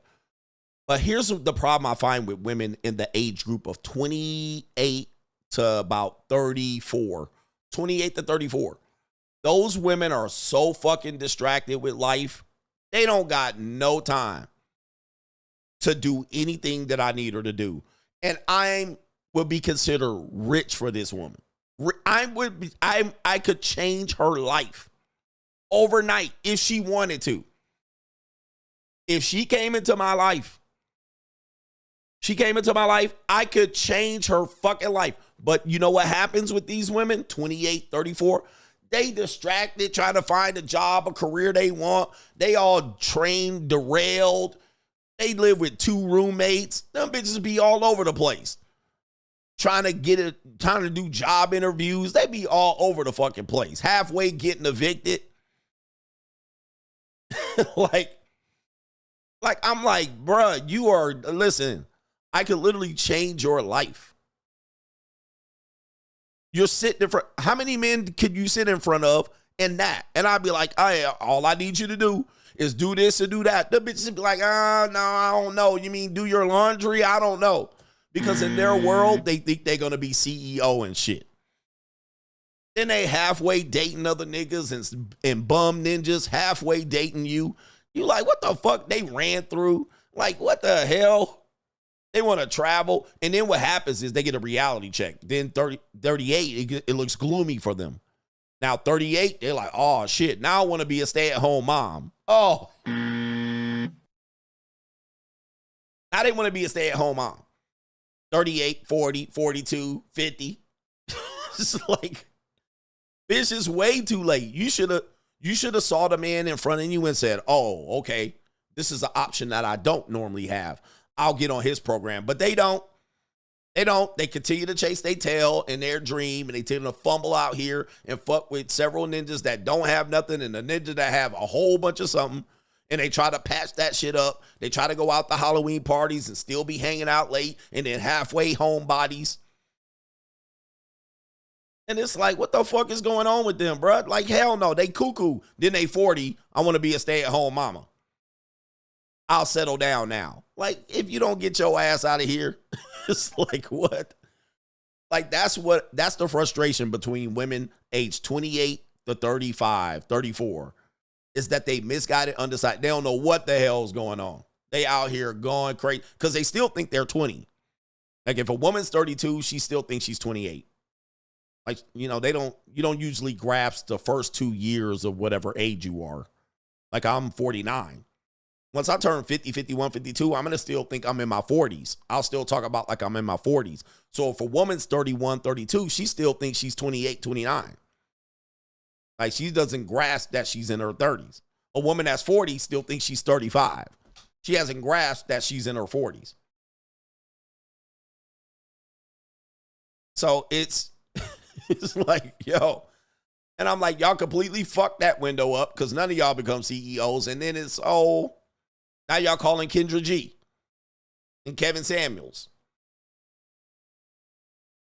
with not much to offer. All right, ma'am. If I want somebody to cook and clean and be feminine, I can get a 24-year-old woman to come over here and do that, at least for an hour or two.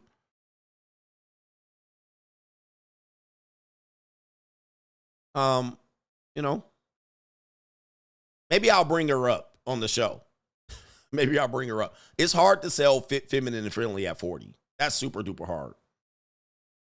Do you have kids by another man? That is super duper hard. That's a hard sell. You can find black men. Black men will fall for that shit. Black men will fall for that all day long because them ninjas, you know. Or you can get a younger man. You can get a younger man to knock you up. Young men are going to be dumb. They don't even know. Like, you can get a guy that's 30 and he's successful. I don't know. Shout out to Alexander Ruffin says, checking in from Istanbul, Turkey. I'm over here getting a hair transplant so I won't be looking like CGA. Oh, my goodness. Just playing, coach. Just dropping to the show to show some love. Shout out to the coach gang. That sounds interesting. All right. Yeah, black men desperate. You could get a black man to do it. Look at ninjas. I'm throwing y'all under the bus. Ninjas will do it. Shout out to Alexander Ruffin. Hopefully you are getting a hair transplant. All right. Shout out to NGN CGA. You're right. As a Gen Zer, ever since I realized that everything I want from a woman I could get with money, men like you have helped me just connect the dots. Women are like video games to play. He says, play to win. You got to pay to win. Women are like games. You got to pay to win. It's going to be a hard conversation for men to handle. He says, F love, I'll chase funds and become Grey Wolf and Uncle Earl. Shout out to you, man. Look. I got money. When I tell you, watch this. This is a hard sell for men. But I'm going to sell it to you. I don't care if you buy. If, like I pay women to come clean my house. Now, is that a shortcut? Is that tricking? What say you? Is that tricking? Is that cheating the game? Is that messing it up for the men that want their house clean? Like, these women probably don't even clean their marital houses the way they clean my house. And I know this. I'm betting on this. It's the same way as women that work at Subway. I can guarantee you, when they go home, their boyfriends and husbands do not get sandwiches. They don't get sandwiches, Ninja. She don't get home and make her husband sandwiches, but she makes 50 niggas sandwiches at Subway every day. For money. The only reason she's doing that is she's getting paid. So I figured it out. Okay, so I see what's happening here. So if Rosalinda cleans my house better than she cleans her house, if Kaylee makes me sandwiches at Subway better than she makes her boyfriend sandwiches, why don't I just pay for the sandwiches and the house cleaning? Why don't I just go hey, come here, here. Why don't I just pay her for it and send her the fucking home to her boyfriend who she's not going to suck his dick? Why don't I just... Why? Why are y'all fighting this? Y'all fighting it because you sucker for loves. Why? Why do I just keep beating around the bush for the possibility?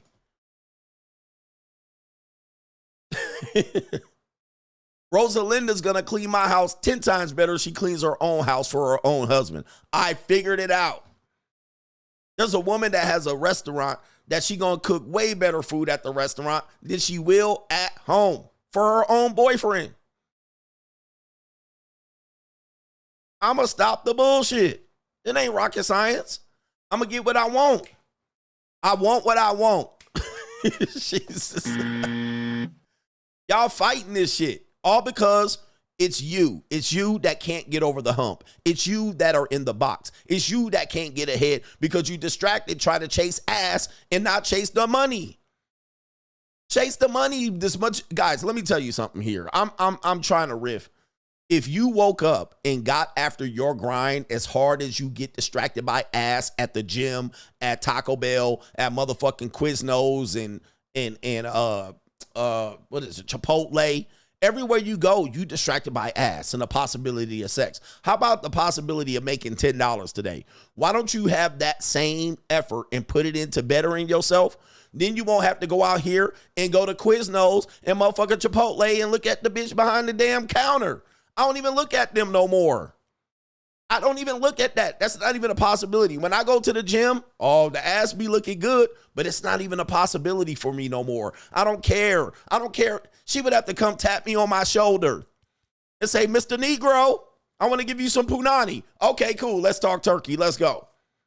But if she over there, I don't give a fuck about what she doing. I'm not thinking about that. I'm not thinking about the possibilities of it. I'm not thinking about approaching her. I'm not thinking about I ain't thinking about it. Why don't you Rizz these dollars? Why don't you get some money pregnant instead of these hoes? It's not that hard. But y'all don't want to chase that. Y'all want to chase the women first and think the money's coming. Then you get more money chasing women. You get more women chasing money than you do get money chasing women.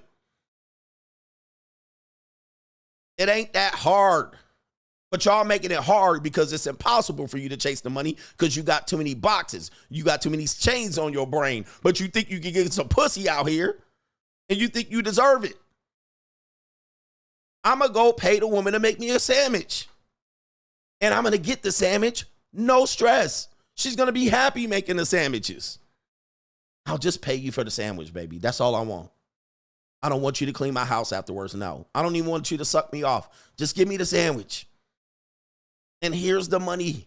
Here, sandwich. Bye, bitch. I'm done. I don't have to negotiate. I don't have to clean up. Well, if I make you a sandwich, you clean up. I don't have to do any of that. I don't want to do any of that. I don't have any interest in doing any of that. Just make the sandwich and you do whatever Subway makes you do. Give me the sandwich.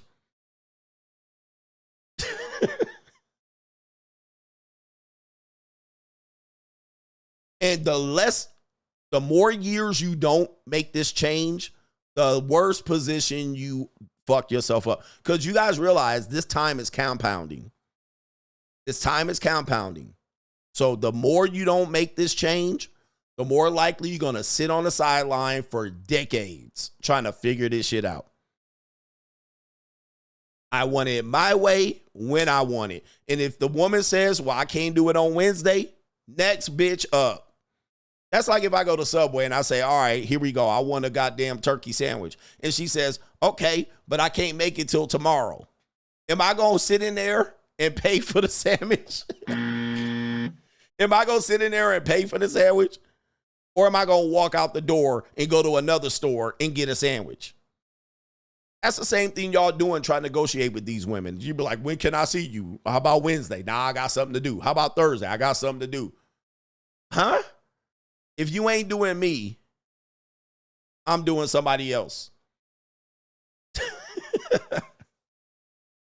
It's simple. Y'all ain't got no rules. Y'all playing all offense, no defense out here. Y'all playing all offense, no defense. I'm the defensive coordinator of this shit. You would never take that type of treatment when you're putting in your money, energy, attention, and time for somebody to then just dismiss you in the middle of it. I'll make you a sandwich, but I'll make it when I want to make it. No, you're not. Well, you're not getting anything from me. I'm out.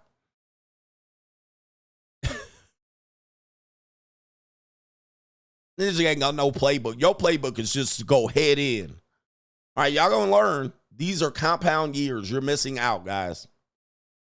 All right, shout out to Justin O. I had a JUCO ask me, how come you don't like to spend more time with me? I told her, are you going to compensate me for the time I spent with you? Dead silence.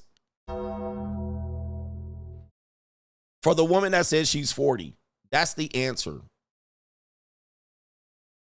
The more time that a man spends with you, he's losing money, brain cells, and energy. And his fucking mojo. In fact, ladies, the more you talk, the less hard my dick gets. That's just what it is. The more you talk, the less hard my dick gets. I mean, baby, I'm damn near 50. This erection is going down the more you run your goddamn mouth. All right. And if I don't get nothing out of this, I don't know what the hell you're going to be doing here tomorrow, but you ain't going to be here. All right. So get on upstairs. You doing a whole bunch of talking. All right. But what do you get, guys? All right. It's crazy. Like, they just sitting up on it. I want to spend more time, AKA spend. It's not free. I'm spending time on you and getting back what? Are you helping me with anything? No. You could talk and fold socks at the same time, you know. You could talk and roll my drawers up if you want. You could talk and do something else, but sitting around talking don't do shit for me. Right? It does something for you, but it ain't doing nothing for me. So how about I get this nut first and you can talk to me while I'm counting Z's. All right, I don't know what to talk about. You can do that if you want.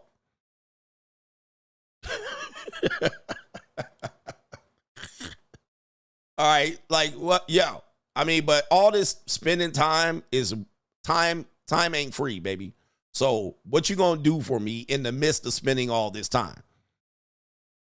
All right, I just sitting up under me. And by the way, you guys will do this. You will come home to your wife and your girlfriend. You get off at 5:30. You back home at 6, 7, 8, 9, 10, 11. Then you finally get some nookie every other day or every other week. And you just spend 5 hours. Now multiply that. 5 times 7, 35. You spent 35 hours listening to this woman run her motherfucking lips. And what happened? Did you earn any money? Did you get better? What happened? You got 2 pieces of ass all week for 35 hours. That is the worst return of investment I've ever heard of. Are you crazy? You niggas better count your hours. Then you multiply that. We talking about 140 hours in the goddamn month, and you got 6 pieces of Poonany. What? What happened? Where did all the men go? And that's a whole job, bruh. You might as well get medical benefits by the end of this woman stop talking to your ass. All right, what? And in the weekends, you working overtime, no double pay. All right, you spending 8 hours, 9 hours, 10 hours, 12, 15 hours done went by on Saturday and Sunday. All right, and you don't work double time because your ass didn't have a job to go to. But you talking about this for free. You talking about this for love. Hey, I don't want no love like that, bruh. I don't want no love like that. Hey, that's a horrible love.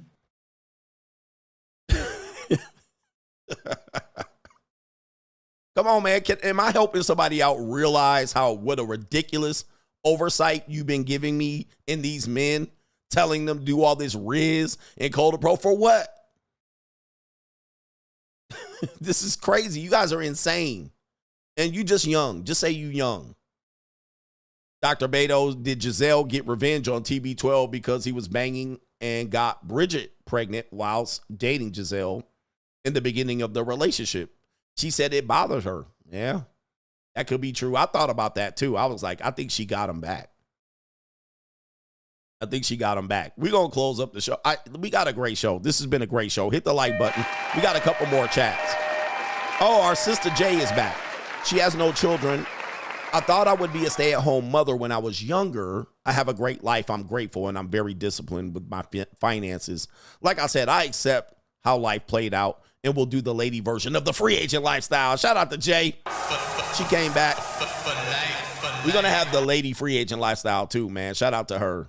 All right, shout out to her, and thank you for being a good sport and watching. I mean no harm. And maybe, just maybe you could come over and put your feet on my furniture.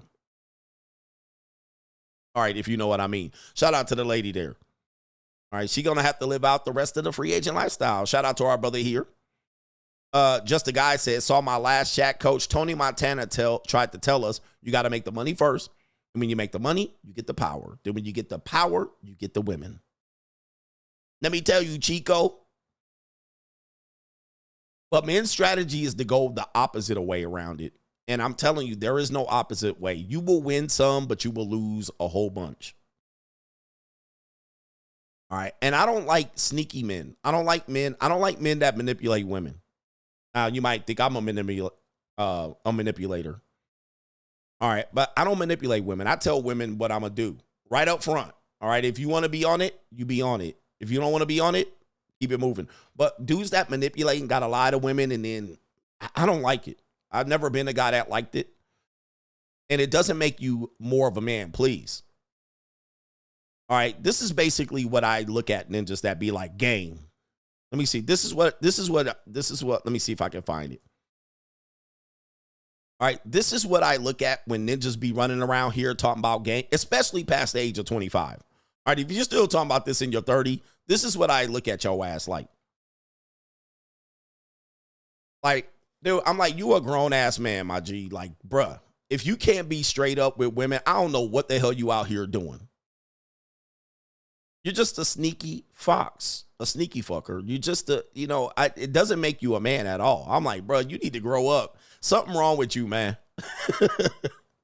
You need to grow up. You can't be in your 30s still doing this, please. Now, in high school, early college, yes. And all he's missing is the Timberland boots. All he missing is the Timberland boots.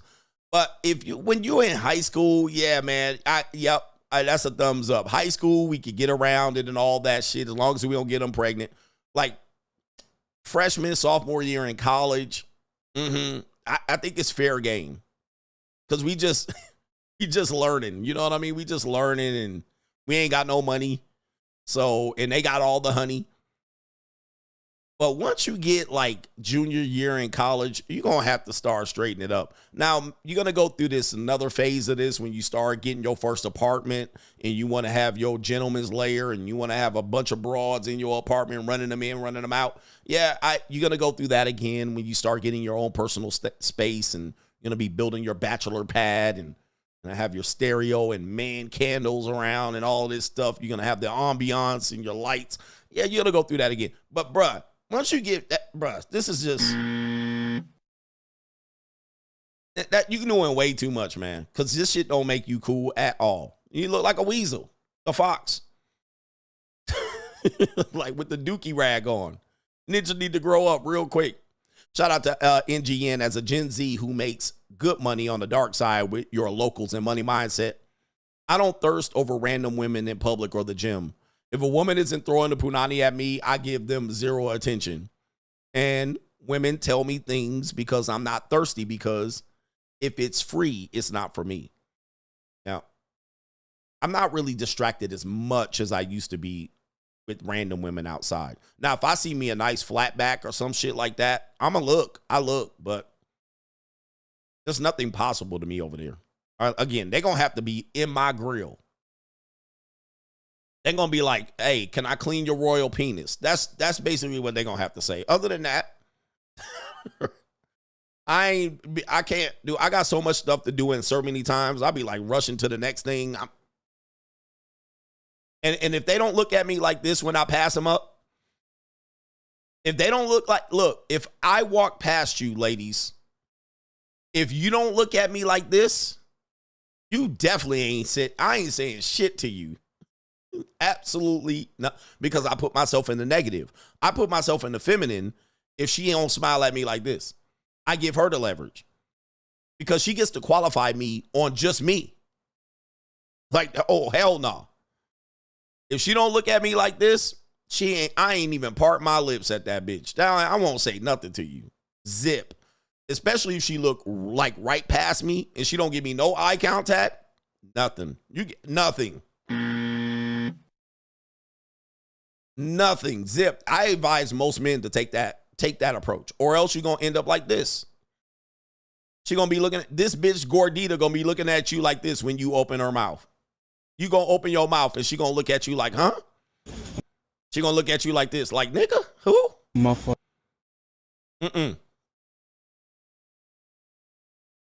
If women look at you like this when you talk to them, bruh, you are doing life wrong.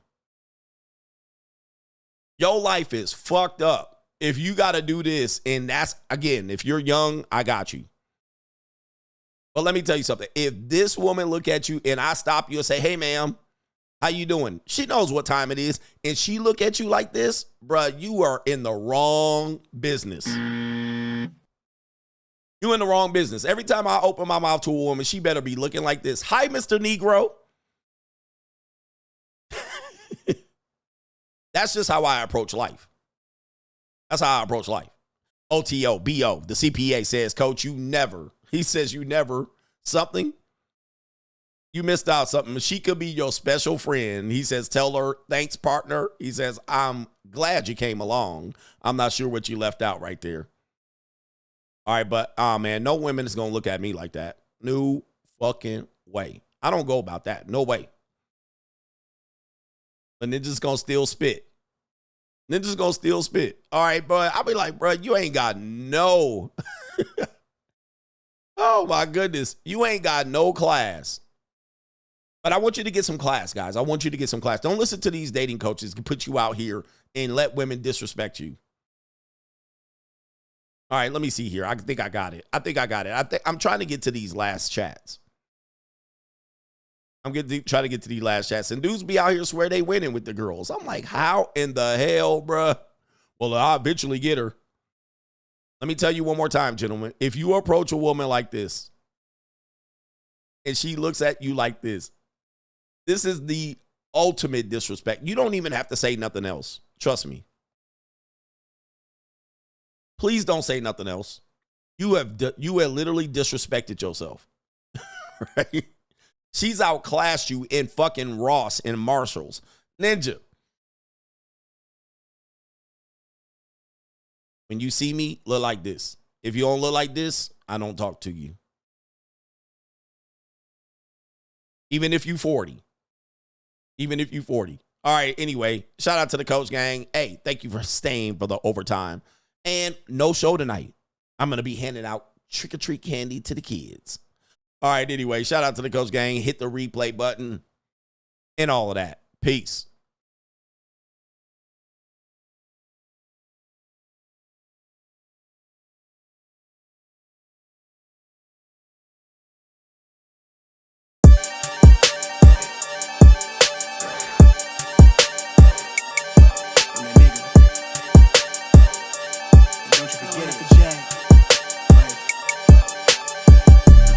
Vibe blowing at the J, got the loud jumping at the pay. Everything I'm on slack. Everything I do is got the Benz jumping at the bay. Vibe blowing at my J, got the loud jumping at the pay. Everything I'm on slack. We've been with the Brazilians. This would be the first. They wild, I think. I'm innocent. Bro, you hear that guy?